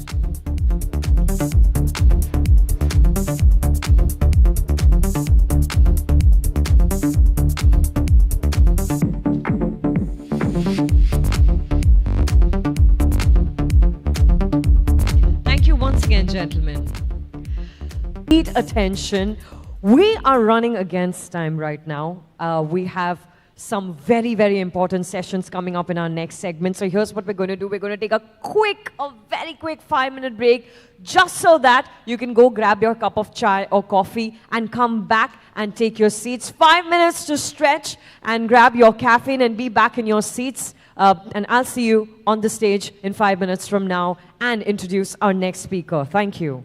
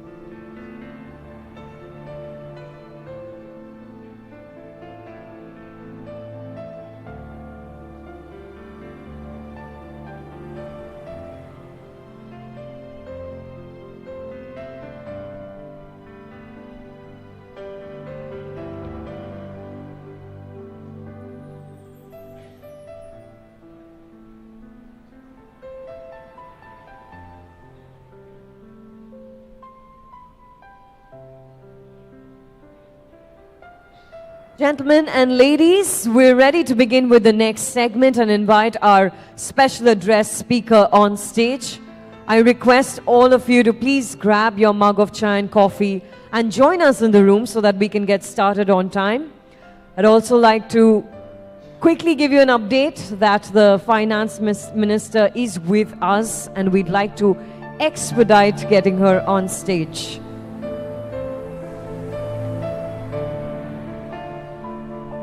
So please join us quickly in the room. And a gentle reminder to please place your cell phones on the silent mode. Thank you.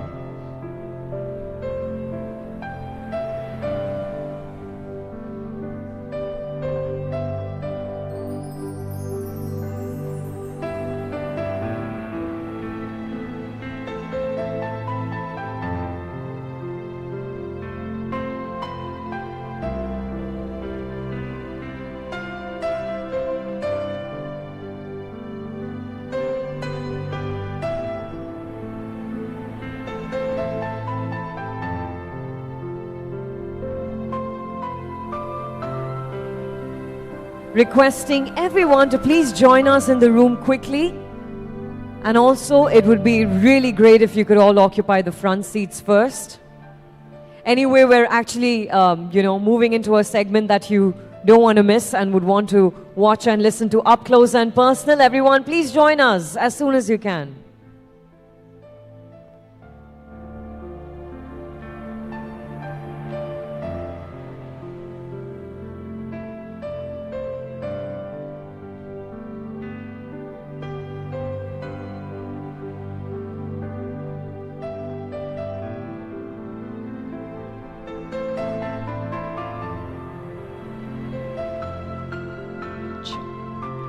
Indulge in the ultimate luxury experience at 25 South, where timeless design meets modern convenience by Hubtown.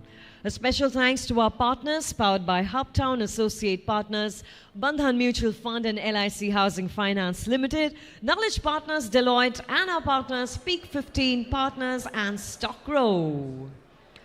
Okay, great. I think we should get started. Welcome to a session that promises to shed light on the regulatory landscape shaping India's financial sector in 2024. This is a session you don't want to miss because understanding the framework set by India's banking regulator is today even more critical, both for consumers and for companies alike. We are here to dive deeper into the regulator's perspective on the current anomalies and within the banking system, of course, and even what are the proactive measures that are being taken to address them. But, of course, also asking the question whether there is a fine balance between regulation and innovation, or are we steering towards overregulation?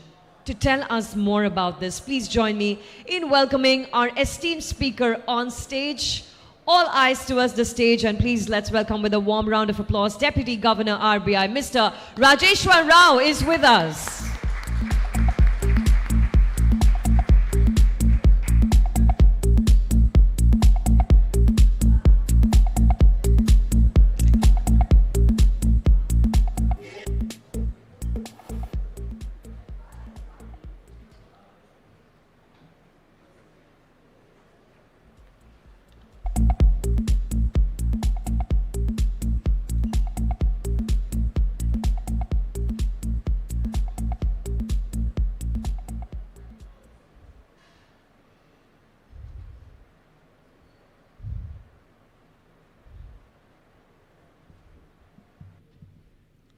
Good evening, everybody. Ladies and gentlemen, it's indeed a pleasure to be here amid such a distinguished gathering. The theme of the summit, the rise of Indian spring, is both contextual and inspiring, reflecting not just the rising trajectory and profile of the Indian economy, but also the sentiments prevailing within the country and across the globe. As a regulator, it is our endeavor to promote a robust and resilient financial intermediation system with appropriate regulatory and supervisory frameworks in place. During my address today, I therefore intend to share some perspectives on how we are building and enabling regulatory framework to prepare the Indian financial system and entities to support the nation's growth aspirations while ensuring that there are adequate guardrails for ensuring financial stability. Anticipated technological developments and innovations, which we are witness to, hold great promise for the financial sector. They have immense potential to increase the reach of financial firms, enhance the range of product offerings and conveniences to the customers. They have the potential to expand the ambit of finance to hitherto excluded segments of the society, with the added benefits of delivering these products and services at lower costs.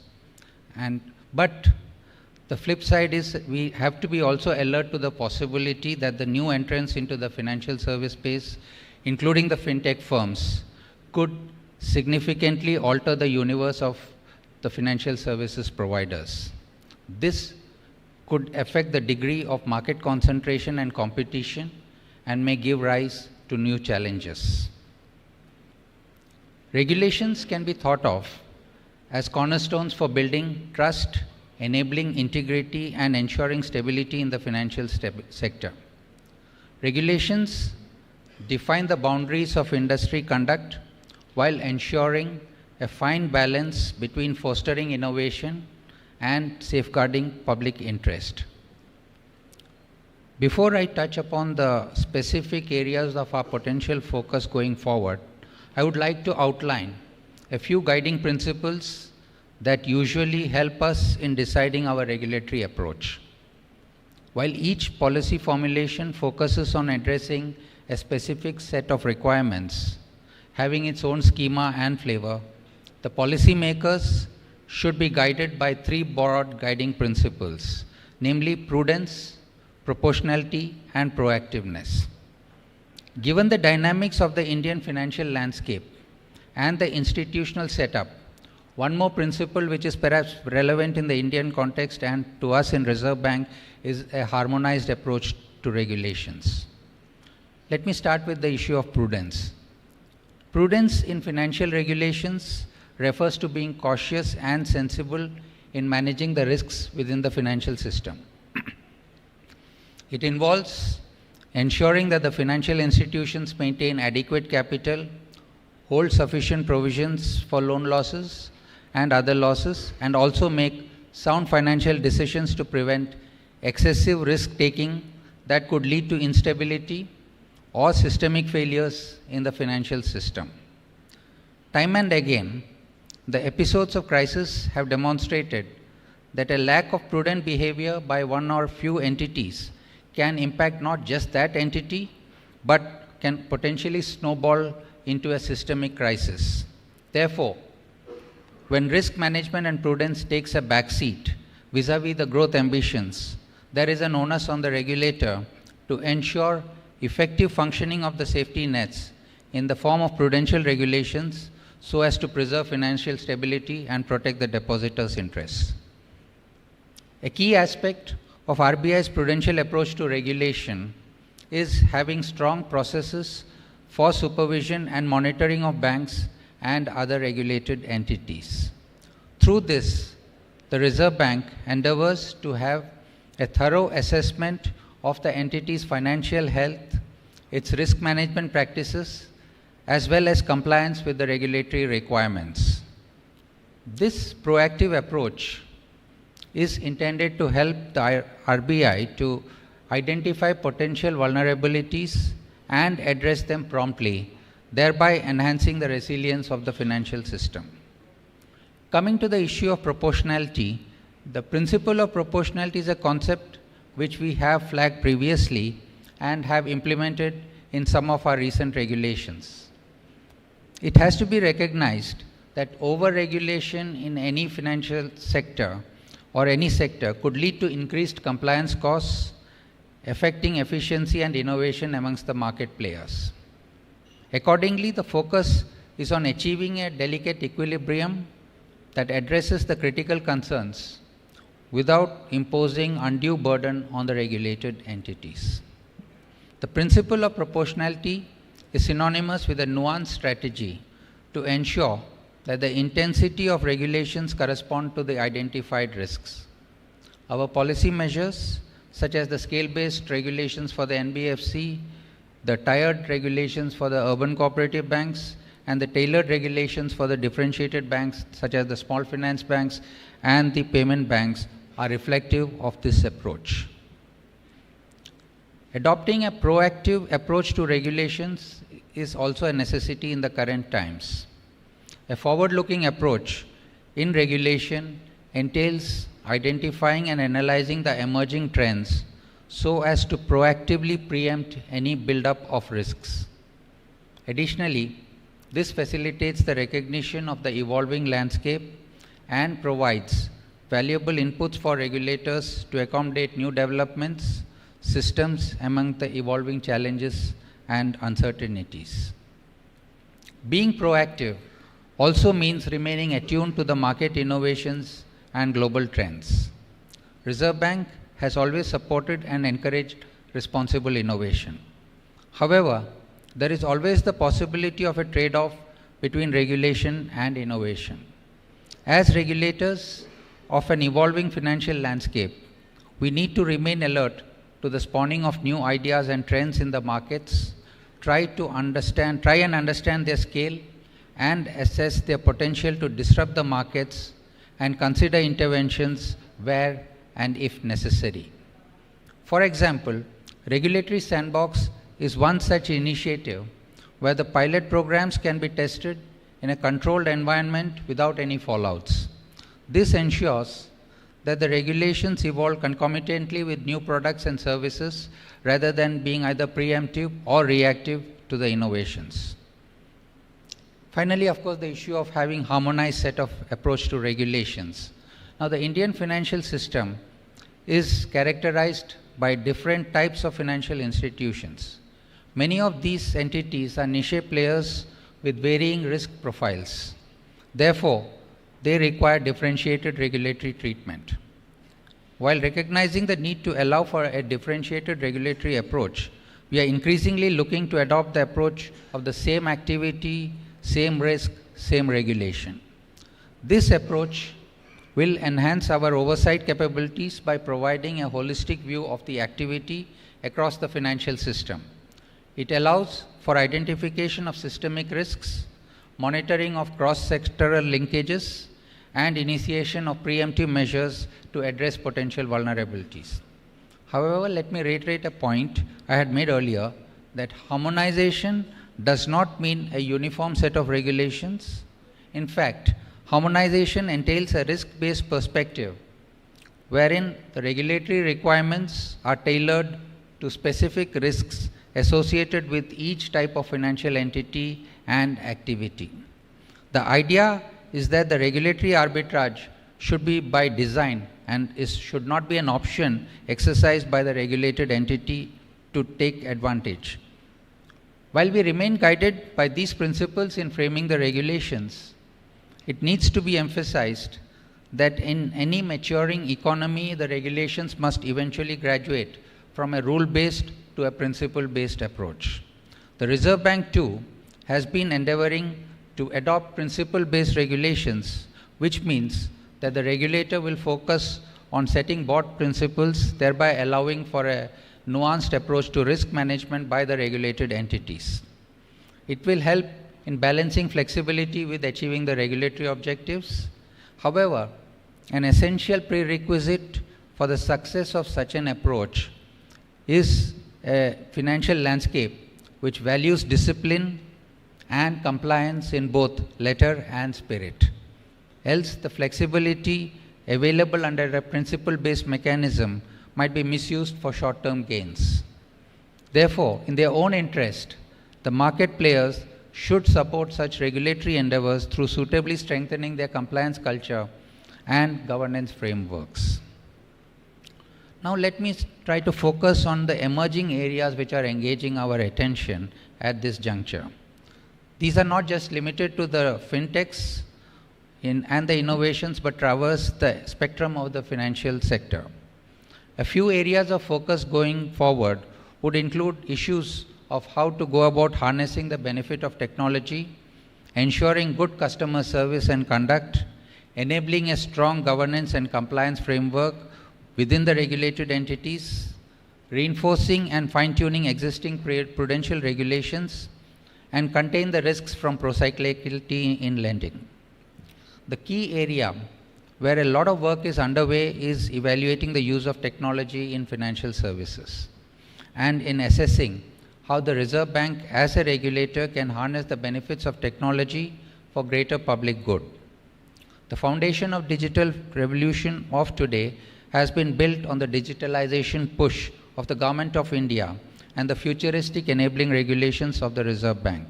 To give an example, the FSDC, that is the Financial Stability and Development Council, set up a working group in April 2016 to look at the granular aspects of fintech and its implications so as to review the regulatory framework.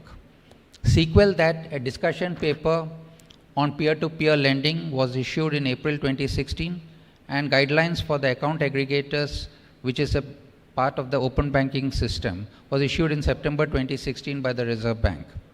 Moreover, the Reserve Bank established its regulatory sandbox in August 2019. All of us here are also well aware for the transformation of the payment space, where we can proudly claim to have the pole position in the globe today. Post-COVID, the digital economy got a push and adaptation rates have increased multifold. This has brought about newer challenges, especially in the digital lending products, such as the issues pertaining to coercive practices, dark patterns, and excessive interest and other financial charges. To address some of these issues, the Reserve Bank issued the digital lending guidelines in 2022 to regulate these practices. Further, when some more innovations in this sector came, such as the first loss default guarantees, the Reserve Bank supported such initiatives by issuing suitable regulations in June 2023. Reserve Bank has thus strived to remain ahead of many of its global peers in nurturing fintech innovations and has issued regulations to support them from time to time. As I have alluded before, that with newer players entering the financial services space and disrupting the rules of the game, the banks may become but one among the host of entities competing to win the customer's business. Therefore, the focus of the banks as well as the regulators has to pivot from the intermediation paradigm to the marketplace paradigm. As the consumer preferences change, banking and financial service industry would have to reorient their business models, processes, and products.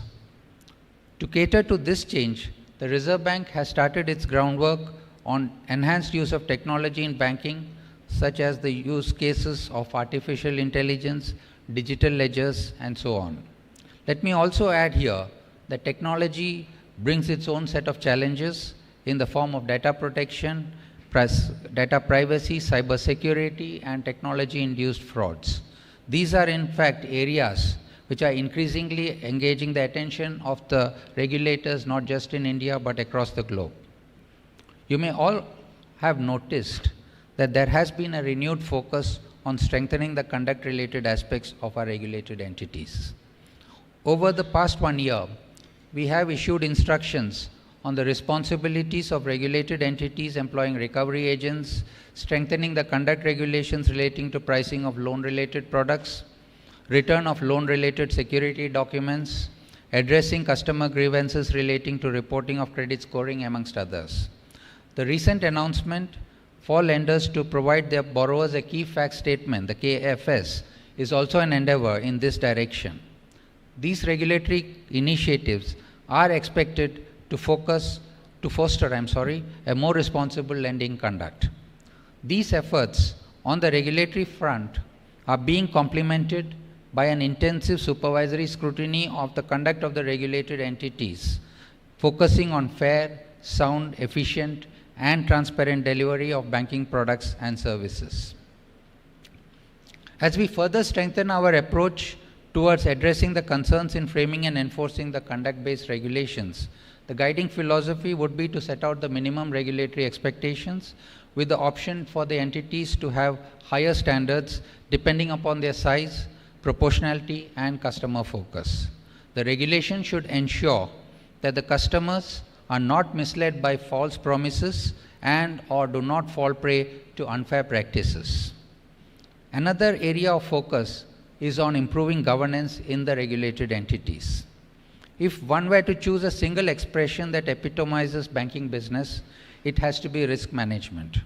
This arises from multiple factors, including the bank's fiduciary role in respect of its depositors, their critical interaction with the real economy, and their role in the payment systems and in ensuring financial stability. A strong governance framework and a robust risk management system, coupled with effective oversight by the board and the senior management, provides a greater degree of comfort to the regulator.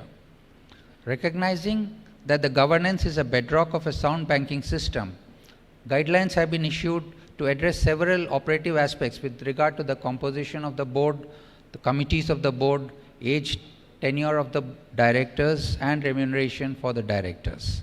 The Reserve Bank has also issued guidelines on supervisory expectations and for providing of sufficient authority and independence to the three critical functions of risk management, compliance, and internal audit. The boards are expected to take an active role in identifying and approving the heads of control and assurance functions and to establish clear lines of communication between them and these assurance functions. Continuous assurance, vetted by an independent process, should give succor to the institution's managements and not just to the regulators. The Reserve Bank will continue to reinforce prudential regulations to ensure that the banks recognize the risks in their balance sheets and proactively manage them. For example, given that our financial system is largely bank-driven, to make it more resilient, we are planning on introducing the expected credit loss framework for loan loss provisioning in the banks. This is a forward-looking measure and a leading identifier of stress. When issued, it is expected to transform the assessment of the credit risk and ensure that the banks will have sufficient buffers through the business cycles to withstand any impact of cyclical downturns. Further, to enable diversification of credit risk and ensure market-based credit products, enabling regulatory frameworks have been issued and put in place. The directions on securitization of standard assets, which were issued in 2021 September, focuses on traditional securitization structures. Further, with a view to developing a robust secondary market in stressed loans, a framework for securitizing stressed assets is also being prepared and is expected to be rolled out shortly. These reforms, combined with the planned rollout of the revised Basel III guidelines, will provide a fillip to the institution's capacity to support the credit needs of a growing economy and aid stability of the financial system. There is also the challenge of procyclical lending and the risks thereon.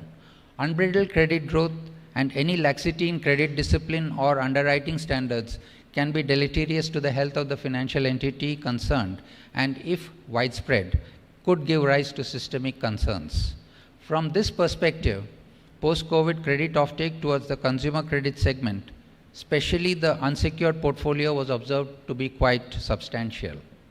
Also, the increased dependency of the non-bank financial companies on bank borrowings was leading to regulatory concerns. Although the asset quality at a broader portfolio level was not exhibiting any major signs of stress, the consistent high credit growth reported in these segments warranted some kind of regulatory intervention, and accordingly quantitative and qualitative measures were undertaken which were from the macroprudential perspective. As regulators, we would want to ensure continuous vigil to mitigate the risks emerging from both within and from the periphery of the financial ecosystem. Therefore, the digital lending guidelines issued by the Reserve Bank envisage that the regulated entity undertakes due diligence required for lending decisions even when the loan is being serviced through a lending service provider or an LSP. The increased reliance of the banks and non-banking financial companies to identify and onboard customers through fintech partners should not mean lowering of underwriting standards and improper pricing of risks. As a regulator and supervisor, we are examining the prevailing models and practices to see how best they could be leveraged for effective credit delivery without compromising on risk management and prudential credit underwriting standards. I would like to stress here that what has been shared so far is an illustration of some of the key areas of regulatory focus. At the same time, there are several other aspects which continue to be on the regulatory radar. I am sure that through a consultative, collective and collaborative approach, it would be possible to frame an appropriate set of policy measures to address the current and emerging challenges. Through this process, we should be able to build a stable and resilient financial system which shall meet the emerging needs of our country in an effective manner.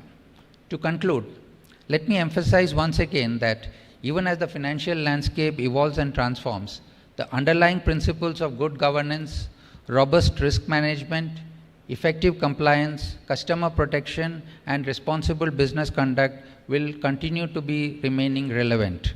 A robust culture within the organization which delivers financial services while embracing these principles will stand the system as well as the institution concerned in good stead in the long run.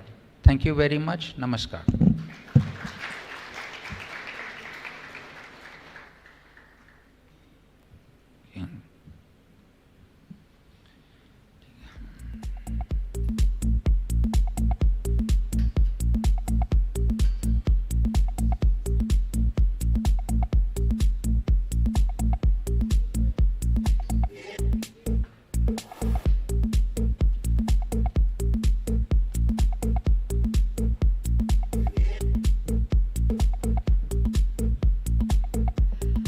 Ladies and gentlemen, can I request you for a huge round of applause?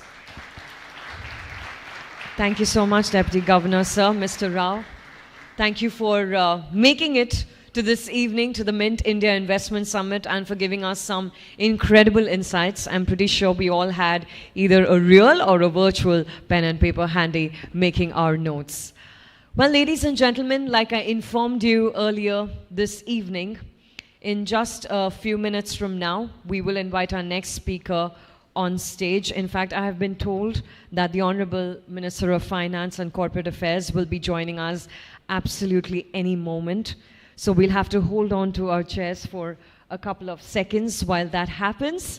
Meanwhile, I want to remind you that since we are edging towards the final but the most important segments of the Mint India Investment Summit, please keep sharing your thoughts on your social media platforms. We're eagerly waiting to see all of them. And when you do that, please use hashtag MintIIS2024. I also want to quickly remind you that we're awaiting the awards. And the awards are very smoothly and seamlessly going to flow into a candid chat. Yes, it will be a candid chat because we are going to talk to a legendary Indian entrepreneur. Before that, of course, we have a couple of other conversations lined up in the segment. So please stay tuned. Meanwhile, I want to once again give a big thank you to our partners powered by Hubtown, our associate partners, Bandhan Mutual Fund and LIC Housing Finance Limited, knowledge partners Deloitte, and our partners Speak 15 Partners and StockCrow.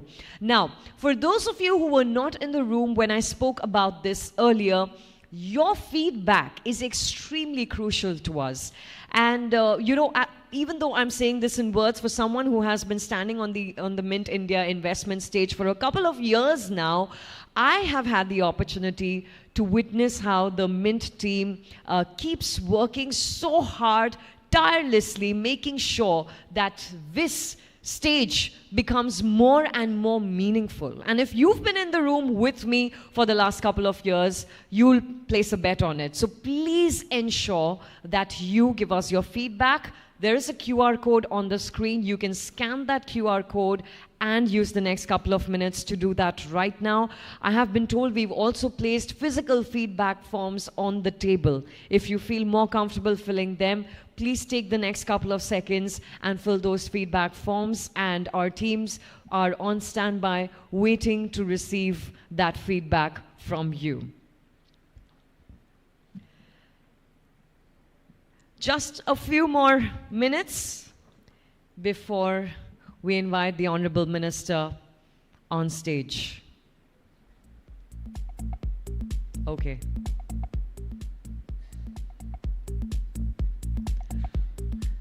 Meanwhile, let's use this time to give us your feedback.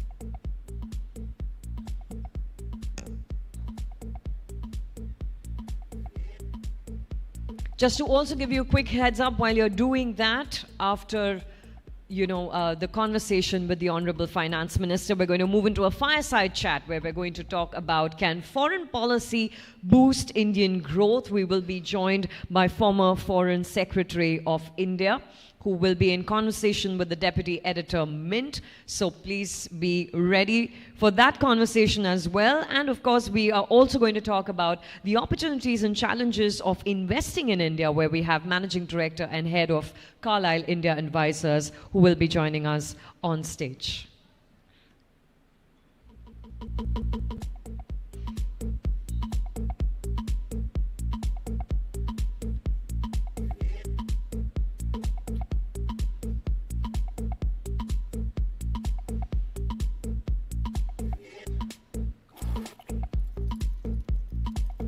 I would have loved to use these moments to have a candid chat with you right now, but time is of essence, and so just like you, I am also on standby waiting over here to welcome Editor-in-Chief Mint, Ravi Krishnan, who is going to formally welcome the Honorable Finance Minister. She is on her way.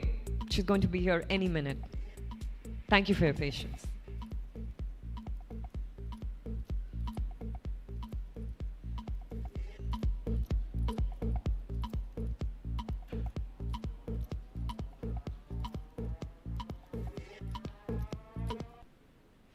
I hope you're using this time to give us your feedback, because I think after this moment where the event is going to go into a complete overdrive, and you may not find the time to do it then, but you know what the rest of the agenda looks like, and you know how exciting these 2 days have been. So please give us your candid feedback. Thank you.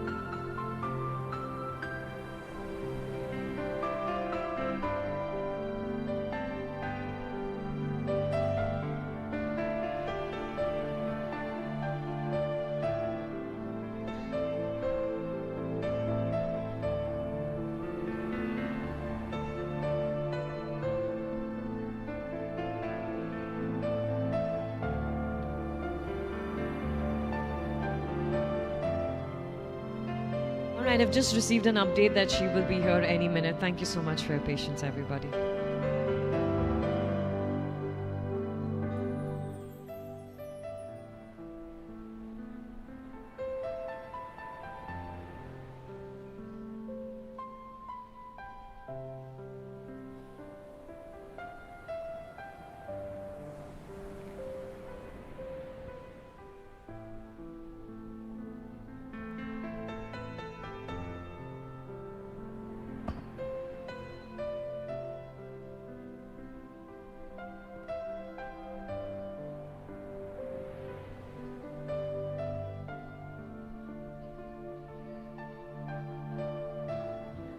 All right, I've also got a quick update on the feedback forms. In case you're filling the physical ones, then please leave them at the table.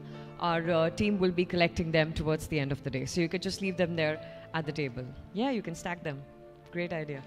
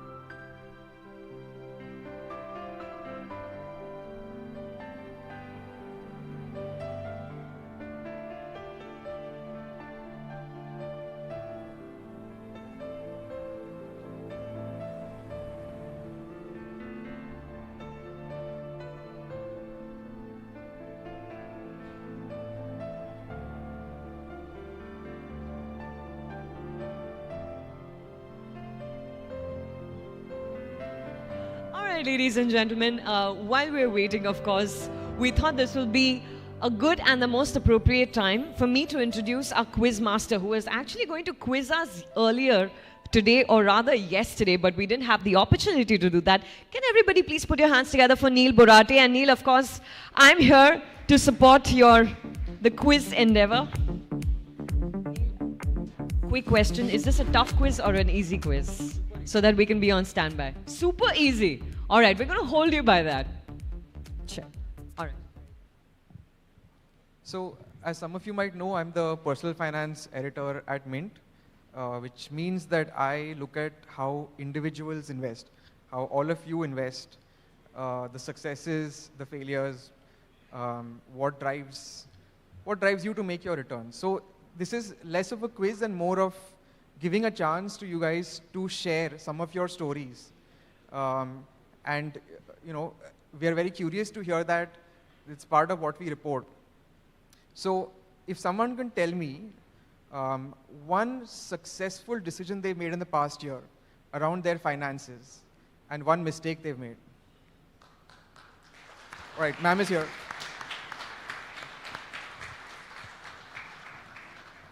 Thank you so much, Neil. Ravi, I'm going to request you to please join me on stage to formally welcome ma'am.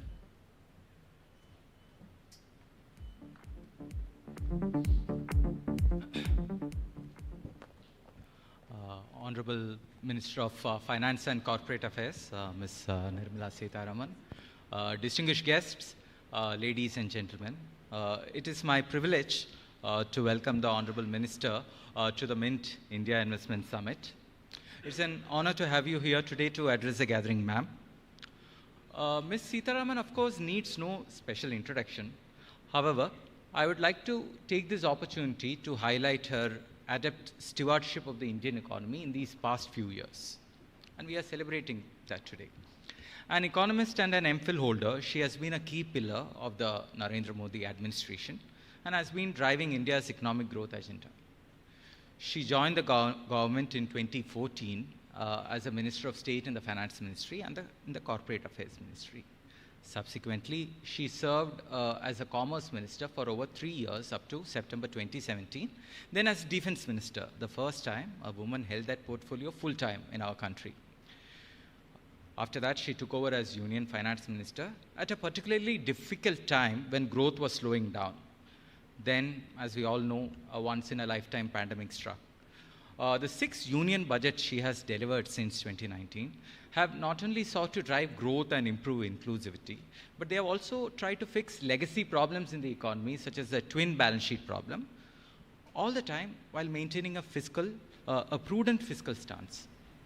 India not only emerged well out of the pandemic, but today we are the toast of the town in terms of economic growth. Ms. Sitharaman's policy making and her budgets have focused on ensuring fairness and equity through tax policy and social transfers while building social, physical and digital infrastructure, when today India is known for its digital infrastructure, and enhancing ease of living and ease of doing business. Under her watch, India took measures to boost the manufacturing sector while mobilizing foreign investments and positioning the nation as an alternative to China in global supply chains.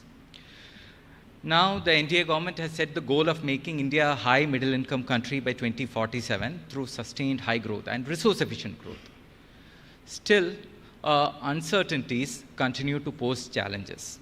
After the pandemic, the global economy is going through a phase of slow growth amid high interest rates and sluggish cross-border trade, while climate change and geopolitics add to uncertainties. Now, domestically, the national elections are around the corner, and we'll see ideological and political debates taking center stage. The minister is here to talk about the road to Viksit Bharat, which I'm sure you all would like to hear about. Just how India can go on to become a developed nation after 100 years of independence is something that is steadily generating a lot of buzz. It would be educating and enlightening to hear from the minister herself on how the nation can meet this objective. After her address, she will engage in a conversation on the same subject with us and take questions on the most pressing issues that are facing investors, business, and professionals. Now, I'd like to welcome Ms. Nirmala Sitharaman, the Honorable Union Minister for Finance and Corporate Affairs, to address the gathering. Thank you, ma'am.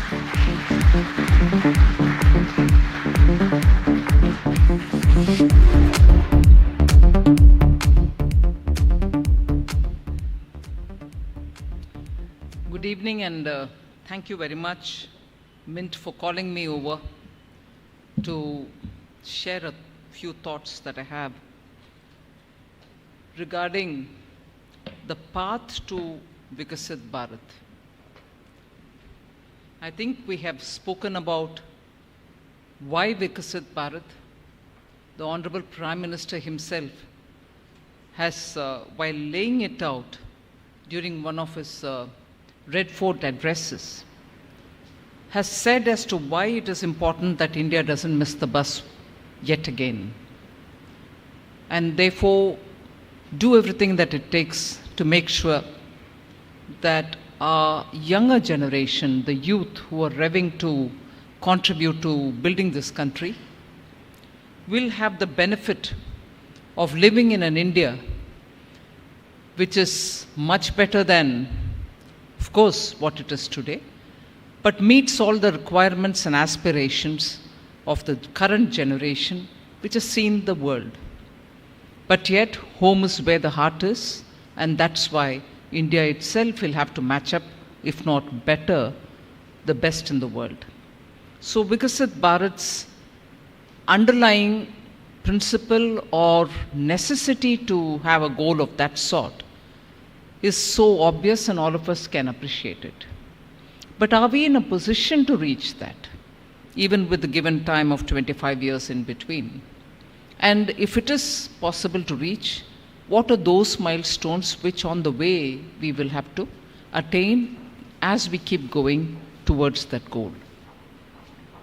The few things that we'll have to appreciate is, since after 2014, you have seen relentless effort to remove those, if I may use the word, stains on India's economy, stains on India's political economy, and stains on what is perceived about India globally and within India. So it is the removal of the stains that actually has taken all the effort of a majority mandated government which got elected, and the perseverance and the hard work of the Prime Minister and the entire government, and the experience of a 10-year-long Chief Minister who understood governance and was ready to be open-minded about scaling things up so that we can make up through the use of technology what we missed out in decades. So you saw so many things happening in so many different fronts, but eventually, if you have to give a larger canvas to it, it was a canvas, as I said, where perception about India had to change, the ways we did business had to change, ways in which government interfered in common man's life had to be changed, and that is why you heard the Prime Minister very often saying, I'm searching for my words in Hindi, but सरकार का प्रभाव ज़्यादा भी होना नहीं चाहिए, अभाव भी नहीं होना चाहिए. So you need the government where it is required, but the government has to be somewhere at the background and not be overpowering the citizens' everyday life. So that required effort. If you would think that that is a straightforward thing, stay back. It doesn't happen that way, because well-entrenched systems required pulling up and also taking a step backward where government's intervention in our lives was not required. So very clear strategic interventions were made in the governance systems so that ease of doing business was one of the nice expressions used. But the idea was that reforms at the center will have to also be reforms in the state level. And now come the third term, it will be carried to the third layer of panchayat and urban local bodies.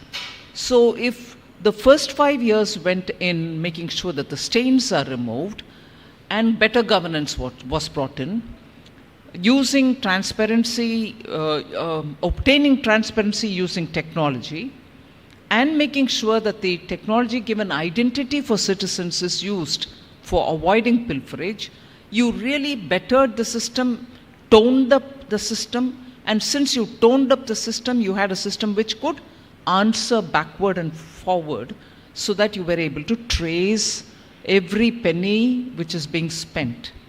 And very quickly, if I have to give you an example, by using direct benefit transfer, today I can confidently tell you, Government of India has saved something like 3 lakh crores from pilferages. If money had to go, it should go to the right person. Ghost accounts should be weeded out. People who didn't exist in the village cannot be receiving monies. And therefore, with the efficiency that which is enabled by technology, we have saved that kind of money. And saving means that you have more money to spend on projects which are waiting or welfare schemes which need to be elaborated on. So technology was adopted in every sphere of activity for the government to improve its governance. The foundation was laid on that. And also such legislations which made the country all come together, give solutions for our businesses, IBC, GST, were all steps taken in the first term itself. The second term, you had reforms continuing. A clear stated privatization policy was announced in the budget. And because of the privatization policy, we were able to say government is not going to be in chosen areas at the cost of private sector. The policy was very simple and straightforward. It said everywhere, every sector is opened up for private, and private sector therefore were welcome, even into areas in which they were not allowed to enter earlier, such as space, such as defense production. And you can see within 5 years what difference that has made in terms of the export of defense producers from India, in terms of the number of startups who are in space sector today, as a result of which today India has become one of those elite club of geospatial activities, which you wouldn't have had a couple of years ago with private participation. Yes, India did have a lead because of the government alone policy in space. But today, with the inputs coming from the private sector, it's becoming lots more versatile. That's the point I would like to underline there. So the private sector or the government's policy was very well laid out. That opened up avenues for more foreign direct investments to come into the country. The caps were removed for foreign direct investments in areas which for a very long time had remained at 26% or 49% and so on. With that, you find India receives a lot of foreign money today as joint venture partnership or direct investments themselves. So when they come for investment, they are not going to go away that easily, or even if they want to sell off their part of the equity, there will always be somebody else who's going to take their place. It's very different from the FIIs of the world or the FPIs of the world. So if the second term gave birth to such very well-considered opening up, banking sector's health was also improved. You find them now providing rich dividends to the government. Their NPA levels are coming down. They are only going to further come down in the next few months. With banking sector revving to perform, and banking sector, particularly the scheduled commercial banks, going back to doing their core business of lending and receiving deposits, and not getting into long-term high-risk investments for which the government has come up with a bank which is for infrastructure funding and for development. The NABFID was the bank which India waited for a very long time, and because they have come into play, the banks can get back to making sure short and medium credits are the ones they're focusing on rather than looking at high long-term credit lending. And since there was a credit asset mismatch, you had the high risk of bank performance going down. That's now avoided because there's an institution taking care of it. So not just one reform, but a chain of reforms, each supporting the other, and as a result, the economy's foundations have got strengthened. As we do this, we've also identified those new sunrise sectors, which are the ones on which we are putting money. You heard for research and development, the Anusandhan Kosh that we've started with 1 lakh crore, which can be now put into a particular SPV, which will raise more resources and even fund risk-ridden, let's say, innovative work which is being done by private sector as well. It is not just for government work, R&D money for that. You also have green hydrogen mission, which has again got about 20,000 crores, which will be promoting green hydrogen. There are missions within the government and various departments which are promoting electric vehicles. Artificial intelligence is something which I mentioned in my budget, which is going to be sure a big leap forward for India. We will be setting up 3 major centers of excellence for artificial intelligence, and that will give us a good advantage in being world leaders in terms of our young being qualified in artificial intelligence and being ready to lead the world on various instruments and use cases that they can build out of artificial intelligence. If these are the ways in which we are building, there are genomics, geospatial areas, rare earths, renewable energy, all of which are getting high priority from the government. Now, if this is the way we are indicating from the point of view of policy making, that these sectors will attain good traction and policy and fiscal support will be offered for them, you also find investments coming in those areas already. But if this is the way India has to strengthen itself, equally in the social areas for building up empowerment programs for people who are in the bottom of the ladder, several skilling programs are happening. I do not want to remind that in terms of efficient distribution of food grains through the PDS, again technology is used so that people can draw their ration wherever they are, and the families which stay back in the villages can have their ration. That portion which is unutilized by the working member of the house can be taken in the village itself. So these are small steps to make sure that families don't suffer because of mobility related issues. The way in which infrastructure spending has gone up in this country, where it was only 1.8 lakh crores in 2013-14, that's gone up to 11 lakh crores. Now, in the latest budget, which is a vote on account, I've increased that further, and also already indicated before the July budget that the emphasis on capital expenditure will still continue.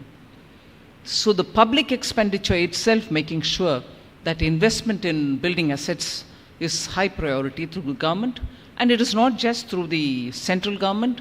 We are also giving 50-year interest-free loans to the state governments for building capital assets. So India's picture, if you want to look at it that way, at a macro level, macroeconomic stability is in place. Inflation management, far, far better than the last 10 years before 2014, where it went to double digit. We have not, there has been close, let's say we are playing in tandem with the RBI in making sure inflation is well within the tolerance band.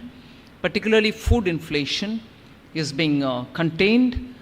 It's, I think, in the range of 3.4 or something of that kind. Seasonal shortages in food does spike up the inflation, but that's under control because there is a group of ministers who are looking at it. And if this is the way in which inflation management is happening, macroeconomic stability being what it is, you've had 3 quarters of growth above 8%. And hopefully the 4th quarter, which ends tomorrow, will also have it in the range of 8 or above 8, resulting in 23-24 having an average growth in the GDP of 8 or over 8% is what my expectation is. But I leave it before you. I'm sure all of you are monitoring the Indian economy as much as we do. But the 3 quarters consistent growth over 8% is real good news. And I thank the people of India for being so energetic and coming out to make sure that India remains the fastest growing economy. One last word on how Honorable Prime Minister looks at Indian society, identifies sectors or identifies sections of people who need assistance from us. He very clearly put it in 4 different letters which stand as an acronym: the Garib, the youth, the farmers, and the women.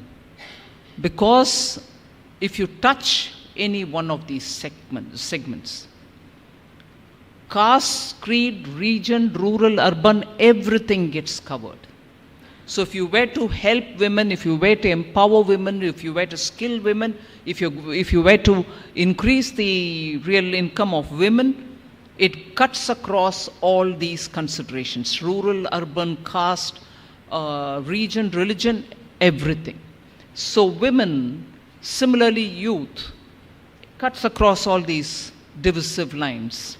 So the approach that Prime Minister is taking is to make sure those who need to be assisted will be assisted, and no play of religion or caste comes into it. No play of urban or rural comes into it. No play of northeast versus south. The divisive politics that we hear today, although the only agenda, and I'm talking openly a bit of politics before you, these are times to talk about it. Whilst this is the canvas with which Honorable Prime Minister wants to give us that castle that we have to reach in 2047, and all of us will have a role to play. And these are the very various sectors through which we want to build the strength of India, provide the youth the kind of support for their dreams and aspirations. The other side, shockingly, despite the benefit technology has given us, shockingly has one agenda which is a negative agenda. Remove Modi is that one negative agenda. And the kind of divisive language with which India is now being treated again, which is what was done over 70 years, is this divide, north-south divide. Is this vituperative language used for a religion, but very kind language for some other religion. This division doesn't hold good in the face of things which Prime Minister Modi does. Ujjwala reaches everybody. Toilets reaches everybody, not just the minority or the majority. So the alternative is the negative alternative of remove Modi, and the language through which we will remove Modi for them is the north-south debate, the caste debate back again, and also talking about only some privileges to be given to some sections because that's what is my vote bank. India's fed up of these sort of things. We don't want any of this. And in the last 10 years, we've proven that despite all the false allegations that they would put on the Prime Minister, there has not been one instance of discrimination in any of these criteria. Caste favoring, religion favoring, region favoring, none of that. People themselves concede that every benefit, every social welfare program has reached everybody. Every opportunity has reached everybody. There's more to do, I admit. And therefore, this is the Viksit Bharat and the Yatra through which we want to reach there. The Yatra is not for us, the Yatra is for all Indians, so that we reach there and we owe it to the next generation, that they have a better India in which we contribute and they build, and that is what all of us are going to see by 2047. Thank you very much.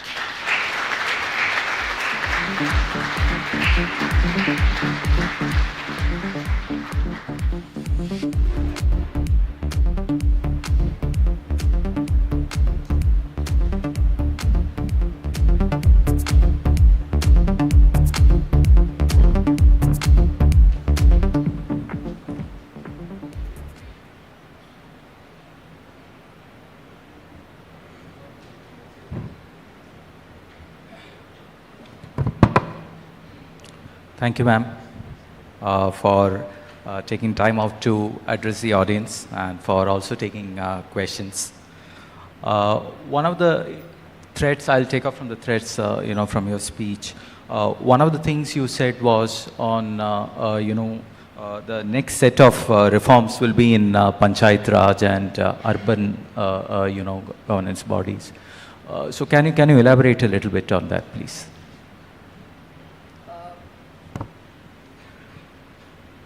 Well, I think in the last 20, 30 years, or even since 1991, whether it is urged by the IMF, or whether the country itself has been working towards wanting to reform India's economy, bring in reforms in various aspects of the economy, it's always been addressed to the center. Now, during the COVID and also a little afterwards, we've been working with the states to say, if there are things that we can extend to the states, we would extend, but certainly, would you mind taking up some reform in the power sector? Would you mind taking up some reform in the one nation, one ration card? And so on. And many states have enthusiastically come forward, and not only come forward, now they are in a position to say that has helped them. So if that is the way in which we could go to the states, it's also now the time for taking it down further, because eventually when businesses have to start or investments have to come, they have to be grounded somewhere. And that is at the level of some village, at the level of some periphery in a city. And in those places, if elected bodies are not aware or are not ready for being open, transparent, welcoming, everything that we do will be in the paper and not on the ground. So one set of, you know, I wouldn't use the word demands, I would say suggestions, which people have as far as the next generation of reforms is concerned, are direct tax reforms.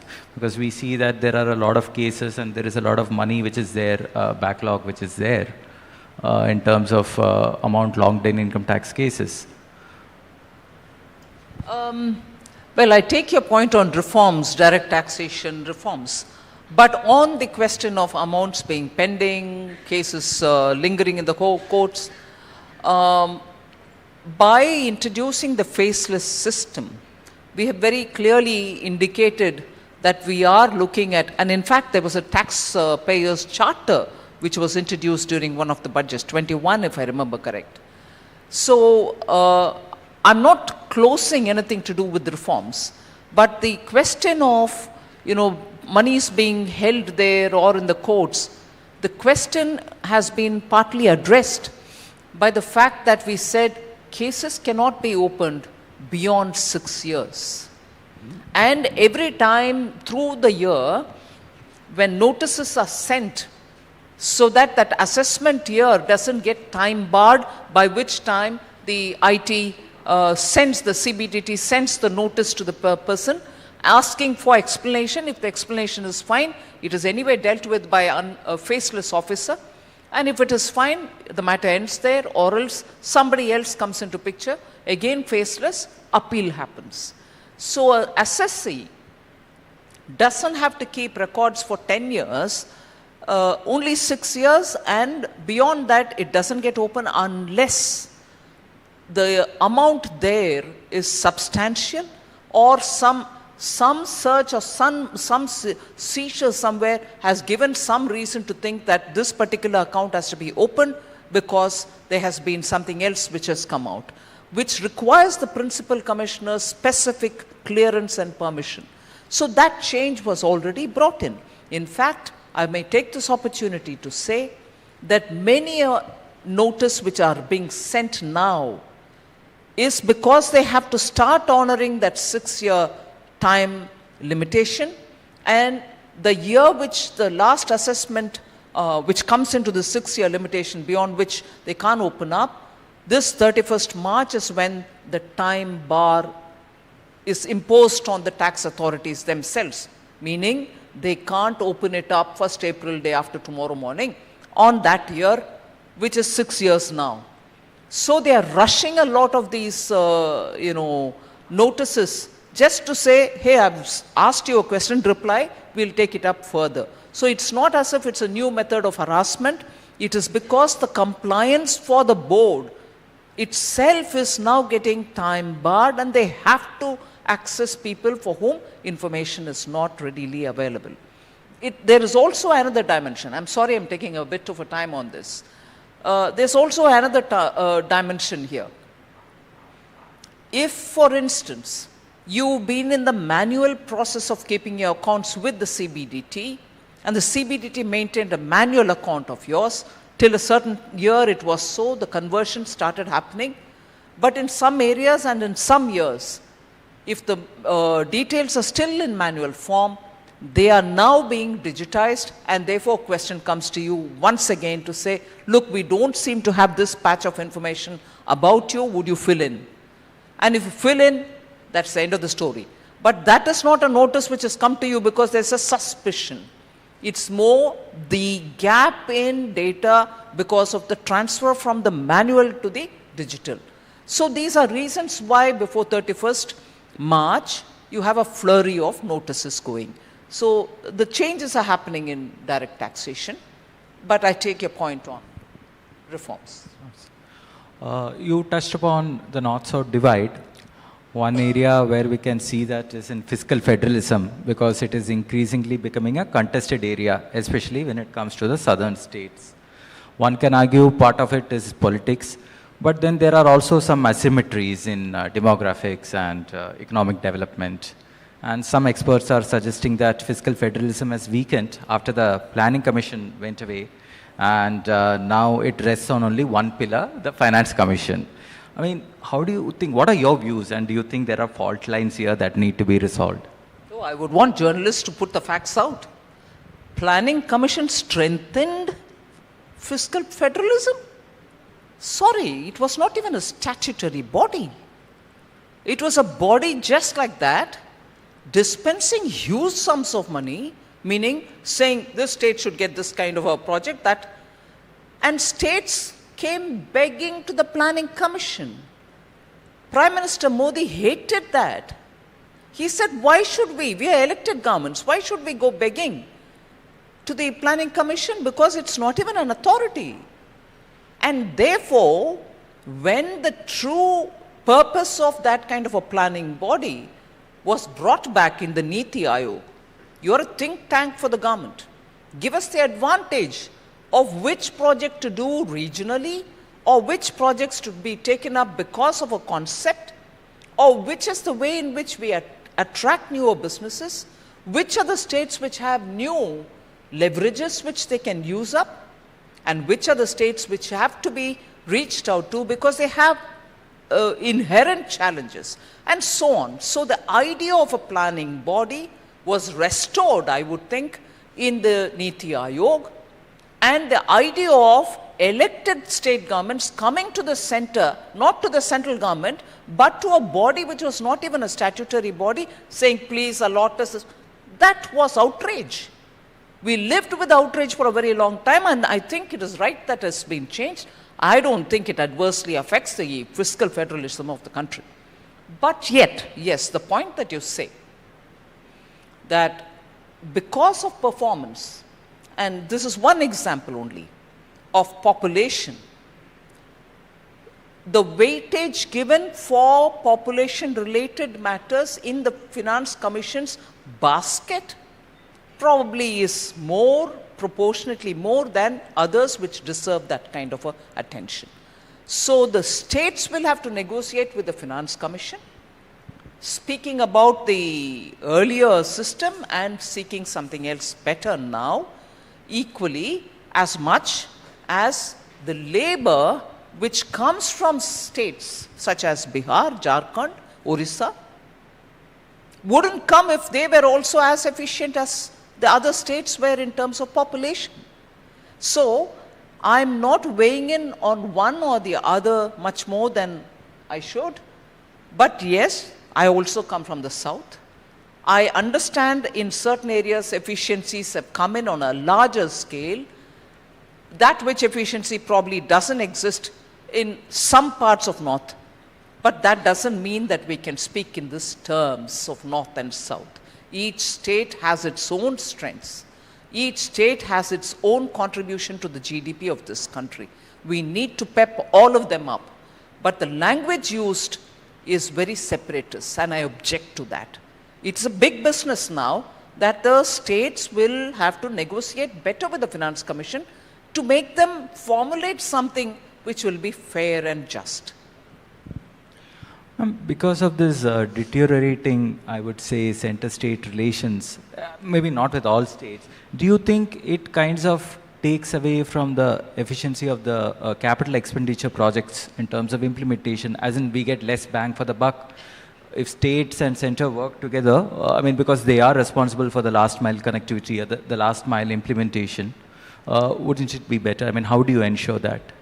Deteriorating center-state? I'm sorry, not at all. It's completely politicizing center states, and some states do it unabatedly, and they also approach the courts, and the courts, thank God, in this country speak the truth. And I take each such opportunity to go to the court with a document to tell them where, what has been done. Where has the discrimination been, if at all? I explained it in the court seat. So, deteriorating is not a language I want a fair-minded journalist to use. Politicizing center state, yes, you may want to say it, I'll also join you on it.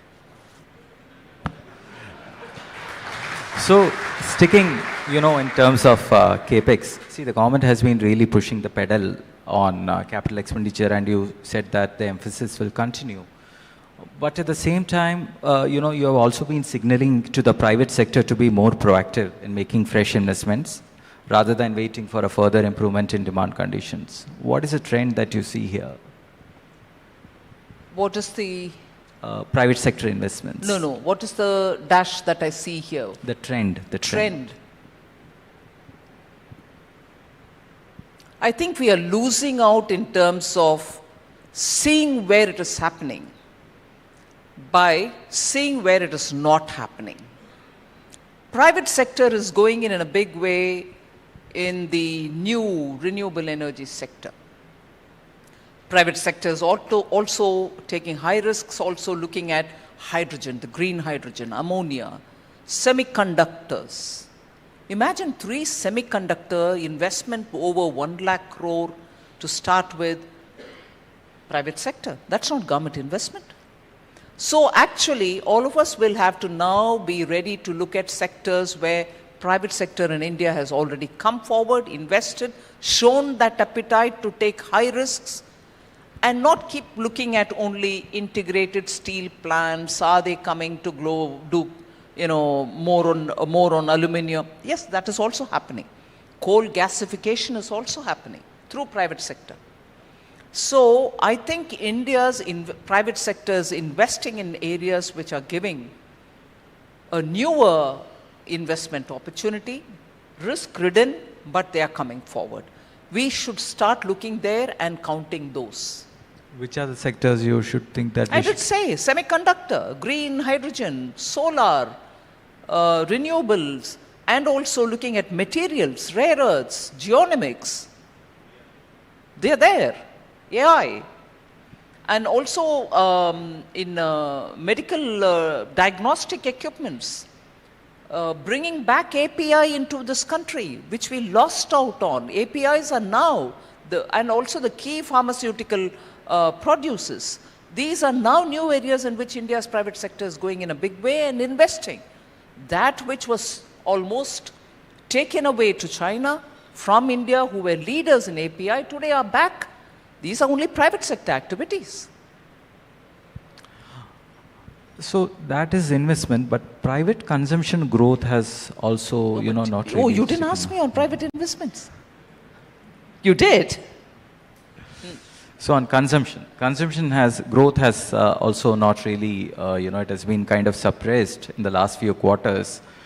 I mean, what is your view on that? I don't want people to look at it month on month and keep asking the same questions. You think 8% growth would have been possible in 3 consecutive quarters if there was no consumption happening?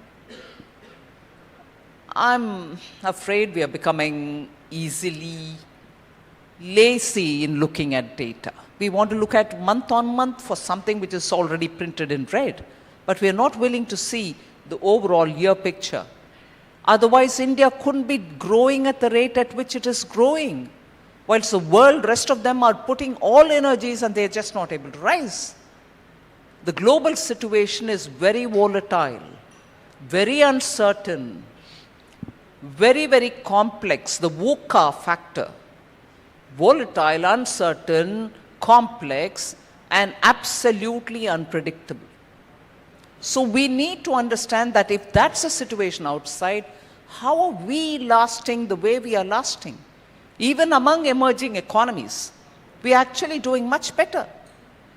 Countries, emerging economies, which have quite a few strength because of the product, the commodities that they have, the wealth that they have in terms of the commodities with which they can bargain. We are not even in that league in terms of the commodity richness. We still import a lot of our main requirements, but still we are the fastest growing. if you don't mind, I will say this. We should get out of this self-depreciating, depreciating attitude and stand up and say, yes, it's possible for India. You don't need to hype the situation. But running ourselves down, enough. We have to get out of this. Believe in ourselves. We can deliver. Believe in ourselves. Entrepreneurs are doing brilliant work. So we need to have that backbone to say, yes, we will do it. We are doing it. We can take it further. So that question was asked more in terms of trying to understand what will be the drivers of growth, in the future. I mean, this year, as you said, we are looking at 8%, the just ending financial year. But if you have to look at the forthcoming financial year, I mean, what do you think will be the next big driver? I mean, let's not just look only at the next financial year, but over the next 5 years. I've fairly elaborated on those issues. If you're going to empower the women of this country, the youth of this country, and the farmers are given the strength, you're going to have agriculture, the rural areas all developing. And let us not forget the numbers here. By 2030, you're going to have 70 crore Indians in the middle class, meaning middle income group with purchasing power in their hand. And that 70 crores of 2030 will touch 100 crores by 2047. Middle income group with that kind of number will have to consume. They will have the purchasing power for you to produce things which they can buy. And if you're strengthening the rural areas, strengthening the youth, strengthening women, giving them skills, the drone Didi is a massive success because women are volunteering to get themselves trained. And that is going to have a very big mindset impact in the rural India, where women holding drones and controlling them, spraying fertilizers, assessing the density of the crop on the ground. These are all not small things. What you couldn't achieve during the socialistic era, in terms of empowering people, well, good try, no harm, is now getting done by the adoption of technology among women, by use of mobile phone among women.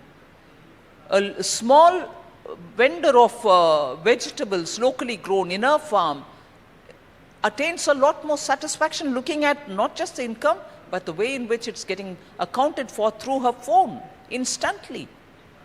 The mindset change when women use phones, when women use drones, and also that they are earning money, are all big ticket reforms in the ground, in the villages, and these are going to have a lot of ripple effect, I would think. Switching topics slightly, ma'am, the Indian capital market has done well in recent times, but SEBI has cautioned about froth in certain parts of the market. Similarly, the RBI governor has also cautioned about, has raised certain concerns about unsecured lending. I mean, what is your view? Are you concerned about overheating or asset bubbles? Well, I think the regulators speak on those matters.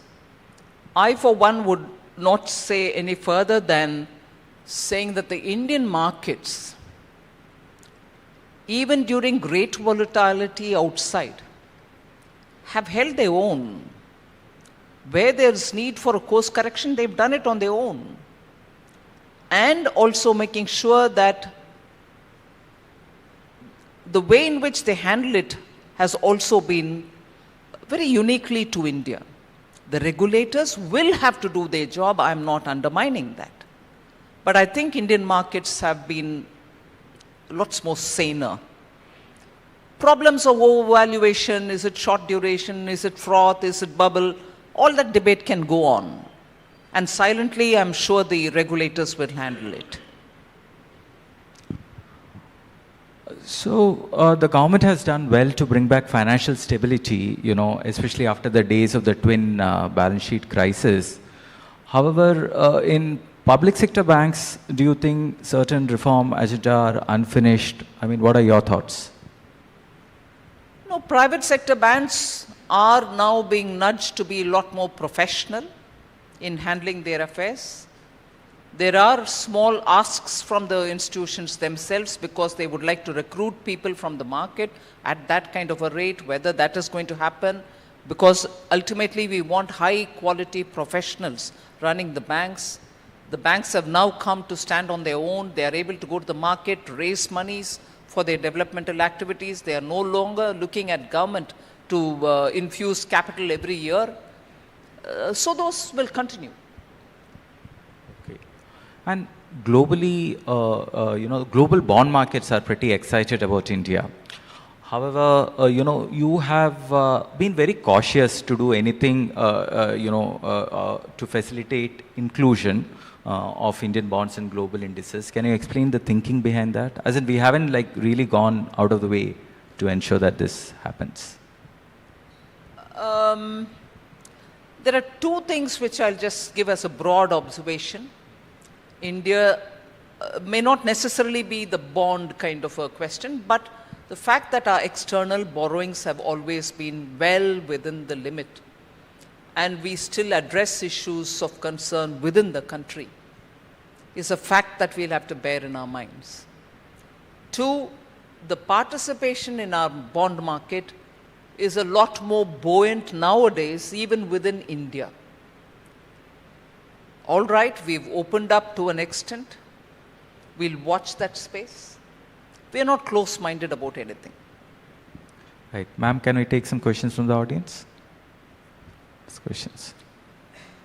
Yes. Good evening, ma'am. Right here. So, ma'am, as an education entrepreneur who's setting up schools in tier 2, tier 3 cities, one of the main constraints in the industry is access to private capital, which is capped because of the trust and society structure. Now, when we speak about Viksit Bharat, the whole dream of demographic dividend will be realized if we provide enough skills to the young, for which we need quality schools to really exponentially grow. For that, private capital would be needed, especially to solve the real estate problem, which is the first problem when you set up incremental schools. So is the government thinking of allowing private limited companies to set up schools and or allowing FDI into the school space to answer this problem? Well, I think the new education policy somewhat addresses this issue, but not the core issue of trust and society format with which education institutions have to be run. And it is that specific issue that you are raising. I can see a lot of difference playing out in the way in which education is expanding in India, and the new education policy to a large extent has infused quite a lot of oxygen into the system.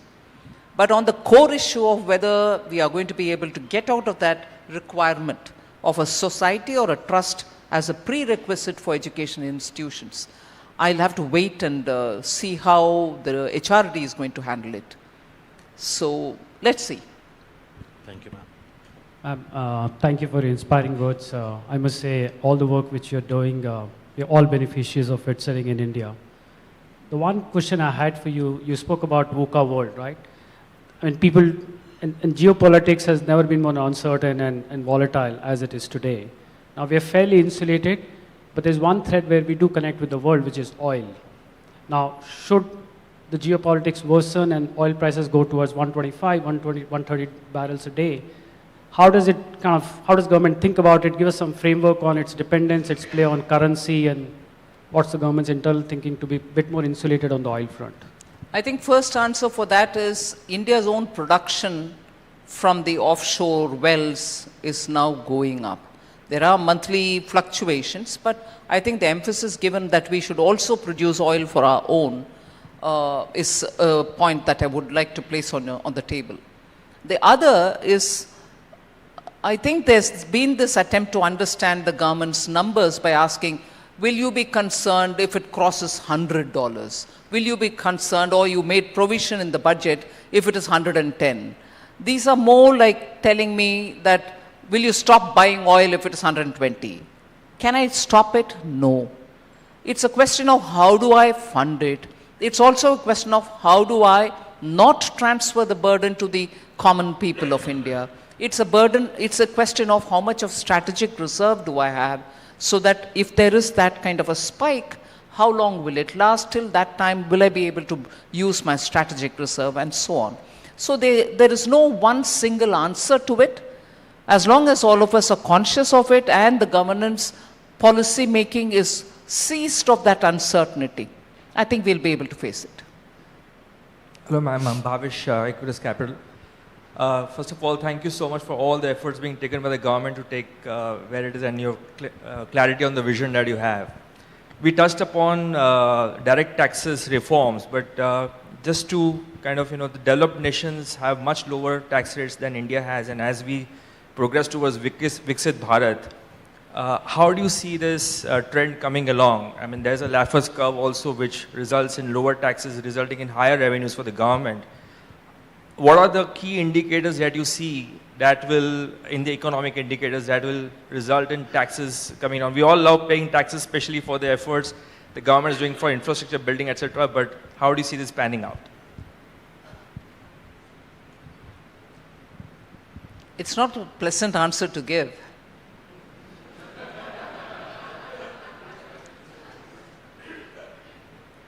Where exactly are taxes far lower than India? I'm talking of the direct taxes. US is an example people quote me very often. Every state in the USA has its own tax, the federal tax. I sat once over a week to see how the 50 states of United States taxes.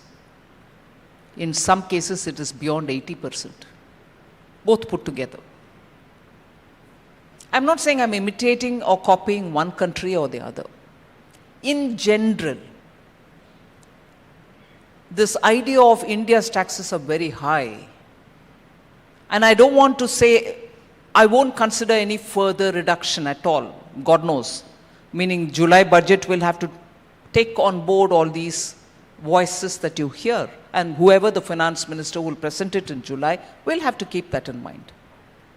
But the fact remains that this is a country which saw 97% tax pre-91. And annual increases were crazy. After 2014, irrespective of the desperation in the situation in spite of COVID and other things, Prime Minister Modi's one and only line was, "You shall not increase."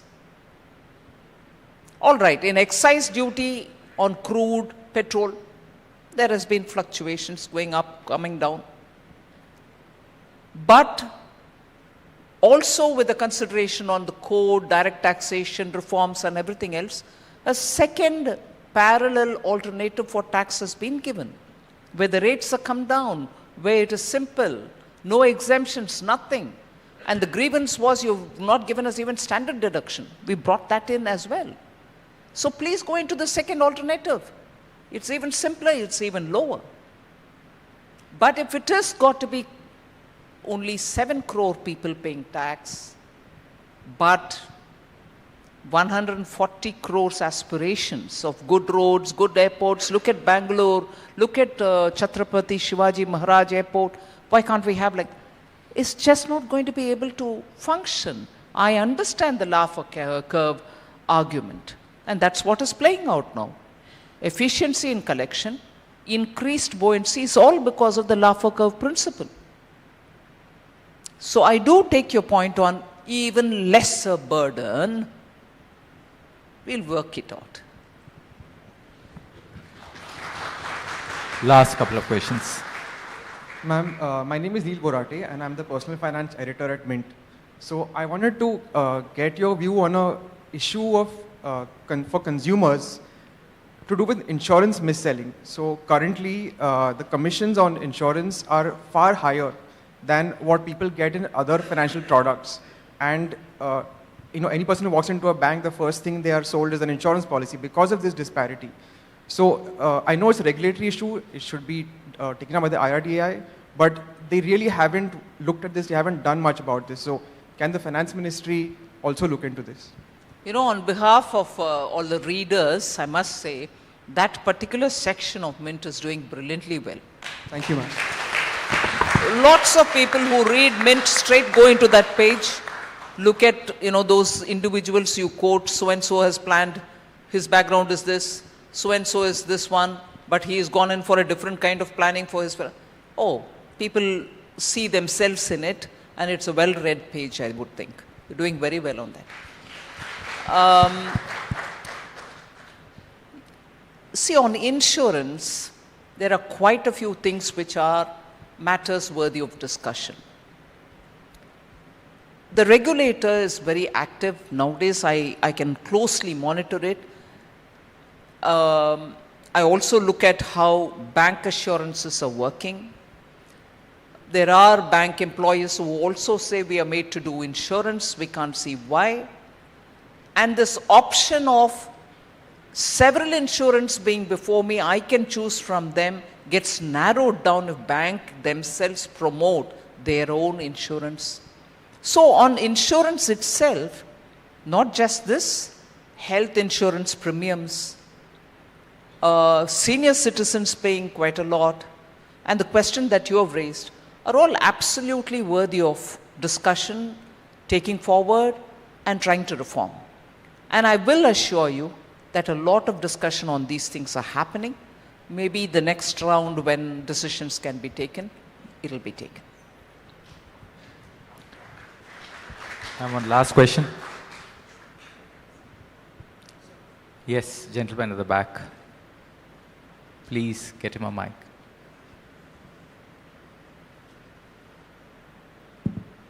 Ma'am, thank you for your address.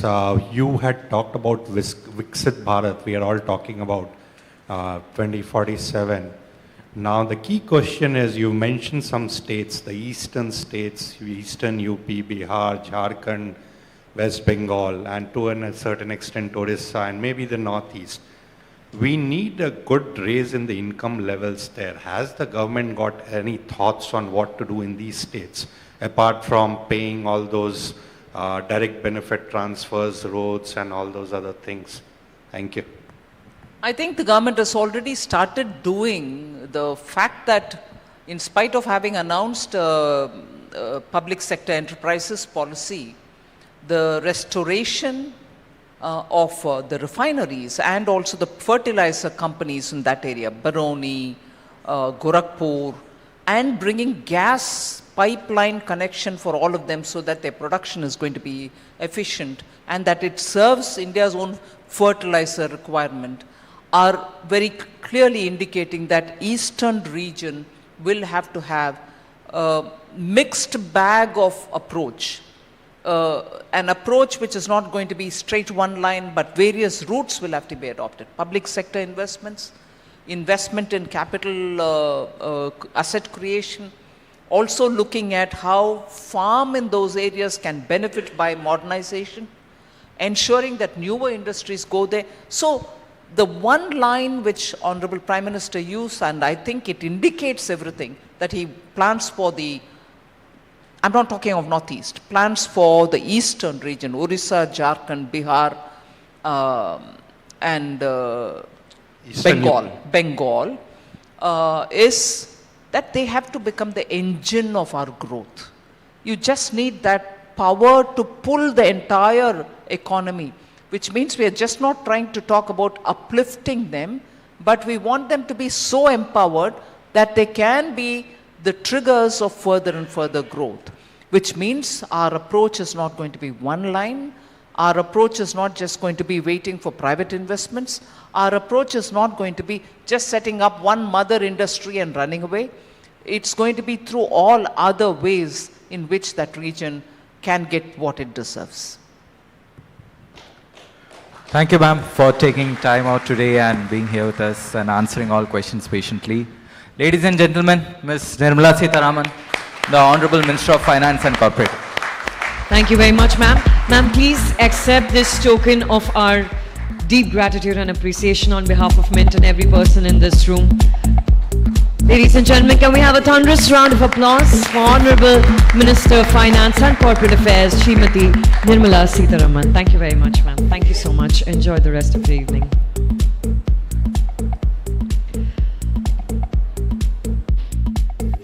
stay glued to your seats. I have a surprise coming up for you on the screen, followed by our next very, very important conversation about foreign policy boosting Indian growth. And as you all settle down, ladies and gentlemen, we have a word cloud that's going to appear on the screen that carries names of almost every attendee in the room, and this is our special thank you and expression of our gratitude to all of the attendees at the Mint India Investment Summit and Awards 2024. I request you all to please make way for the Honorable Minister to leave. Thank you so much, ma'am. Thank you very much. Please settle down, ladies and gentlemen. As we prepare to invite our next eminent speaker on stage, who will be in conversation with Neil Borate, Deputy Editor, Mint. It's going to be a fiery fireside chat on whether foreign policy can be the secret sauce for boosting Indian growth. How should we navigate these choppy waters? What opportunities could arise from these challenges, and how can we turn them into wins for India's growth?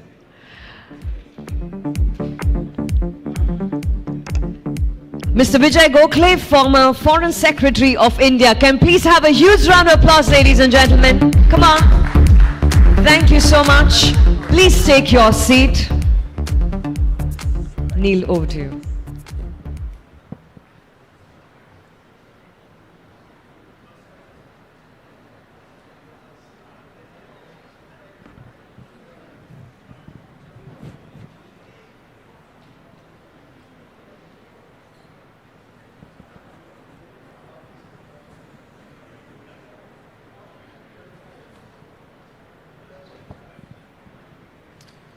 All right. So the speaker I have today needs no introduction. Vijay Gokhale is our former finance secretary and foreign secretary and ambassador to China. Sorry, finance minister, so I had finance in my mind. And not just that, but his recent book has actually won the prize for best non-fiction, the Ramnath Goenka prize. So if you could have a round of applause for which. In fact, I was just thinking, if the prize goes to former ambassadors, then us journalists are somewhat lacking. We need to really step up our game. So let's get straight to the topic. So Vijay sir, this is a unique, if tenuous time for India, India Inc. rather. On the one hand, the world is interested in India's growth story, and Indian firms are more outward looking in their approach. But when India Inc. looks abroad, it also sees uncertainty, rising geopolitical tensions, and the threat of military conflict. How do you see the international environment playing out in the next decade? Yeah, thank you, Neil. And it's always a hard act to follow the finance minister, but I'll try. I think everyone, the finance minister herself and somebody from the audience also spoke of the VUCA factor. And really, if we want to understand the world today, we have to understand that we are going through not one, but two transitions at the same time. One is a millennial transition. It's happening once in several centuries. And that is the world's center of gravity in economics is returning back to the Indo-Pacific after almost half a millennium in the Northern Atlantic. This is a once in a millennium change, and we are at the heart of that change. India is at the heart of that change, and therefore there is a massive opportunity we have. But a second transition is also taking place. And that is the fragmentation of the global political and economic order that the United States built after the Second World War, right? So you have the United Nations credibility at its lowest in 7 decades, and this is the only global institution which makes rules for maintaining peace and stability in the world. So you see the Security Council unable to resolve two major conflicts taking place in Ukraine and in Palestine.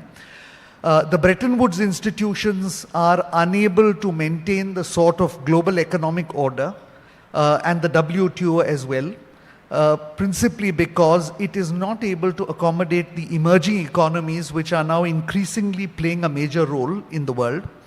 So you have a fragmentation of the global economic order. Technologically, there are no laws. We are in a lawless world when it comes to outer space, underwater, cyber, and all these new technologies, artificial intelligence, quantum computing, and so on. And the organizing principle at the end of the 20th century, which was that democracy was the only form of governance which could give both economic stability and national security, is being questioned now by your northern neighbor, which says, look at me, you don't have to be a democracy to give benefits to your people. So we are faced both with an opportunity because of where we are located and a set of challenges because the world's order is fragmenting. Now, just want to add one final point, and that is some people think fragmentation is good because it leads to a more multipolar world. But I have a different approach, or a slightly different approach, because we have to look at the facts on the ground, right? If you look at GDP, and I'm talking World Bank figures, the United States is at $23 trillion, China at $18 trillion, give or take $1 trillion, depending on how much you trust their statistics. The next 5 global economies, globally large economies, which is India, Japan, Germany, UK, and France, collectively have a GDP less than China. And if you look at defense spending, which is another important indicator of world power, then the United States spends $800 billion, China about $400 billion, and the next 5 countries, India, Saudi Arabia, Russia, Britain, and France, spend less than China. So to my mind, what multipolar world are we talking about? We are talking of a multilateral world where on an individual issue more than 2 countries might weigh in, but we are living in a multilateral world with very strong bipolar features. And this is a situation which is going to persist for the next 15 years. So we have to work within these realities to become not only a 10 trillion or a $30 trillion economy, whichever number we wish to place, but also a major power in this world. This leads in very nicely to my next question, which is about that bipolar dimension to this world. A significant driver of economic uncertainty and tension is the strained relationship between America and China. You know both parties reasonably well. Is there any chance of détente in the future? I think the relationship between the United States and China is witnessing some structural problems. The fact is the United States did not anticipate when they opened up to China in the late 1970s that China would become a real challenger so quickly. This is not the Soviet Union. The Soviet Union was a military challenger but economically weak. You here are dealing with a country which is both militarily strong and economically viable as a major economy. So the United States has the problem of not allowing a peer competitor to overcome its sort of role as the world's major power. And on the other hand, China is determined to achieve that goal. So what you have is a structural competition, and because I think it's still a bipolar, not a bipolar world, but a multilateral world with bipolar features, you are going to see a hardening of the industrial chains by both countries and technological firewalls which are going to force the rest of us to choose between them. Now, ordinarily, I think India is in a good position. We're a large country, a growing economy, our demographics are good, and therefore one would think that we are better off than practically every other country in the world in navigating this difficult situation between the 2 major powers. But the one point which I think we perhaps have not focused on, and we should, is the possibility of a conflict in the Taiwan Strait. The Taiwan Strait is not just an ordinary hotspot in the Asia Pacific. There are others including India, Pakistan, North Korea, South China Sea and so on. But this hotspot is different. It's an existential problem for both countries.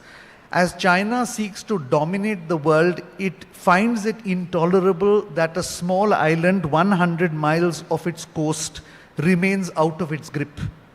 So it's a matter of prestige. It diminishes China's prestige in the world.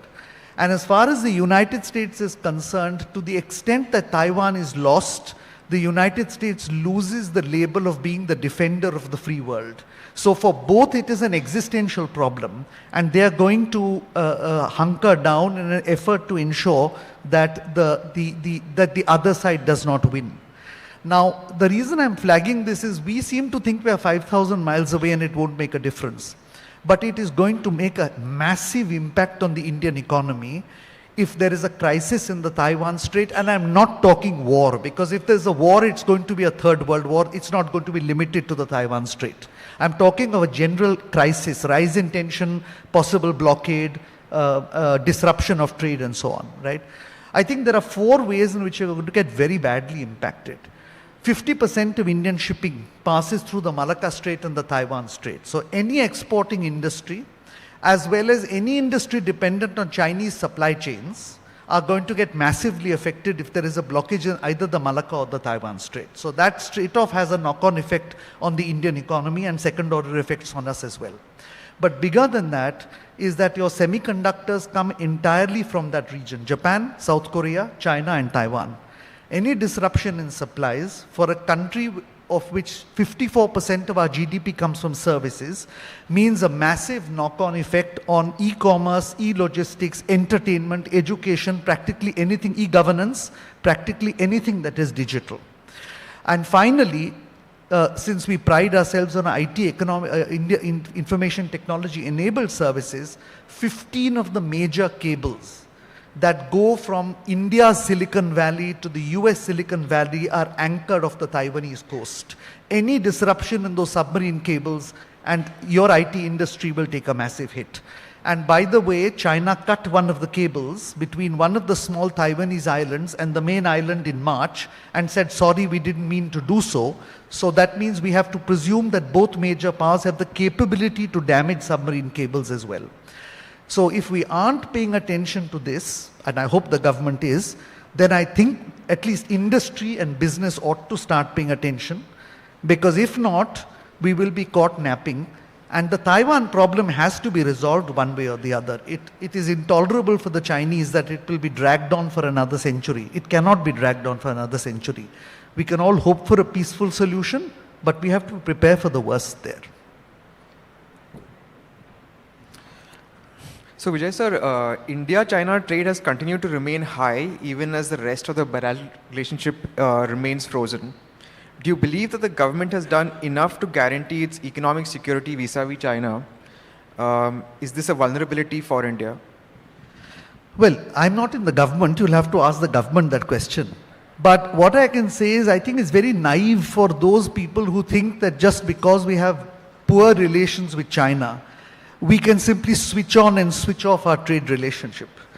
In the first place, China does dominate trade not only with us, but practically every other country in the world, because it manufactures 25 to 30% of everything in the world today.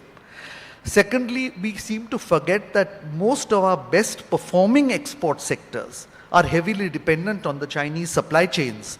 The finance minister spoke of pharmaceuticals. That's an obvious case. Our pharmaceutical exports would collapse if China stops exporting APIs to India. But your telecom industry, your electronics industry, a lot of other industries where capital goods come from China are heavily dependent at the moment on China.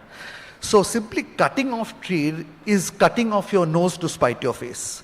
What the government, I presume, is doing and perhaps has to some extent been able to do is to look at sectors where we can build capacity so that we reduce our imports from China, and in certain other cases look at alternative points of import so that our industry is not entirely dependent on Chinese supply chains. But I think in this day and age, to imagine that we will completely decouple from China, or that the United States and China will completely decouple from each other, is impossible in a globalized world. It cannot be done. We should not be doing it. But what we should be doing is insulating our strategic industries and building up strategic capacity where our core industries are affected. And I think that's the PLI scheme and various other schemes government has is basically oriented to that direction. We had a panel earlier where Indian MNCs were talking about their overseas forays. So in that context, I asked, with geopolitical tensions increasing, do Indian companies need a foreign policy? I have no doubt that Indian companies need a foreign policy for the simple reason that if you look at the course of human history, no major power has risen in the world unless they have looked outwards. I don't mean in military terms. I think that's a historical anomaly which will not come back again. You don't go out and conquer other lands. But from the Roman Empire onwards to the American Empire, great empires have existed only when you have a strong external presence. And that external presence is not simply a diplomatic or military presence, it is primarily an economic presence, a presence that is built by our industries and companies. And to do that, I think particularly in this VUCA world, every company needs a strategy. We all thought that after the collapse of the Berlin Wall and the end of the Cold War, there was no real need for geopolitical understanding anymore. It was just geoeconomics. But of course, that was a myth because ultimately countries compete with each other and nothing is stable in the world. It's always in a permanent transition. So if we are to bring geopolitics back in, then I think every company needs a foreign policy because you need to know where to go, how to invest, what the risks of investment are. And if you don't have in-house capability, you have to support think tanks and institutions the way the Americans and the Chinese do today to get that sort of information from them, which will allow companies to make informed decisions. I worry sometimes that our business does not step up to the plate there. In fact, India is perhaps the only rising or major power where the think tank community is starved of funds and where outstanding young researchers have to leave academics and go in to look for other jobs because there's no money to be made in, say, doing a report saying why our industry should be worried about a crisis in the Taiwan Strait. Now, this is the year of elections, and probably in terms of foreign elections, the one that we are watching the most is the US one. So what impact can that have on India, depending on who wins? Yeah, well, since 1945, every single American election, of course, has a global impact because they are the dominant player in the world. But I think the 2024 election is going to be perhaps the most significant in half a century. And that is because it is not just between the Republicans and the Democrats. It is between that group of people which believe that the international political and economic order that the Americans have built is worth further investing in because it benefits America. And those people have lined up behind President Biden. And the growing number of Americans who feel that enough blood and treasure has been spent without commensurate benefit and that it is time for America to look after itself, and they are lining up behind former President Trump. And if President Trump gets elected again or re-elected, and America becomes a more isolationist, then what we have to presume is that the global order will fragment even more quickly than it is fragmenting today. And if that happens, then it will have a deep impact on India. So I think at a global level, we all have to really look at this election very, very closely. But if President Trump comes to power, we also have to understand that while on the national security side, our relations with the United States may continue to be stable, we are going to go for a very difficult time in terms of trade. If you have not read, I urge you to read a book by Trump's former trade representative, Robert Lighthizer, called No Trade is Free. He wrote it last year. India figures very, very prominently in that book as a country with high tariffs and unwillingness to open markets for American goods. And he mentions specific sectors in that, including pharmaceuticals, jewelry, and so on and so forth. And there are a number of sectors, right? But Lighthizer was one of the few cabinet officials who did not criticize Trump after the 6th of January incident in on the Capitol, is almost certain to get a very major position in the White House, possibly Treasury Secretary or Chief of Staff. And therefore, India is very much in the firing line on all matters economic if Trump comes to power. So I think Indian industry has to begin thinking of it, because at least my understanding is there's a 50-50 possibility that he'll come to power. So you have both to worry about a further fragmentation of the global order as America isolates, and a direct impact on trade policy if Trump comes to power. I'm afraid I have to take you back to China once more. My next question is about how China depends on its public sector companies to act as outposts across the world. Does India have a strategy, especially in sensitive countries? No, I don't think that we can follow the same strategy as China. You know, in China, the public sector is part of the government, but all heads of the Chinese public sector are all senior ranking members of the Communist Party. And under the current president, there is very little separation, if at all any, between the party and the state. Therefore, it becomes easy for the state to support the public sector. In India, you can't do that. First of all, the public sector is autonomous. In many cases, they are publicly listed companies. In the second place, I think the government wants to some extent divest or not be so heavily invested in the public sector and allow the private sector to prevail. Therefore, supporting the public sector as a set of companies is difficult, but in individual cases, defense contractors, for instance, or some of the Navaratnas, it's possible that government will give support. Nevertheless, I think, as the finance minister also said, they expect the public sector to become competitive, and I think that's the direction to go in. Okay, I'll ask one final question before we head into the audience round. And that is from the point of view of us as investors, as global investors. You've tracked China extremely closely, and the market there seems to have wiped out more than a decade's worth of gains. The economy is very down. There is a trend towards authoritarianism in China. Do you see any green shoots, or it's all quite bleak? You know, I'm not one of the, I was at a conference in Stanford a couple of months ago, and somebody in the audience asked me what I thought of a declining China. And I said, I don't see any declining China. From India, it's still a rising China, and it will be for our lifetime. We need to be clear about that. A country which has added $1 trillion in GDP to the economy every single year from the year 2000 to the year 2017 is not a Potemkin economy. It's a real economy we're dealing with.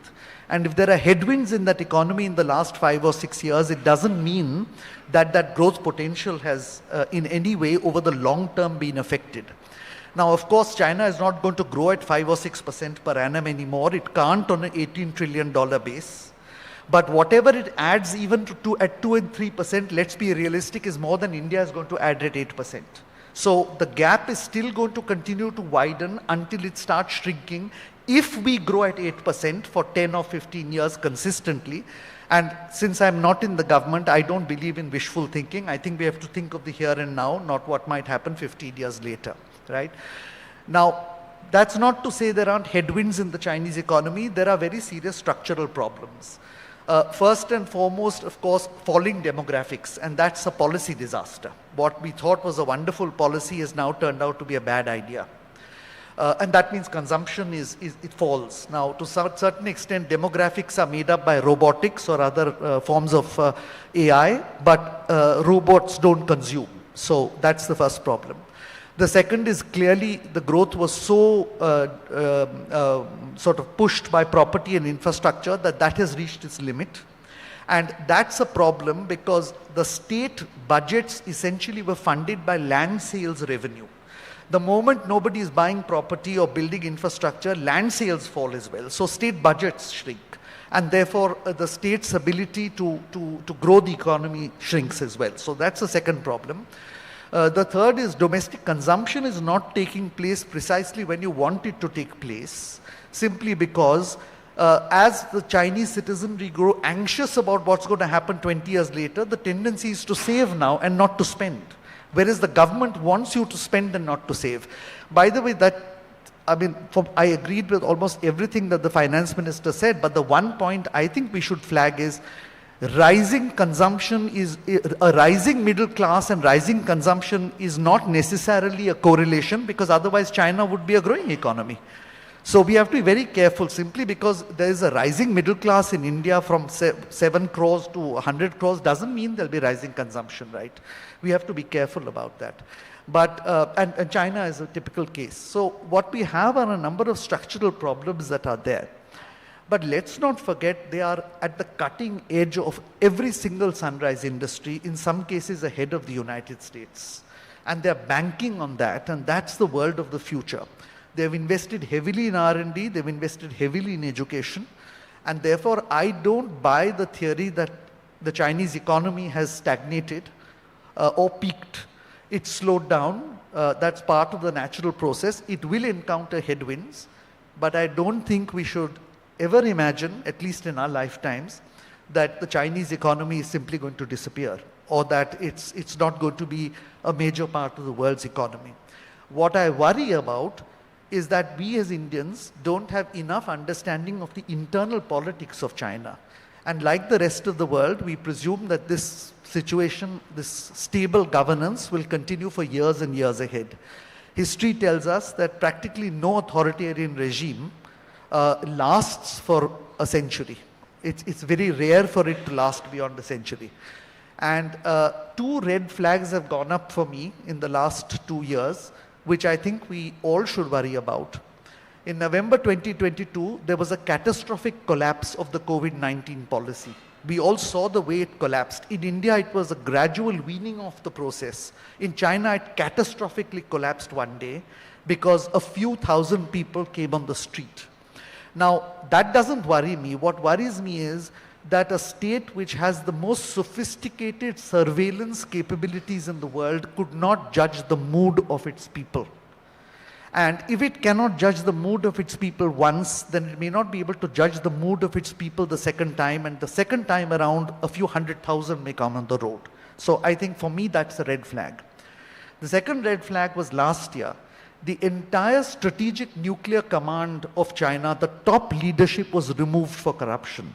Now, for a president who has for 10 years been hunting down the corrupt to the extent of jailing a number of his colleagues in the military, in the civilian side, and on business, I find it astounding that he has not been able to create that much fear that the entire nuclear command of the army has to be dismissed overnight, which leads me to believe that there is still strong opposition and dissent to the president within the country we don't see, and that might surface. Because no Chinese leader from 1949 until now has ever been able to wipe out dissent. So for me, there are red flags we should be watching. I don't think we have enough expertise in the country on what's happening inside China. But one day, if something happens there, it will have a huge global impact simply because it's an $18 trillion economy and we depend on everything from vitamin C to the storage battery in our new EV on China. All right, technically our time's up, but maybe one audience question. All right, there's a hand there. You go first. Yeah, sir, we all know what China is doing from a border perspective, but what is your view in terms of the cyber threats from China? Cyber threats from China. I can't answer that question. I'm not an expert in that area. Maybe I can go. Ranjini here from the middle. You mentioned the Taiwan issue and how the Indian state as well as the industry in general should be prepared for probably a conflict. What would you advise that the Indian state do? What do you think we should do? What is Indian play there? And what can the industry do as well? Yeah, well, I think diplomatically we carry a very substantial weight around the world. So well before a crisis occurs, I think it should be our responsibility to tell a number of other countries in the world what an impact that will have on their economies. Most countries don't realize, they don't imagine what sort of an impact will come on their economy if the United States and China have a problem. If you go to the rest of the world and tell them the US and China are going to have a problem, they don't care. But if you tell them the US-China problem is going to result in joblessness in your country or a sharp fall in GDP growth or a shutdown in industries, believe me the entire international community will take cognizance. And therefore, if we can build up a core, a sort of sense globally that this is a problem that all of us don't wish to see, then it brings pressure on both China and the United States not to attempt an adventurous policy in that area. But domestically, at least what I think should be done is that the government of India should be having a sort of review across the board of every single ministry and department which is in some way or the other dependent on China to see where the risk is. Now, we tend to think the obvious ministries are finance, commerce, home, defense, that's fine. But even ministries like education, culture, social welfare are going to be affected simply because all your e-governance programs will be affected if there's a problem. So I think what we really should be doing is making a stress test in every department and ministry of the government of how much it will come under stress if either Chinese exports or Chinese supply chains or Chinese semiconductors or the submarine cables are disrupted. And then begin to see what alternatives should be put in place to try and insulate those segments or those sectors from that, from the stress that might come. Now, it's not that difficult to do if you put your mind to it. It has to be done as a priority. But that starts with the realization that if there's a problem in the Taiwan Strait, there will be a problem in India. If that realization is not there, nothing is going to get done. So, first of all, thank you. I mean, your China thing actually is so well articulated. In fact, I must say that I should not exaggerate if I say that I have got goosebumps. I mean, the fact that China has been able to get away with murder like COVID, spreading COVID across the world, and still I don't know whether India is leveraging. Can you see me here? I'm here. I'm just asking you a question. So I'm just trying to tell you that the way you articulated China scenario was absolutely amazing. I have not seen any strategist talking about it so well. So the thing that I wanted to draw out from there is India doing enough to leverage the global situation wherein its own strategic interests are secure? I mean to say, can we depend upon USA, which is just using as a strategic tool against China in the form of Quad and other things, but when we have a difficult situation, will it help like Russia did in 1971? And China is very close to Russia, and Russia is also going to be very, very strategically involved with China in terms of Ukraine war and other things. So because they need Taiwan, so they need Russian help. Okay. So given the global emerging scenarios, the way China is aggressively going ahead in terms of spying on India, and then even in US they're buying up a lot of land next to the all the fighter pilots, wherever the fighter planes are there, So in a very scheming and with a more spying scenario, the way they are trying to do the hegemony, do we, with such a big country which is a more population than China, are we having our act right in terms of using our own aggressive tactics? I know Ajit Doval is a good strategist, but are we having our own strategic think tank in alignment so that we are able to contain China? Yeah, well, I'm a bit biased in that regard because I was a foreign secretary with this government. So pardon my being a little biased. I think the policy that the current external affairs minister has articulated, which is multi-alignment, is the only way you can go. I think we are a large country, but we need to leverage the advantages with all the major countries, and that includes the United States, the European Union, Japan, China, where it suits us, and Russia. And I think we are going down that road. And I think there's a clear understanding in the government that at the end of it all, you stand alone. If there is, for instance, a problem we have with China, God forbid, down the road, I don't think any other country is really going to come to your help. That's not the way it works. And I think there is a clear understanding in the government on that.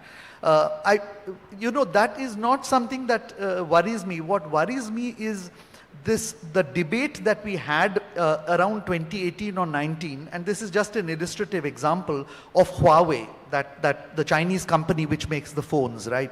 The view was that Huawei was somehow an intrusive technology that we should not get into. Which is fine because perhaps it is, but my only point is that any other technology you buy from outside is also equally intrusive. Both are equally capable. It's only one might have a worse intention than the other. It's not as if the Europeans or the Americans don't snoop on us either. In fact, their history of snooping, industrial espionage is far better and bigger than China's.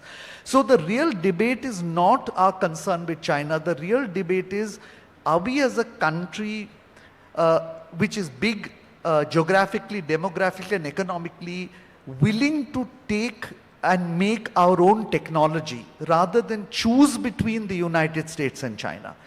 That is the debate which we should be having in this country.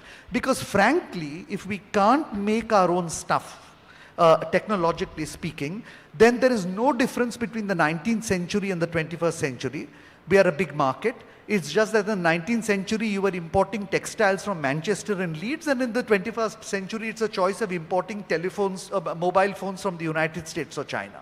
So I think that's the debate we should have. Where are we on R&D and S&T and on innovation, and what is government doing to see that those million startups actually scale up into a Google, a Meta, or a Facebook, and not on whether we should be using Chinese technology or American technology or such like. So I think multi-alignment is a tactical policy. It's a good policy. It's being well implemented. But I think a deeper debate is needed in Indian society on how we can ourselves become global leaders in technology rather than simply choosing between whatever is available in the marketplace.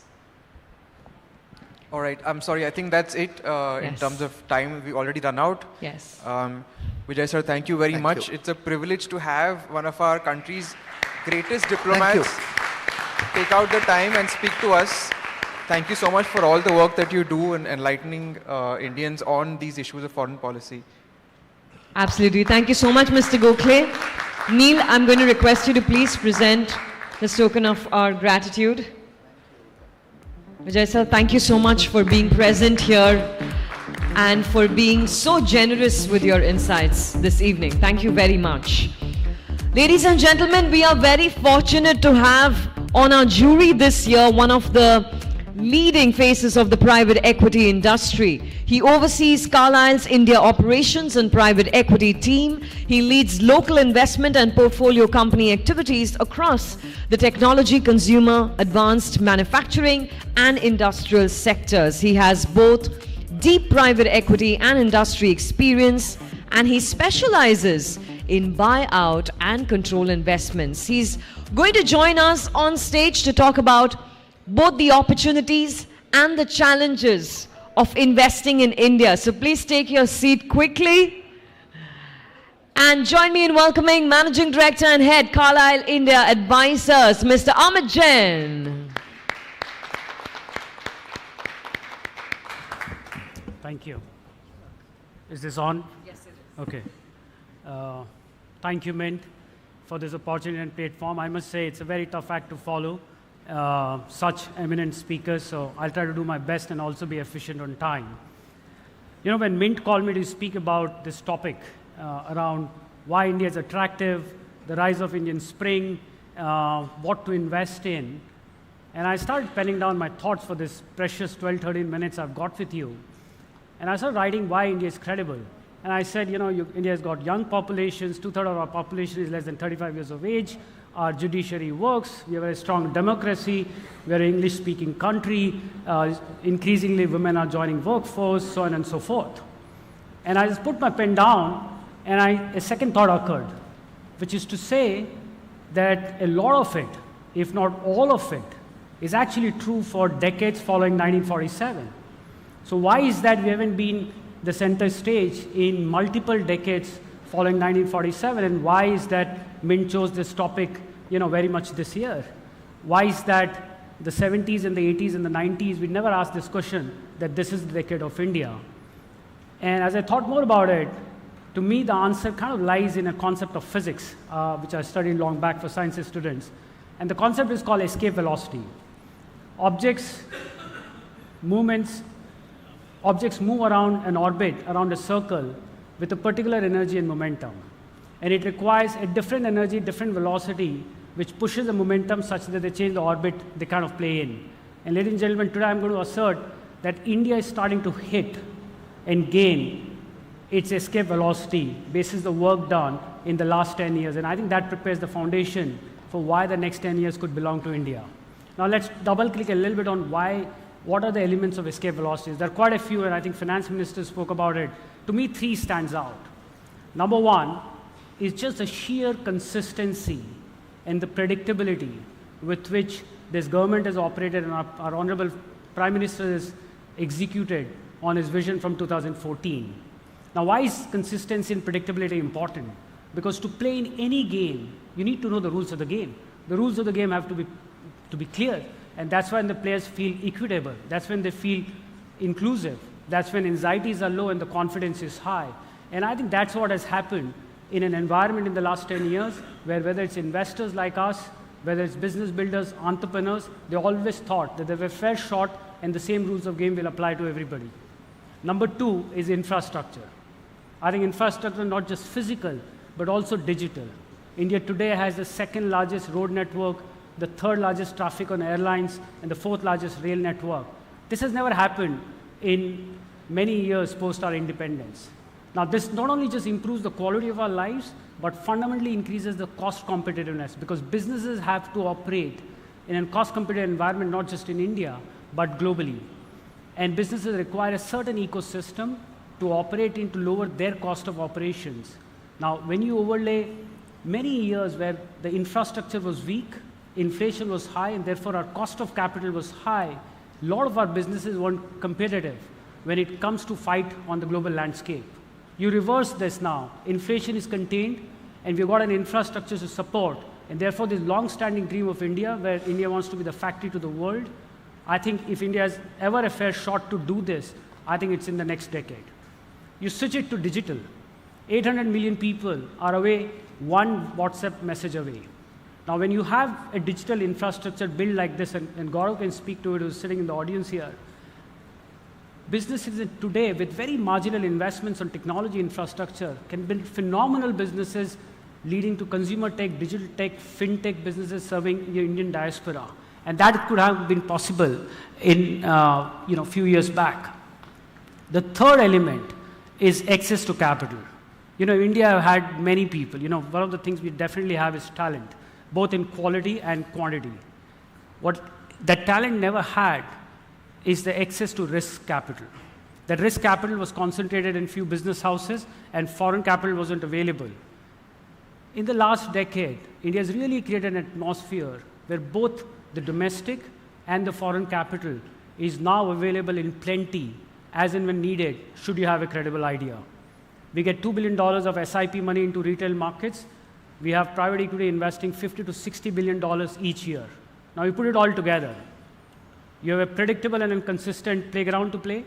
You have an infrastructure which will bring your cost of operations down. And you have talent, which is available with risk capital, which never happened. I think all of this put together gives me the confidence that we may be at the point of hitting the escape velocity I just referred to. So I think we do sit, in my view, on a foundation of last 10 years of hard work to kind of capitalize on the next 10. Let me also spend a minute on why India is not just attractive, but very unique. And I spoke about the macro, but macro sometimes is not the sufficient condition. It is necessary, but mathematically not sufficient. And what makes investing in India very unique today, again, 3 things. Number 1 is talent. I think we have exceptional talent, and I don't need to kind of vouch for it because we've already seen multiple MNCs, from technology to coffee chains to investment banks to consulting firms run by Indians. And I think there's a reputable model there, not just because of the quality of institutions we have built, but the way just we are brought up in Indian middle class, right? We are trained on a daily basis since we are born to do more with less. We learn frugality and innovation in our households. We compete. We compete not with others, we actually compete with ourselves to become the better version of ourselves for tomorrow, right? We thrive in complexity, right? There's a fair degree of IQ required sometimes to cross an Indian road, which doesn't have traffic signal. And we value diversity because we grew up in that as our day-to-day. Now you think about a CEO or a management team who knows how to do more with less, who thrives in complexity in this VUCA world we spoke about, who values diversity, and has the ability to compete and become a better version of itself. Now, when you're investing in India, you're investing in this talent, and I think this talent truly is well placed to make the best and the greatest businesses of tomorrow. The second is business model. India is a tough market. We have our per capita somewhere around $2,500 per person, but our aspirations are no different than some of the developed economies, especially after the advent of social media. Now, when an Indian company or a company based out of India want to serve these consumers who have the aspirations as good as developed markets, but still does not have the paying capacity, it requires fundamental innovations on go-to-market, the complexity to operate in. And therefore, I always say, you solve for India, you win in the world. If you can solve for the use cases of India, you're highly likely that there is no use case out in the world which you want to solve for. And sitting and investing in India into these companies, investors like us get an opportunity to actually play that global platform. And finally, I would say technology. As investors, we want to have investments which have lower downside. Now, one of the downsides is, should the business model be completely disrupted by technology? Now, Indian businesses, partly by the vintage in which these businesses are being built, and partly in the mindset Indians embrace technology, technology has actually become the enabler, not a disruptor.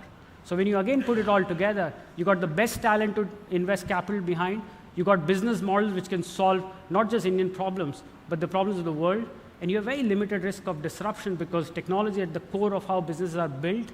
Where else would you find an investment which is more appealing than a combination of these three? And therefore, when we think about investing in India at Carlyle, we think about it in two of these mega themes. Businesses which are India for India, and businesses which are India for world. India for India, as we spoke about, businesses which will work and create value around the rising middle class, healthcare, financial services, consumer, and India for world, where there are a lot of Indian companies which are starting to build global competitive advantage. Pharmaceutical, the finance minister spoke about APIs, IT services, and we'll increasingly see in manufacturing and industrials where auto components, packaging, specialty chemicals, India will truly come out to become the factory of the world. So I think between India for India, India for the world, it's a very unique destination and provides for tons of opportunities. Having said all of this, I must say we have to be thoughtful. It's a very long journey. As we spoke a lot about 2014 roadmap, it's a very long journey where we need to put our head down. I think the way we have grown up, we tend to be very emotional. We go very high, and sometimes we can be dejected with few hiccups. And I think what is required today is a mindset of equanimity, where we can put our head down and really take one day at a time and let the execution not come, or the quality of execution not come in the way of what seems really possible. I would also say that in the space we are in, there will be complexity. And that complexity would not be probably domestic, but will come out of geopolitics. Today, it seems like we're very favorably placed, and it may not be the case tomorrow. And I think one has to be just ready to ride through that wave as we speak. Finally, I'll close by saying it's been a true privilege to be on this jury with Gaurav and others. And what we have valued as we find our winners today, and we'll share about it, is that spirit of working around complexity with creativity. I was grown with in the childhood where a lot of times the world around me told me, chalta hai. Amit, this is how the world works, and this is how India particularly works. And I think from there, this generation, I see people saying, chalte hai, let's make it happen. And I think we're trying to reward today entrepreneurs, businesses, investors who have had this attitude of making things happen, With that note, thank you and good luck. Happy to take it. Mr. Jain, thank you so much. Please stay with me on stage, sir. Stay with me. Would you like to have a quick sip of water? Yes? All right, here you go. Ravi, I'm going to request you to please join me on stage to present a token of our gratitude to Mr. Amit Jain.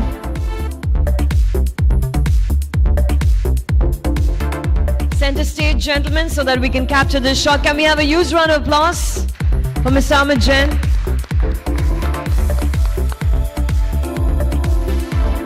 Thank you for doing the honors, Ravi. Mr. Jain, please stay with us. And I'd like to invite Mr. Praveen Someshwar, CEO, HT Media, to please join us on stage.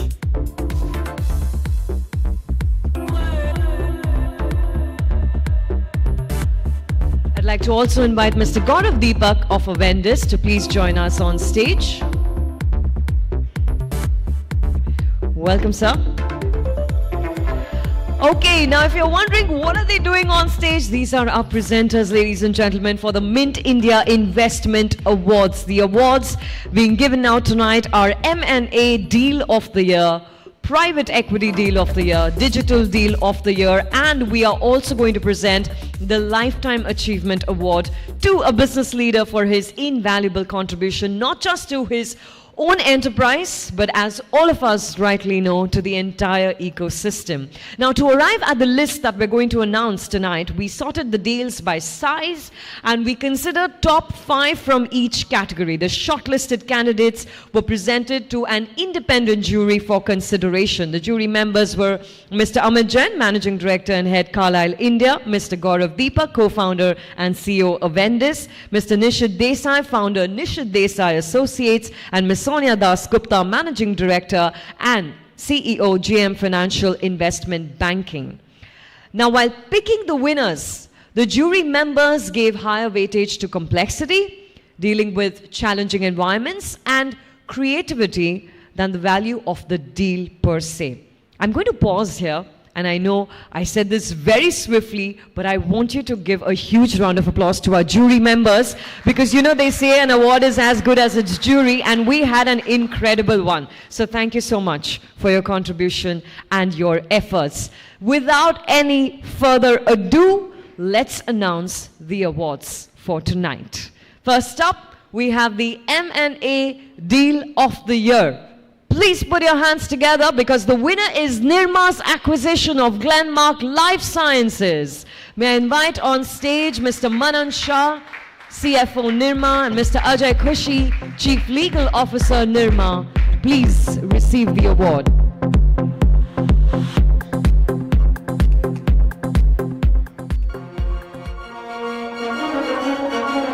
The jury picked them because Nirma's $680 million acquisition of Glenmark Life Sciences marks their bold entry into the active pharmaceutical ingredient sector in healthcare and pharma, and the jury noted that the buyer had the credentials to purchase and venture into new markets, and the deal was challenging. One more round of applause, ladies and gentlemen. M&A Deal of the Year. Many congratulations, sir.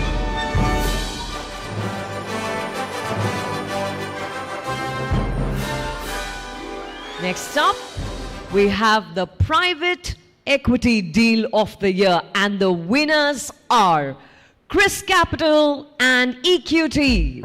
Private Capital Asia. Let's have a huge round of applause as Mr. Ashley Menezes, Mr. Parampreet Singh Bhasin of Chris Capital, and Mr. Hemant Sharma and Ashish Agrawal, EQT Private Capital Asia, make their way to the stage to receive the award.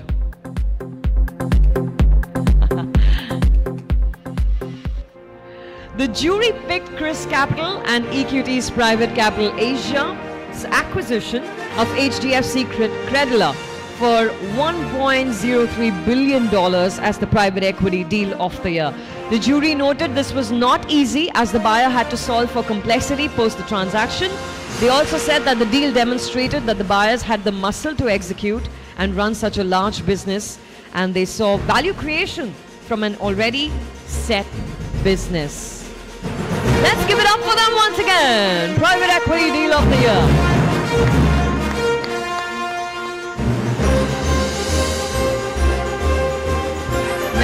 congratulations to our winners.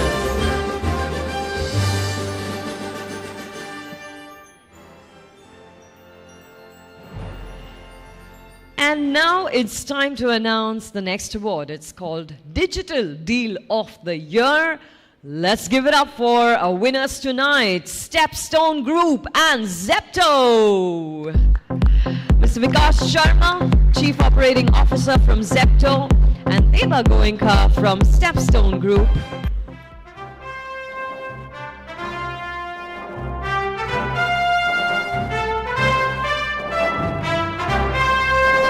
The jury awarded the deal in quick commerce startup Zepto in August 2023. It raised $200 million in a round led by Stepstone Group. Zepto ended the unicorn drought of 2023 after it was valued at more than $1 billion in this round. The fact is it could access capital during a funding winter also tilted the jurors in its favor. Many congratulations to you. We will now announce the Lifetime Achievement Award for this year. And it goes to a person who has spent a lifetime nurturing a small company into a world beater, and who now also spends a lot of time mentoring young entrepreneurs so that they can also create great businesses. We have a small video to showcase his achievements. Ladies and gentlemen, all eyes on the screen. Let's watch. Harsh Mariwala, the chairman of India's largest coconut oil maker, Marico Limited, traces his roots back to a family of traders. His grandfather, Vallabhdas Vasanji, who migrated to Mumbai in 1862, earned the nickname Mariwala for his success in the pepper trade. In 1948, Mariwala's father, Charan Das, founded Bombay Oil Industries Limited that was then engaged in the business of spices, oils and chemicals. This set the roadmap for Mariwala's entrepreneurial journey. Mariwala joined his family's commodities trading business at the age of 20-year-old, fresh out of Mumbai's Sydenham College. Here, Mariwala oversaw the consumer products unit. In 1974, Mariwala envisioned a branded play for the company's existed coconut oil as well as refined edible oil brands, Parachute and Saffola, by offering them in small consumer-friendly packs. It was still a pre-liberalization era and household consumption in India was still in its infancy. Established consumer goods companies like Hindustan Lever Limited, HLL and Parley products were already selling soaps, detergents and biscuits in India. However, the branded goods market remained largely unorganized, making it difficult for new entrants like Marico to establish pan-India distribution network. In the 1980s, for instance, the company pioneered an industry-wide shift from tin boxes to plastic packaging for oil. However, it was on 2nd April 1990 that Harsh stepped out of the family fold to start his own business, Marico. The company initially focused on marketing and distributing edible and hair oils. Mariwala's success lies in his deep understanding of the Indian consumer market. He recognized the importance of branding and created a strong emotional connection with Parachute by positioning it as a symbol of healthy hair and family well-being. This strategy, coupled with a robust distribution network, propelled Parachute to become a household name in India. Over the last few decades, the company has also diversified into other categories with the launch of packaged foods, personal care and more recently, digital-first brands. Today, its India portfolio consists of brands such as Parachute, Saffola, Hair and Care, Livon, Set Wet, Revive, Beardo, Just Herbs, among others. In the late 1990s and 2000s, it also expanded in overseas markets. Today, Marico is a Fortune India 500 company with operations spanning 25 countries. In fiscal 2023, the company clocked revenue of rupees 9,764 crore with a profit of rupees 1,280 crore. Ladies and gentlemen, Chairman of Marico Limited, let's give it up for the ever so inspiring Mr. Harsh Ariwala.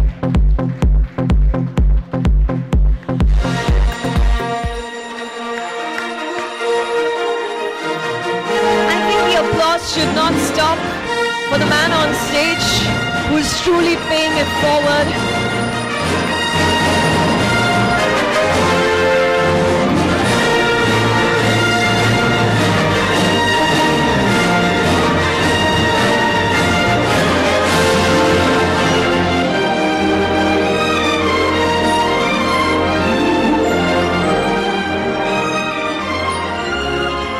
Thank you so much, gentlemen. Thank you very much, sir. And I'm going to actually request all the winners to quickly come on stage. Gentlemen, if you could please join me back. My apologies. I'm going to request all the winners to please come on stage, and our presenters, of course. We'd like to take a group photograph. Please come with your trophies.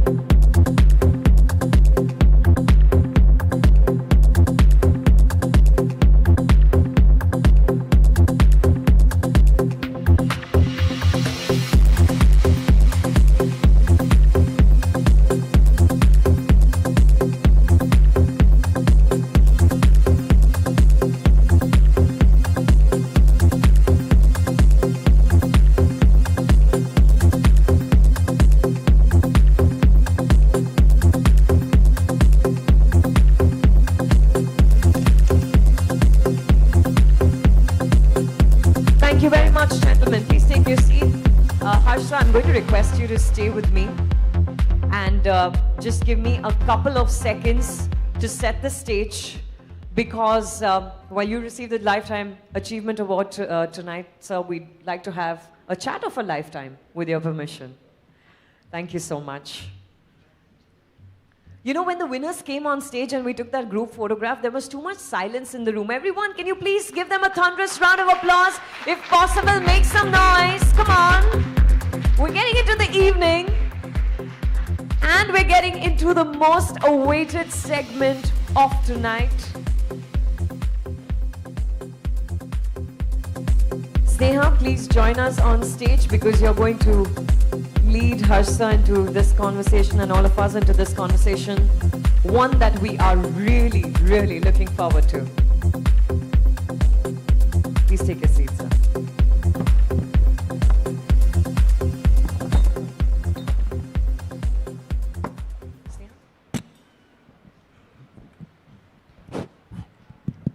Congratulations, sir. Thank you. You've inspired an entire generation of entrepreneurs. So we're really happy to have you here. And thank you so much for accepting this award. It's actually an honor for us that you agreed to accept this. Thank you so much. Thank you for giving me this award. Yeah. Sir, in the book Harsh Realities, Professor Ramcharan observes that, you know, Harsh has an eye for big change. And we've seen that in last 5 to 10 years, there has been a sea change in how businesses are run. Yeah. So how do you envisage a future for Marico from now, given the kind of changes that we are undergoing? See, Sneha, until 5 years back, our sector was supposed to be one of the most defensive sectors. And nothing could impact the sector because there were huge entry barriers in terms of distribution. If you wanted to succeed in FMCG, you needed a huge distribution network. You needed big money to advertise, to launch new products. So we saw very few startups entering this category. And we thought that there were 5 or 6 Indian companies, and there are maybe 8, 10 multinationals in this space. So we are having good time in the sense that we always thought nothing will happen to us. But in the last 5 years, the discontinuities which is impacted this sector are huge. Initially, we started seeing disruption in the area of distribution. So initially starting to sell to wholesalers and retailers, we saw the emergence of modern trade. And today modern trade contributes to about 15 to 20% of the turnover. And then we started seeing disruption through e-commerce. So today it contributes, depending on the company, about 8 to 10% of turnover. So almost 25-30% of turnover of FMCG companies is now being contributed by these two new channels. And they require a different approach. And all of a sudden, the financials for the traditional distribution network have got impacted. So distributors' ROI have got impacted. Many of the small retailers who have not changed themselves, they are seeing a big impact in terms of turnover reducing. And when that happens, then it impacts FMCG companies also. So we've had to relook at the complete distribution network. So the number of distributors have got realigned. And it's a huge exercise nationally to have a distribution network which is far more agile. And the chances, the way you approach e-commerce and modern trade is very, very different compared to the traditional distribution network. So you need a different kind of organizational structure to manage that. On top of that, we saw the emergence of D2C brands, which have happened in the last 4 or 5 years. And all the other entry barriers in terms of distribution or advertising got substantially reduced.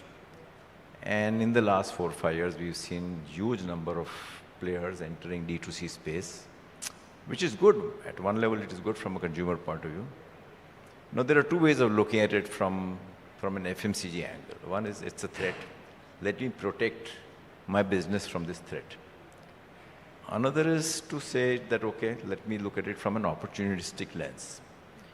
So what we have done in Marico is to look at it from both threat as well as opportunities. And in the last 3 years, we have acquired 4 D2C brands. We started with Beardo, then we had Just Herbs, then we had True Elements, and lately we acquired another brand, Plex, which is nutraceuticals. And on top of that, we had 2 of our own brands. Now, these brands require a very different approach in managing, and you can't have the traditional way of managing an FMCG business, managing the D2C brands. You need to move very, very fast. You have limited budgets as against big budgets in FMCG. So from day one, we said that this has to be managed differently. So we put them in a different office, a different team, much younger, and we did not want the FMCG mindset to impact the D2C mindset. And I must say that's worked out well. Initially, all the promoters who were sold to us, they wanted to manage the company, have an upside over a period of 3 or 4 or 5 years. So we gave them that freedom. If we had not given them that freedom, we would not have been able to acquire. So when you acquire, you have to be flexible. And as on today, we have got 2 brands which have now completely come to us, and the other 2 will come over the next 2 years or so. But it's worked out well, and we are far more, shall I say, profit sensitive compared to the D2C brands which have been funded from outside.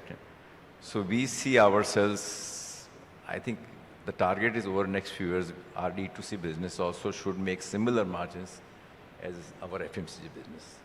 And we see that happening in the next few years. Right. And as we have seen, it takes a lifetime to build, such a business. How are you going to ensure that your legacy stays on or is protected? So I think for any business to be in perpetuity, and I'm that kind of mindset that I would like the company to continue irrespective of whether I'm there or not. I think you need 3 strong pillars. What is the purpose of the organization? What does the organization stand for? What is the strategy of the organization? How clear it is in terms of which areas to go, how to create a strong right to win, and how to succeed in the marketplace. And number 3, what is the culture and the talent piece? What culture will you require to succeed in the marketplace? Culture is not an end by itself. It has to have a very strong fit with the strategy. So these are the three pillars. They have to be very, very sharply defined. And then there have to be custodians who can monitor these pillars. So in our case, today, me and my family, and on top of that, the board of directors are custodians of these three pillars. And we go on monitoring these three things on a regular basis. And tomorrow, even if I am not there, I'm sure the company will go on looking at these three pillars to ensure that it continues from a long-term point of view. Because now the company is professionally managed. There is not a single family member who is involved in day-to-day management.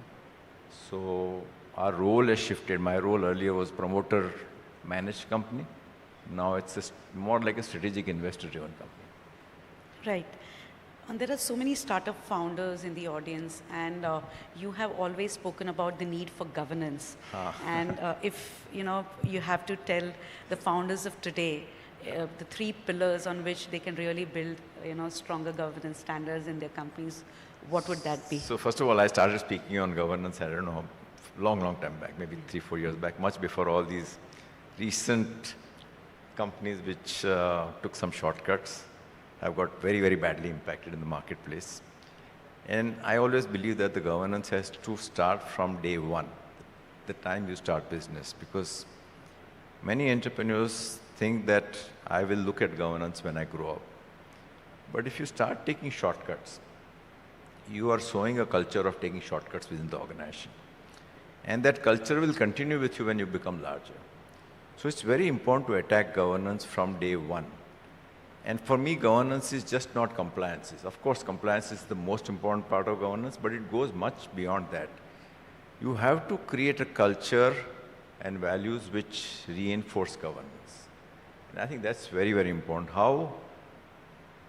Whenever there is a conflict between the organization's interest and any stakeholder interest, whether it is promoter, key employees, the organization's interest has to come first.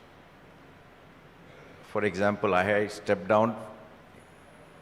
I had not thought that I would step down at that age, about 10 years back. But I wore the cap of, okay, what is good for the organization? And considering that, I stepped down. And it's worked out well.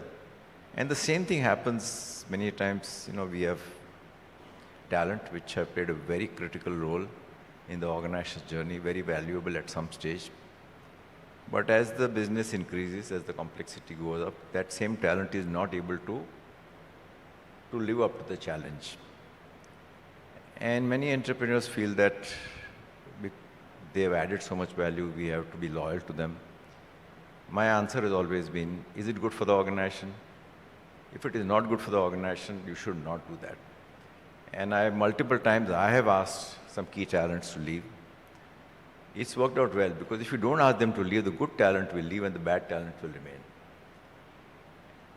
And you have to do it in a humane manner. You have to give that person a chance.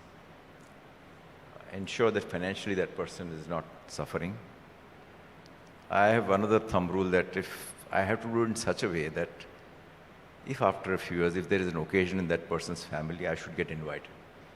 So do it well. Do it in a humane manner, but you have to do it in the organization's interest. And the third thing I want to say is that I think today the whole subject of governance has gone up. Now it's much more than just compliances. Things like organizations have to have very strong policy for and ensure that there is code of conduct, whistleblower mechanisms are flourishing in the organization. People should not shy away from blowing the whistle. Even things like diversity, inclusion play a very, very important role. So to me, governance is a far, shall I say, a wider subject than just compliances. But all I can say to entrepreneurs is that you have to take governance very, very seriously from day one and not when you just become bigger. Right. And, when we talk about the entrepreneurial spirit, we are also talking about the kind of capital that is available for them. And a lot of these businesses are backed by investors. So, would you call it bad parenting? Because it is probably the investors who are, driving a lot of... No, I think all investors are not same, I can tell you. Because I'm involved with some, shall I say, PE firms and some investors. And I can see a huge spectrum of the behavioral shift they can bring. And there are, I can definitely say there are very good investors, there are very good PE and equity firms. And you should select, if you're an entrepreneur, you have to select the right PE firm to back you, because there are very good ones, and some of them may not be good, but that's okay, they look at a short-term point of view in terms of driving results and not looking at anything else. But there are many other organizations which look at long-term interests of the organization governance, and you can easily find them. There are many of them. Right. One last question, and we can open the floor for audience questions. So you've been championing the cause of mental health, at a time when there are stalwarts who talk about 70 hours a week of, work schedule. What is your one advice for work-life balance that you would give to? So the 70 hour has stirred up a lot of, shall I say, debate. I myself went public in my own social media and said that for Mr. Narayan Murthy it was easy to say, because he had huge rewards if he worked for 70 hours. You have to ensure that every person in the organization is motivated to work 70. Just by saying that you have to work 70 hours is not going to make it happen. Because 70 hours in a city like Bombay means, actually, including commuting time, it means much more. Because in Bombay, on an average, one person spends 1.5 hours per day commuting. So it's 1.5 into 6 days into 4 weeks, 25. So 40 hours go, so 70 becomes 110. Yeah. It's very tough to stay on a perpetual basis, go on working like that. Of course, there are some short-term challenges, fine. But if you're building a business which has huge rewards, for entrepreneurs, it may be okay to say that I'll work for 70 hours. But to expect each and every person within the organization to work for 70 is not fair, first of all. And even if you want, I know there's a big debate about work-life balance. To some extent, it's exaggerated, and many youngsters want to give more importance to work-life balance. To me, you should enjoy doing work. The moment you enjoy doing work, you will not have questions of balancing work and life, because both are equal. Right. Enjoy your work. That's one message, Mr. Mariwala wants to spread. So if anyone from the audience has a question, yeah, Amit. Can we get a mic to Amit, please?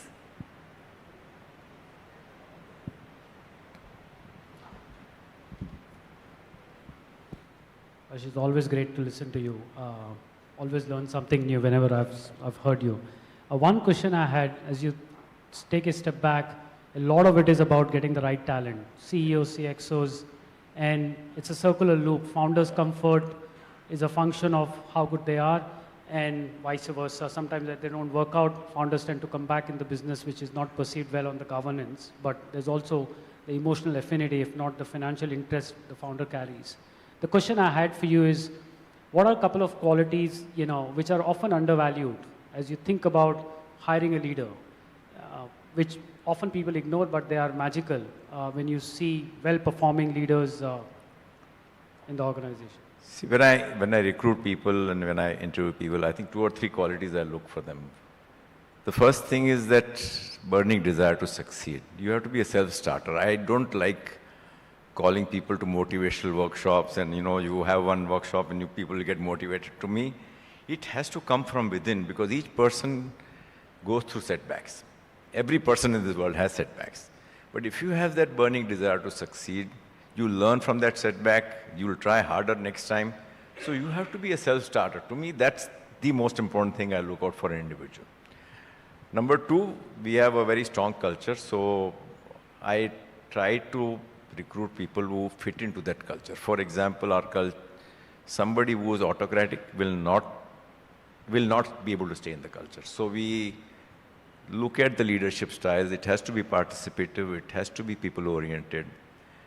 And then, of course, normally when I interview people, I like to give them a live case study, which is some challenge we are facing in the business, and get their views, because then their ability to zero in on the exact issue and resolve it is very, very important. I think at senior levels, I think that ability to just pinpoint what to do in a certain situation is a very, very important quality, because if you are able to zone into that issue, then I think you will be able to move it forward.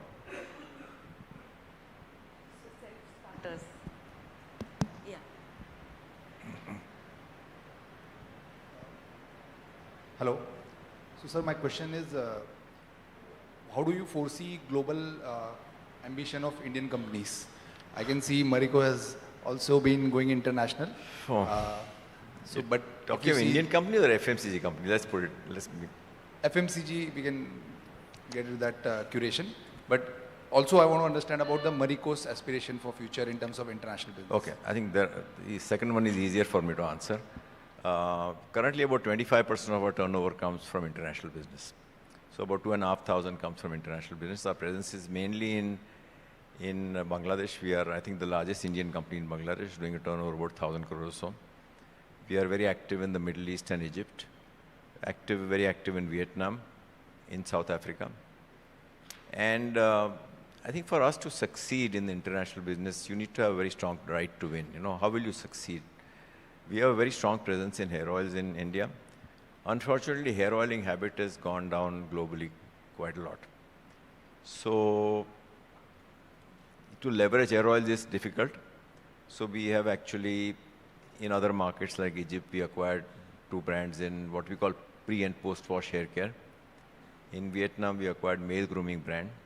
So our growth will come from acquisition, and lately we've seen that coconut has become a superfood, and we have a big presence in coconut. So we are now actually leveraging that coconut equity to develop personal care products based on the equity and the goodness of coconut in other markets. And our first target is Africa, and we've seen good results in African markets, but over a period of time, we want to now grow to other countries apart from the 4 or 5 big countries where we are present. So international will also get equal kind of a thrust. Overall, I would say if I had to look at FMCG companies, I think each of us, the big companies, whether it's Dabur or Godrej or us, has a fairly good presence in international markets. But we don't have any global brand. And I think that's a big challenge for Indian companies. Can we create a global brand? But for that, you need a very, very strong right to win. You know, so you need a very big differentiator, because this FMCG is heavily crowded with very long players who have been there for long, whether it's Levers or Procter & Gamble or L'Oreal, and to succeed against them in their range of products is going to be difficult for Indian companies. So to make a global brand to me, is a big, big challenge, and I hope that some Indian company makes it big by creating a big global brand. Okay, quite a few people over there. Lady over there. Good evening, sir. My name is Muskan Kasmani, and I work as a wealth manager at IFL Securities. My question to you is, I believe you started working at the age of 20. Yeah. I am 23, and I'm just starting new in my career. So with this new era of people doing business, with content creation coming into the picture and the side hustle and the way people are earning money through social media, I want to know your opinion as to, do you see that as a sustainable career path, or does still 9 to 5 holds significant value? No, I didn't understand the question for that. One is to what extent one should use social media. Is that the question? No. Social media viable? My question is, does content creation still holds value as a sustainable career, or side hustle culture is still a thing? Frankly, I'm not able to answer that question. Sorry, I'm not an expert on this subject. No problem, sir. Yeah. Good evening, sir. I am Bharat Mehta from Modern Capital. What I wanted to know, you have created a world brands like Marico, and congratulations for that. When we can create like patents or intellectual property rights like Facebook, Amazon, and Google's, when we can see, and what are the challenges the Indian companies have been facing as on today?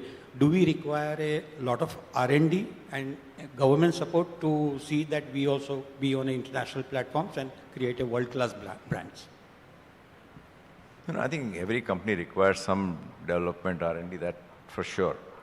But in FMCG, I don't think many of us are working. We have some patents, but I don't think that's the only route to success, because our technology dependence is not as high as many other sectors. Right. on that note, we'll end this session. Thank you so much, Mr. Mariwala, for agreeing to do this. What a high point to end our 2-day session. Thank you so much, guys. Please, huge round of applause for Mr. Mariwala.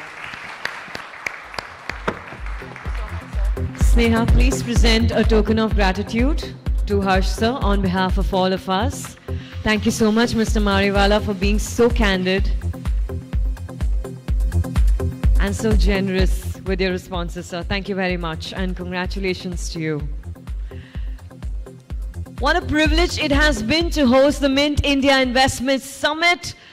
One final shout out to all of our partners. Indulge in the ultimate luxury experience at 25 South, where timeless design meets modern convenience by Hubtown, are powered by partner. Associate partners Bandhan Mutual Fund and LIC Housing Finance Limited. Knowledge partners Deloitte, and our partners Speak 15, Partners and Stock Grow. Ladies and gentlemen, that is all. I don't even think I should say that, because there was so much that happened at the Mint India Investment Summit, but you complete the circle. Thank you so much for being with us for 2 days, and for not just being an incredible audience, but for being equal participants of this journey. Have a phenomenal rest of the evening. I'm Zina Fernandez signing off. Thank you.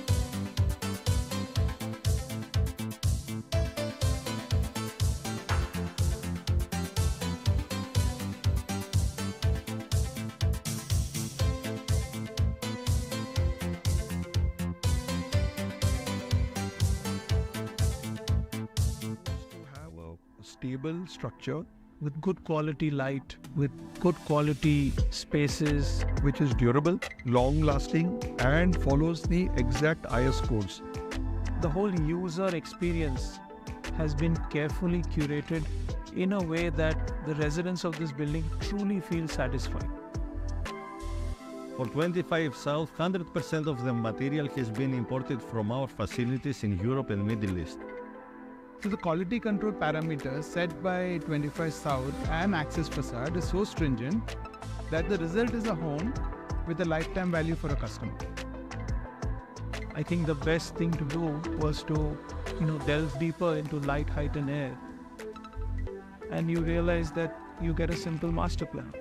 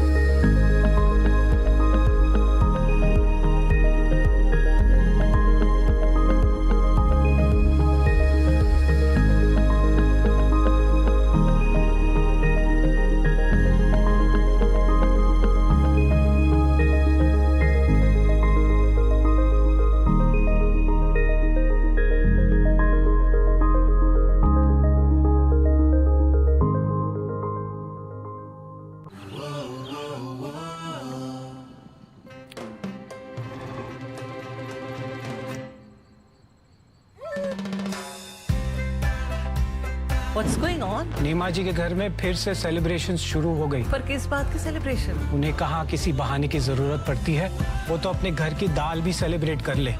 जो financially secure होते हैं, उनकी जिंदगी के मजे कुछ और ही होते हैं। तो खुशियाँ बढ़ाते रहो, इन्वेस्ट करते रहो। बंधन म्यूचुअल फंड, बढ़ते रहो। म्यूचुअल फंड निवेश बाजार जोखिमों के अधीन है। योजना से संबंधित सभी दस्तावेजों को ध्यान से पढ़ें।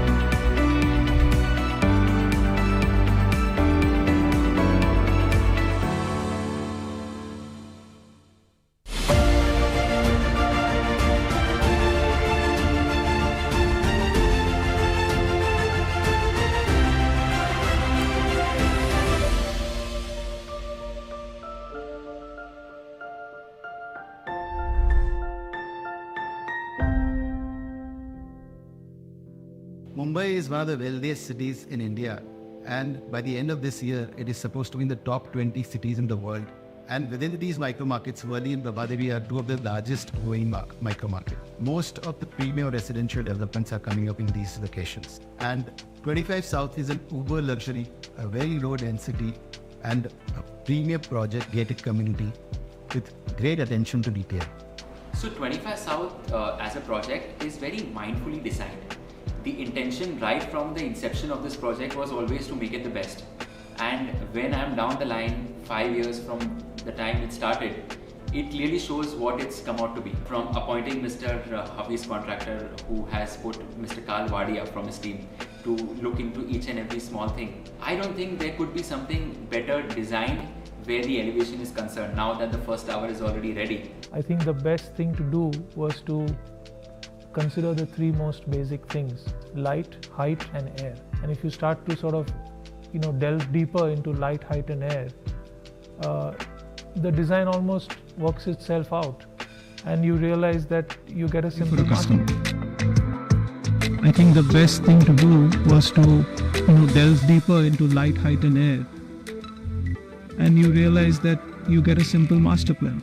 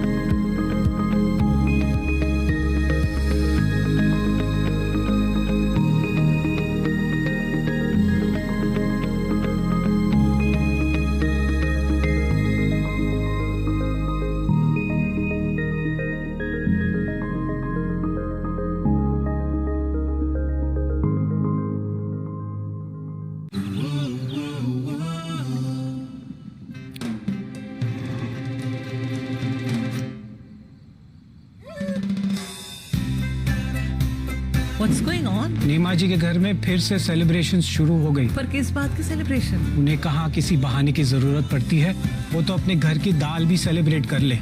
जो फाइनेंशियली सिक्योर होते हैं उनकी जिंदगी के मजे कुछ और ही होते हैं। तो खुशियां बढ़ाते रहो, इन्वेस्ट करते रहो। बंधन म्यूचुअल फंड, बढ़ते रहो। म्यूचुअल फंड निवेश बाजार जोखिमों के अधीन है। योजना से संबंधित सभी दस्तावेजों को ध्यान से पढ़ें।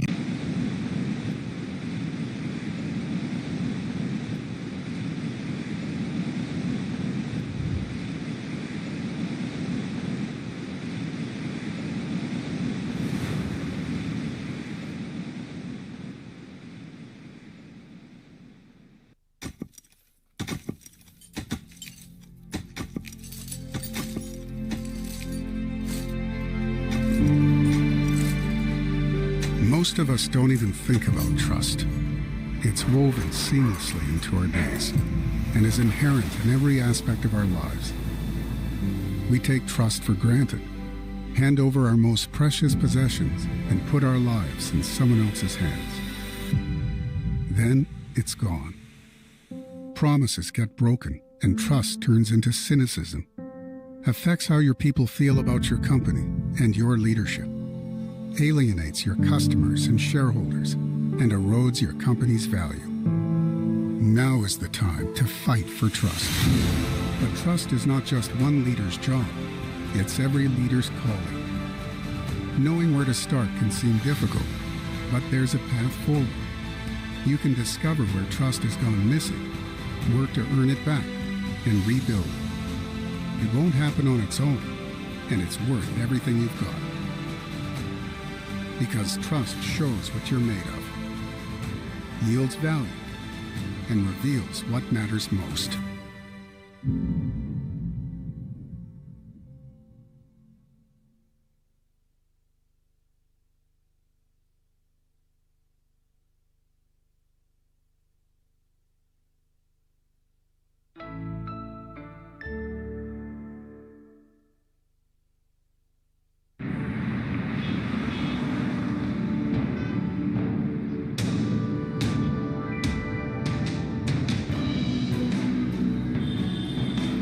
When you're in the business of creating better futures for everyone, you realize that there's often more than one finish line.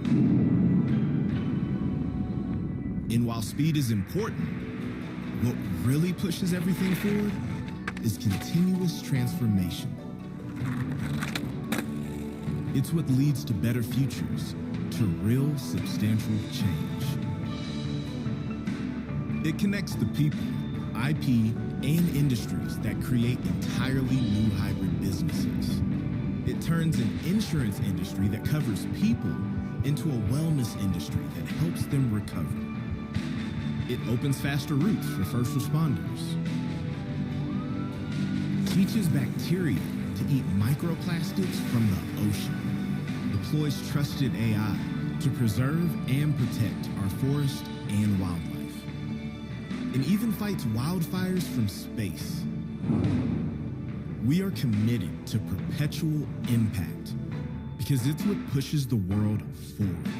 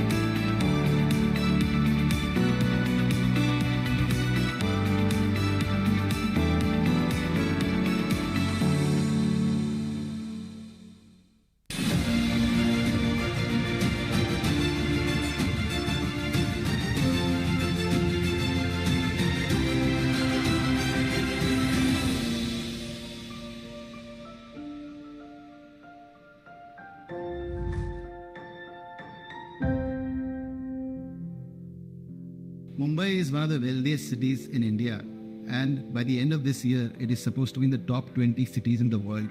And within these micro markets, Worli and Bharat are two of the largest growing micro markets. Most of the premium residential developments are coming up in these locations. And 25 South is an uber luxury, a very low density, and a premium project gated community with great attention to detail. So 25 South as a project is very mindfully designed. The intention right from the inception of this project was always to make it the best. And when I'm down the line 5 years from the time it started, it clearly shows what it's come out to be. From appointing Mr. Hafiz contractor who has put Mr. Karl Wadia from his team to look into each and every small thing. I don't think there could be something better designed where the elevation is concerned now that the first tower is already ready. I think the best thing to do was to consider the three most basic things: light, height and air. And if you start to sort of delve deeper into light, height and air, the design almost works itself out and you realize that you get a simple master plan. So basically when we started work, there are three important things that we wanted to achieve. One is, how do you create a community and how do you create engagement within nature? Number two is, how do you create opportunities for the young to expend their energy? Multiple opportunities need to be created. And number three, how do you cut yourself off from the city? Or how do you kind of create a contemplative, quiet environment if you want to be away from the city? What we want to see is energetic people wanting to run, jog, do steps, go up and down. We want all our developments to be having minimum wastage of land on vehicular movement and maximum on pedestrians.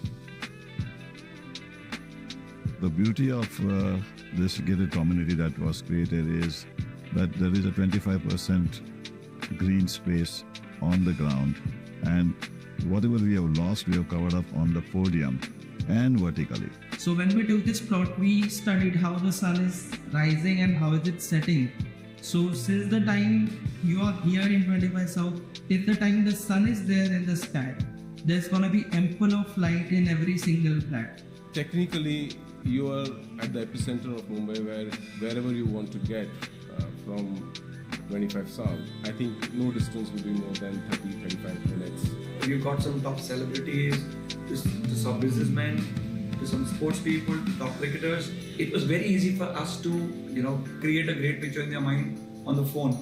But every time they came to site, that picture actually came true. In terms of planning, it was amazing. It had a 3-bedroom, it had a 4-bedroom, and you could, of course, join it to make it much bigger.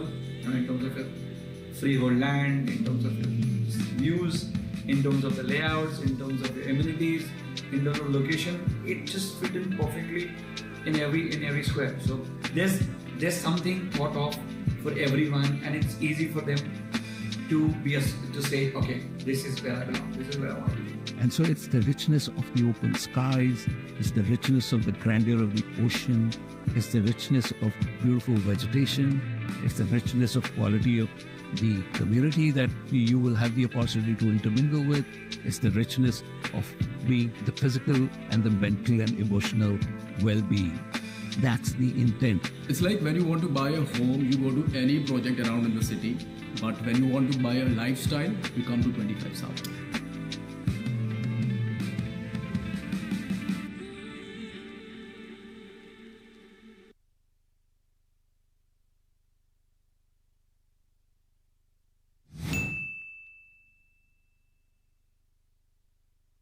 When we took this plot, it was a dream come true for us. The objective was to have a stable structure with good quality light, with good quality spaces, which is durable, long-lasting, and follows the exact IS codes. The whole user experience has been carefully curated in a way that the residents of this building truly feel satisfied. For 25 South, 100% of the material has been imported from our facilities in Europe and Middle East.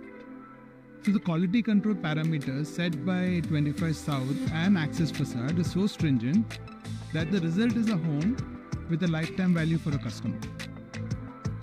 I think the best thing to do was to, delve deeper into light, height and air.